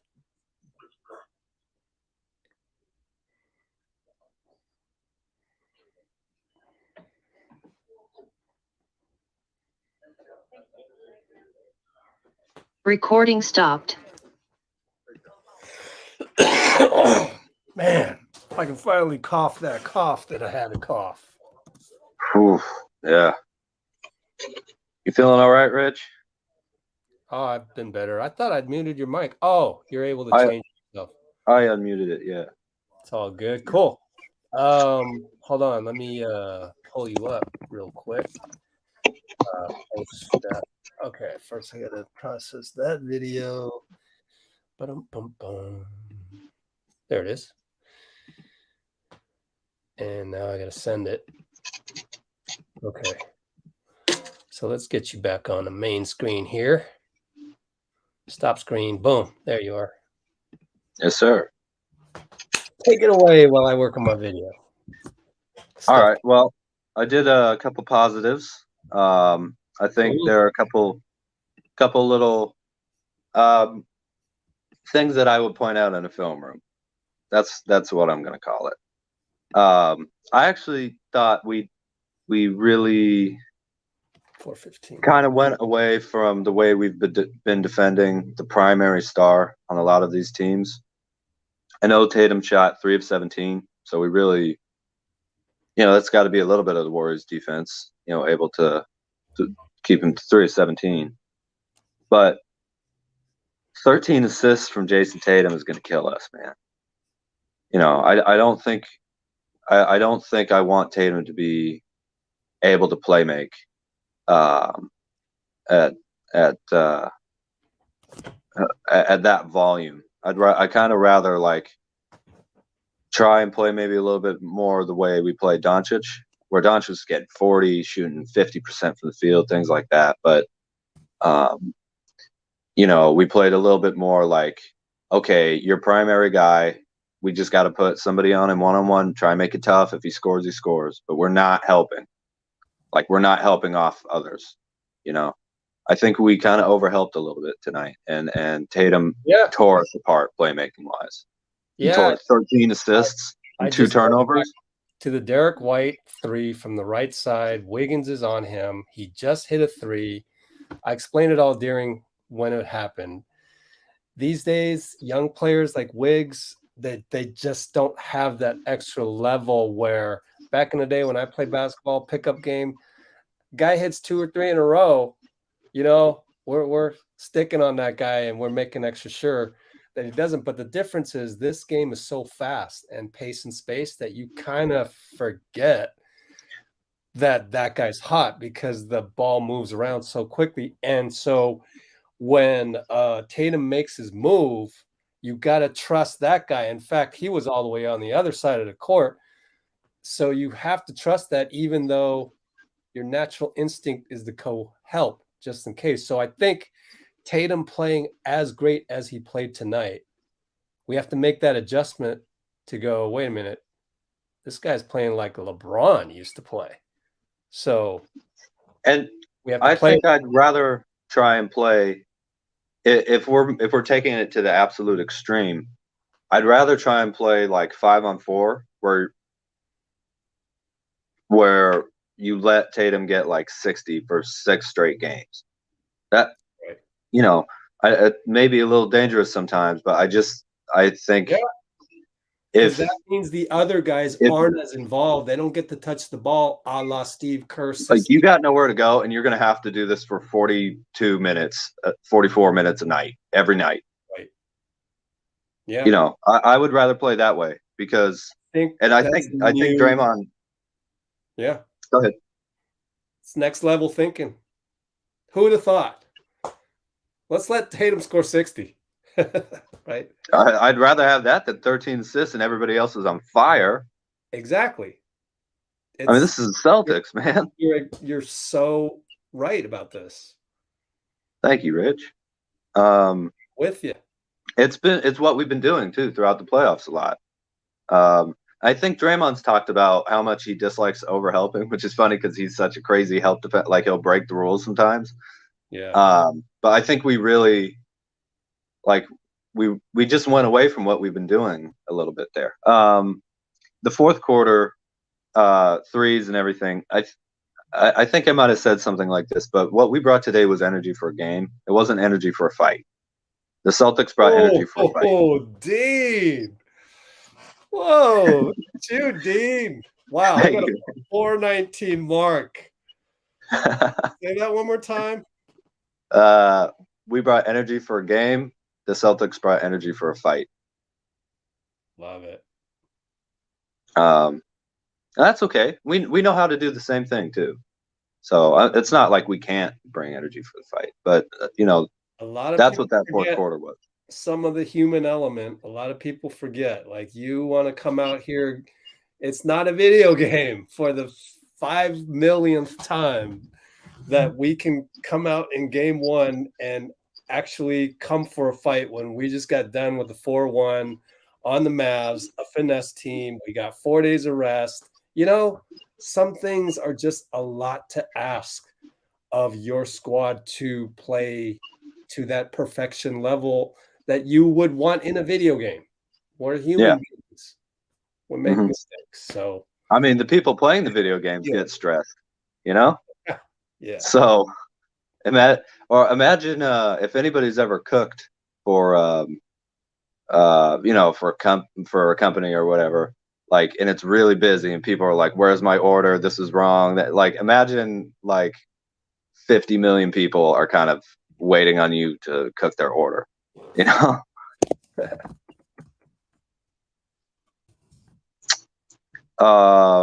Which team goes on a run? The Warriors go on a run, or the other team goes on a run? Well, I'm typing in my response here. Is overall, I am worried about the age. Can't talk. The aging of Draymond Green.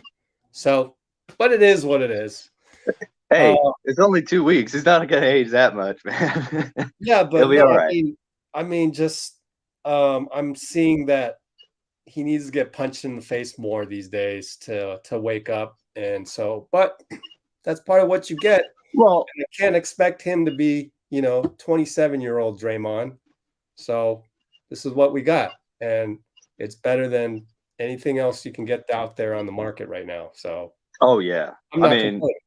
he's still the best defender in the league. He just is, you know. So it's tough. It's tough. It's tough to do that. But go ahead, you talk. I'm just going to purposely not talk. Steph can have an off shooting night. Clay will have an off shooting night at times, and we're not like, oh, I think their shooting's on the decline. It happens for Draymond, just like it happens for any other player. I'm sure he'll respond. He's really been closing series a lot better than he's been starting them, and thankfully, our defense hasn't been horrific when he's okay. When he's good, when he's solid. Like, we don't need him to get 30 a night on defense every night. That's a good thing. We probably need him to get like 20 defensively, if you're equating the two, but not 30, not 40. That's good for the team. The final big thing that, man, we're going to lose this series if we do this one thing we did in game one tonight again. This team looked scared. Well, just one thing. They didn't look scared of the finals or the moments or anything like that. They looked scared to attack the rim tonight. How many times did you watch a Warrior 3 feet away from the hoop, right? Shot blocker on them, but they don't pump fake. They don't pick up the ball just outside the paint and see if someone cuts and then make them. They jump and turn around and just throw it back to the three. Like, get it out of here. Let's go shoot a jumper. That's not we can't. I know they've got great defense and great shot blockers, but you can't give them that psychological advantage. They're just running away. The Celtics saw us run away from the hoop tonight.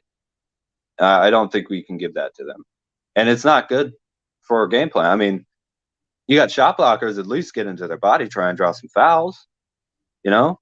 Don't get dangerous. Don't try and fly over the top of them too much, unless you got a good angle. But who did I just think of when you said attack the rim? Wiggins. No, actually. Although we do have a lot of guys that can do that. It's not Poole either. Kuminga. No. I'm thinking. Why not? The dunker spot? Yeah, but no, I mean, just someone you really feel safe with. Clay. Assuming he's 100% to attack that rim from the back door in the cutting manner that we are used to.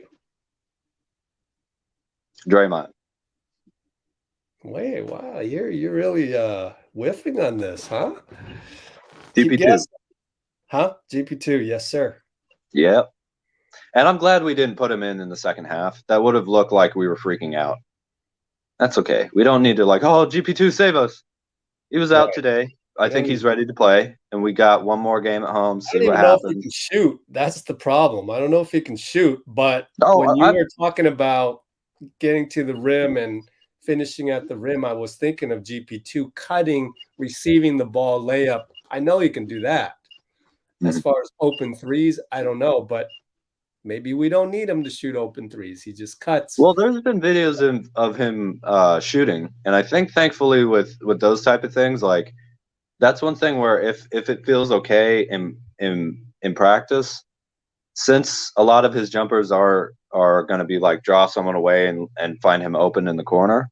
If that's mostly what he's doing, he's not getting too much contact on the jumpers. I think he might be okay, but obviously we'll have to wait and see. You know, I'm sure they're not going to put him in there if he can't shoot a jumper. I mean, that means he's not ready yet. We can wait till he's 100%.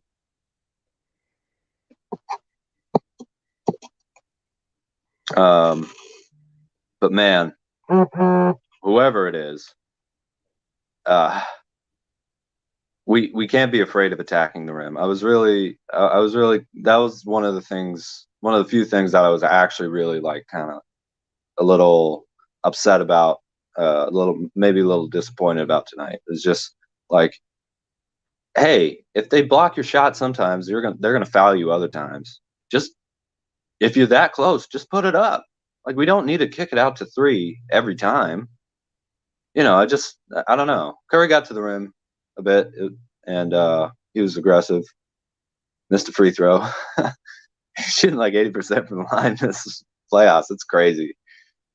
But we've been winning for the most part. So, I don't know. Yeah, GP2, as you were saying, is going to be huge for us. I thought Otto Porter looked good, which is a great benefit for us. So going into game 2, I thought a lot about the way people comment and, you know, always talking about suggestions or demands or anything like that. I thought it might be interesting if we're not telling the Warriors like the Warriors should do this, but like maybe we could try and like think of a couple game plan things ourselves, right? Like for instance, the defensive thing where we're talking about kind of trying to up the usage rate, the shooting rate on Tatum. That's a defensive adjustment. What if we also say the Celtics really know how to guard Draymond when he's at the top of the key? I know it creates space, and we send guys to go. They have game planned around that like crazy. Curiously, to guard Draymond way up there and negate the dribble handoffs is to not guard him at all. He had so much space up there.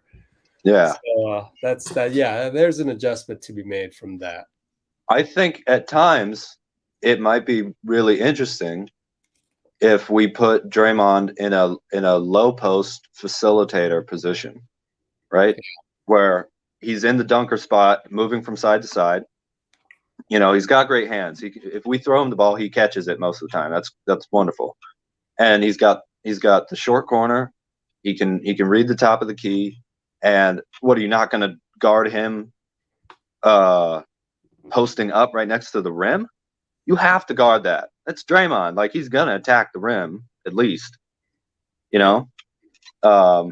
So I'm not saying, just change it completely to do that every time. But I think that might be an interesting and it allows him to be part of the motion system too, right? Screening on guys either curling or cutting from one corner to the other and moving from one side of the paint back to the other, right? Able to play make and change strong to weak side in a snap.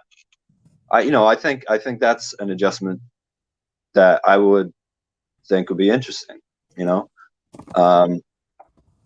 I kind of want to bring up Curry's minutes again. Just the rotation. I'm not critiquing Mike Brown or the Warriors. It's been working. You know, I have a lot of respect for them.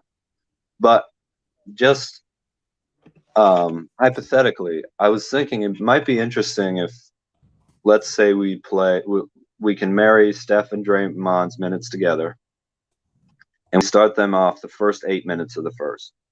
That's still a lot of the first quarter. It's not the full 12, Then they can close the last 8 minutes of the second, start the first 8 minutes of the third. That would allow them to play the whole fourth quarter, and that's only 36 minutes. It's obviously going to, have to be adjusted game by game, but I think that could be a very interesting thing. I want Klay Thompson to win the Finals MVP this year. I want it. What an amazing thing that would be. I also want to make Klay and JP 6 men because I don't think the Celtics can guard that. Well, So if we I want invert to see that, Steph win a Finals MVP, so everyone will shut up about that. I know, but what if we got 4 rings and Steph averages 30 a game or 24, 10, and 7, and he gets another player a Finals MVP, even though he's still clearly the best player on the team? And we could go into next year like, oh, we still got to get Steph to Finals MVP, even though we won.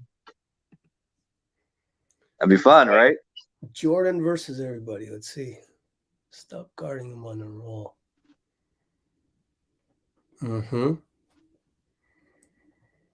Now we'll figure it out. I mean, that's kind of the thing when you get to this point is like, are you kidding me? You want me to figure this out for y'all? I mean, I'm here to infuse as much positivity as possible, but you're not paying me enough to be, Steve Kerr or to be, Kenny Atkinson prime. Like that's their job. So, but yeah, I'm not trying to question their game. I'm not talking to you. I'm talking to just Dub Nation in general. What I'm saying is that I will look at the tape to see what happened just out of my own curiosity as a basketball gym rat, as a former coach. I want to see that. And maybe there's actually some genius behind Udoka to uncover there. I'm curious about that from a basketball sense. And as I go through that process, I will try and come up with a strategy that goes even further than what Dean's done so far. And then maybe we can convene a couple days. But if you want to talk about these things, try and talk about it more as a game plan and rather than like an emotional, angry, type of thing. Like, look for the adjustments on my mind. In the playoffs. The team's not going to tell you too. So it's up to us to try as fans to try and figure it out for one another, but Kerr's an idiot, man, why didn't Mike Brown do these rotations? Like that's not understanding that there is a game plan and that sometimes it doesn't work. And you have to adjust the game, like you're adjusting the game plan, So let's just talk about game plans, right? Like, okay, so I'm talking about those 8-minute quarters, right? Or for the most part until the fourth. I do think we got to play these guys in the fourth, like almost the whole quarter. I'd rather personally, that's a little bit more what I'm interested in, right? I think you see with Draymond and Steph, you would put Wiggins with them to have size and defense, right? After 4 minutes, JP and Klay can come in while Steph and Dre are still in there. It's almost like a little power play offensively, right in the middle of the quarter. You see how JP and Klay are doing. If they're on fire, when they need some defense, I would pair them with Looney. If they're just kind of average, I think you then marry Wiggins minutes with them, so they have a two-way athletic wing. Hopefully, at least at times, you have JP, Klay, and Wiggins handling the offense against the Celtics bench of Pritchard, Grant Williams, Derek White, guys like that, and I think that's an advantage for the team. I do sometimes wonder how, like, if we're playing the Tatum defense that I was talking about earlier, and he's playing 42 minutes a game versus Steph playing like 36 and playing the entire fourth quarter, and if we were able to do that, I just wonder sometimes if we can just wear other teams down with the depth too. So that would be if the Warriors said, "Hey, you're a fan. You're obviously talking about this team on to hundreds of people and with the best Warriors journalists and best Warriors coverage in the entire world. What would you say to actually help? And if they ask someone else, I hope they would at least use that positivity that we have on this channel to also like try and creatively and constructively help the team as a franchise. I think we did it in 2015. I think a lot of the Warriors fans knew that if you don't worry too much about center, you put Iguodala out there as a starter, this team is really hard to guard. Not saying Coach Kerr and the staff didn't they're like, oh, the fans said it, so let's do it. I'm not saying that, but this team has shown, the fans have shown how intelligent, we can be about basketball. And that's something about the Warriors and about this channel I think is beautiful in the NBA. It's very rare, and it's something that I think we should try and support and grow.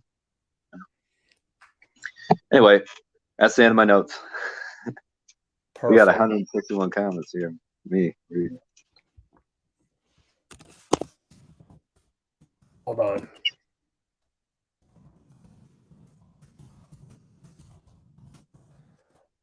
Any last other things you want to say? Because I need to just publish the Steph Curry one.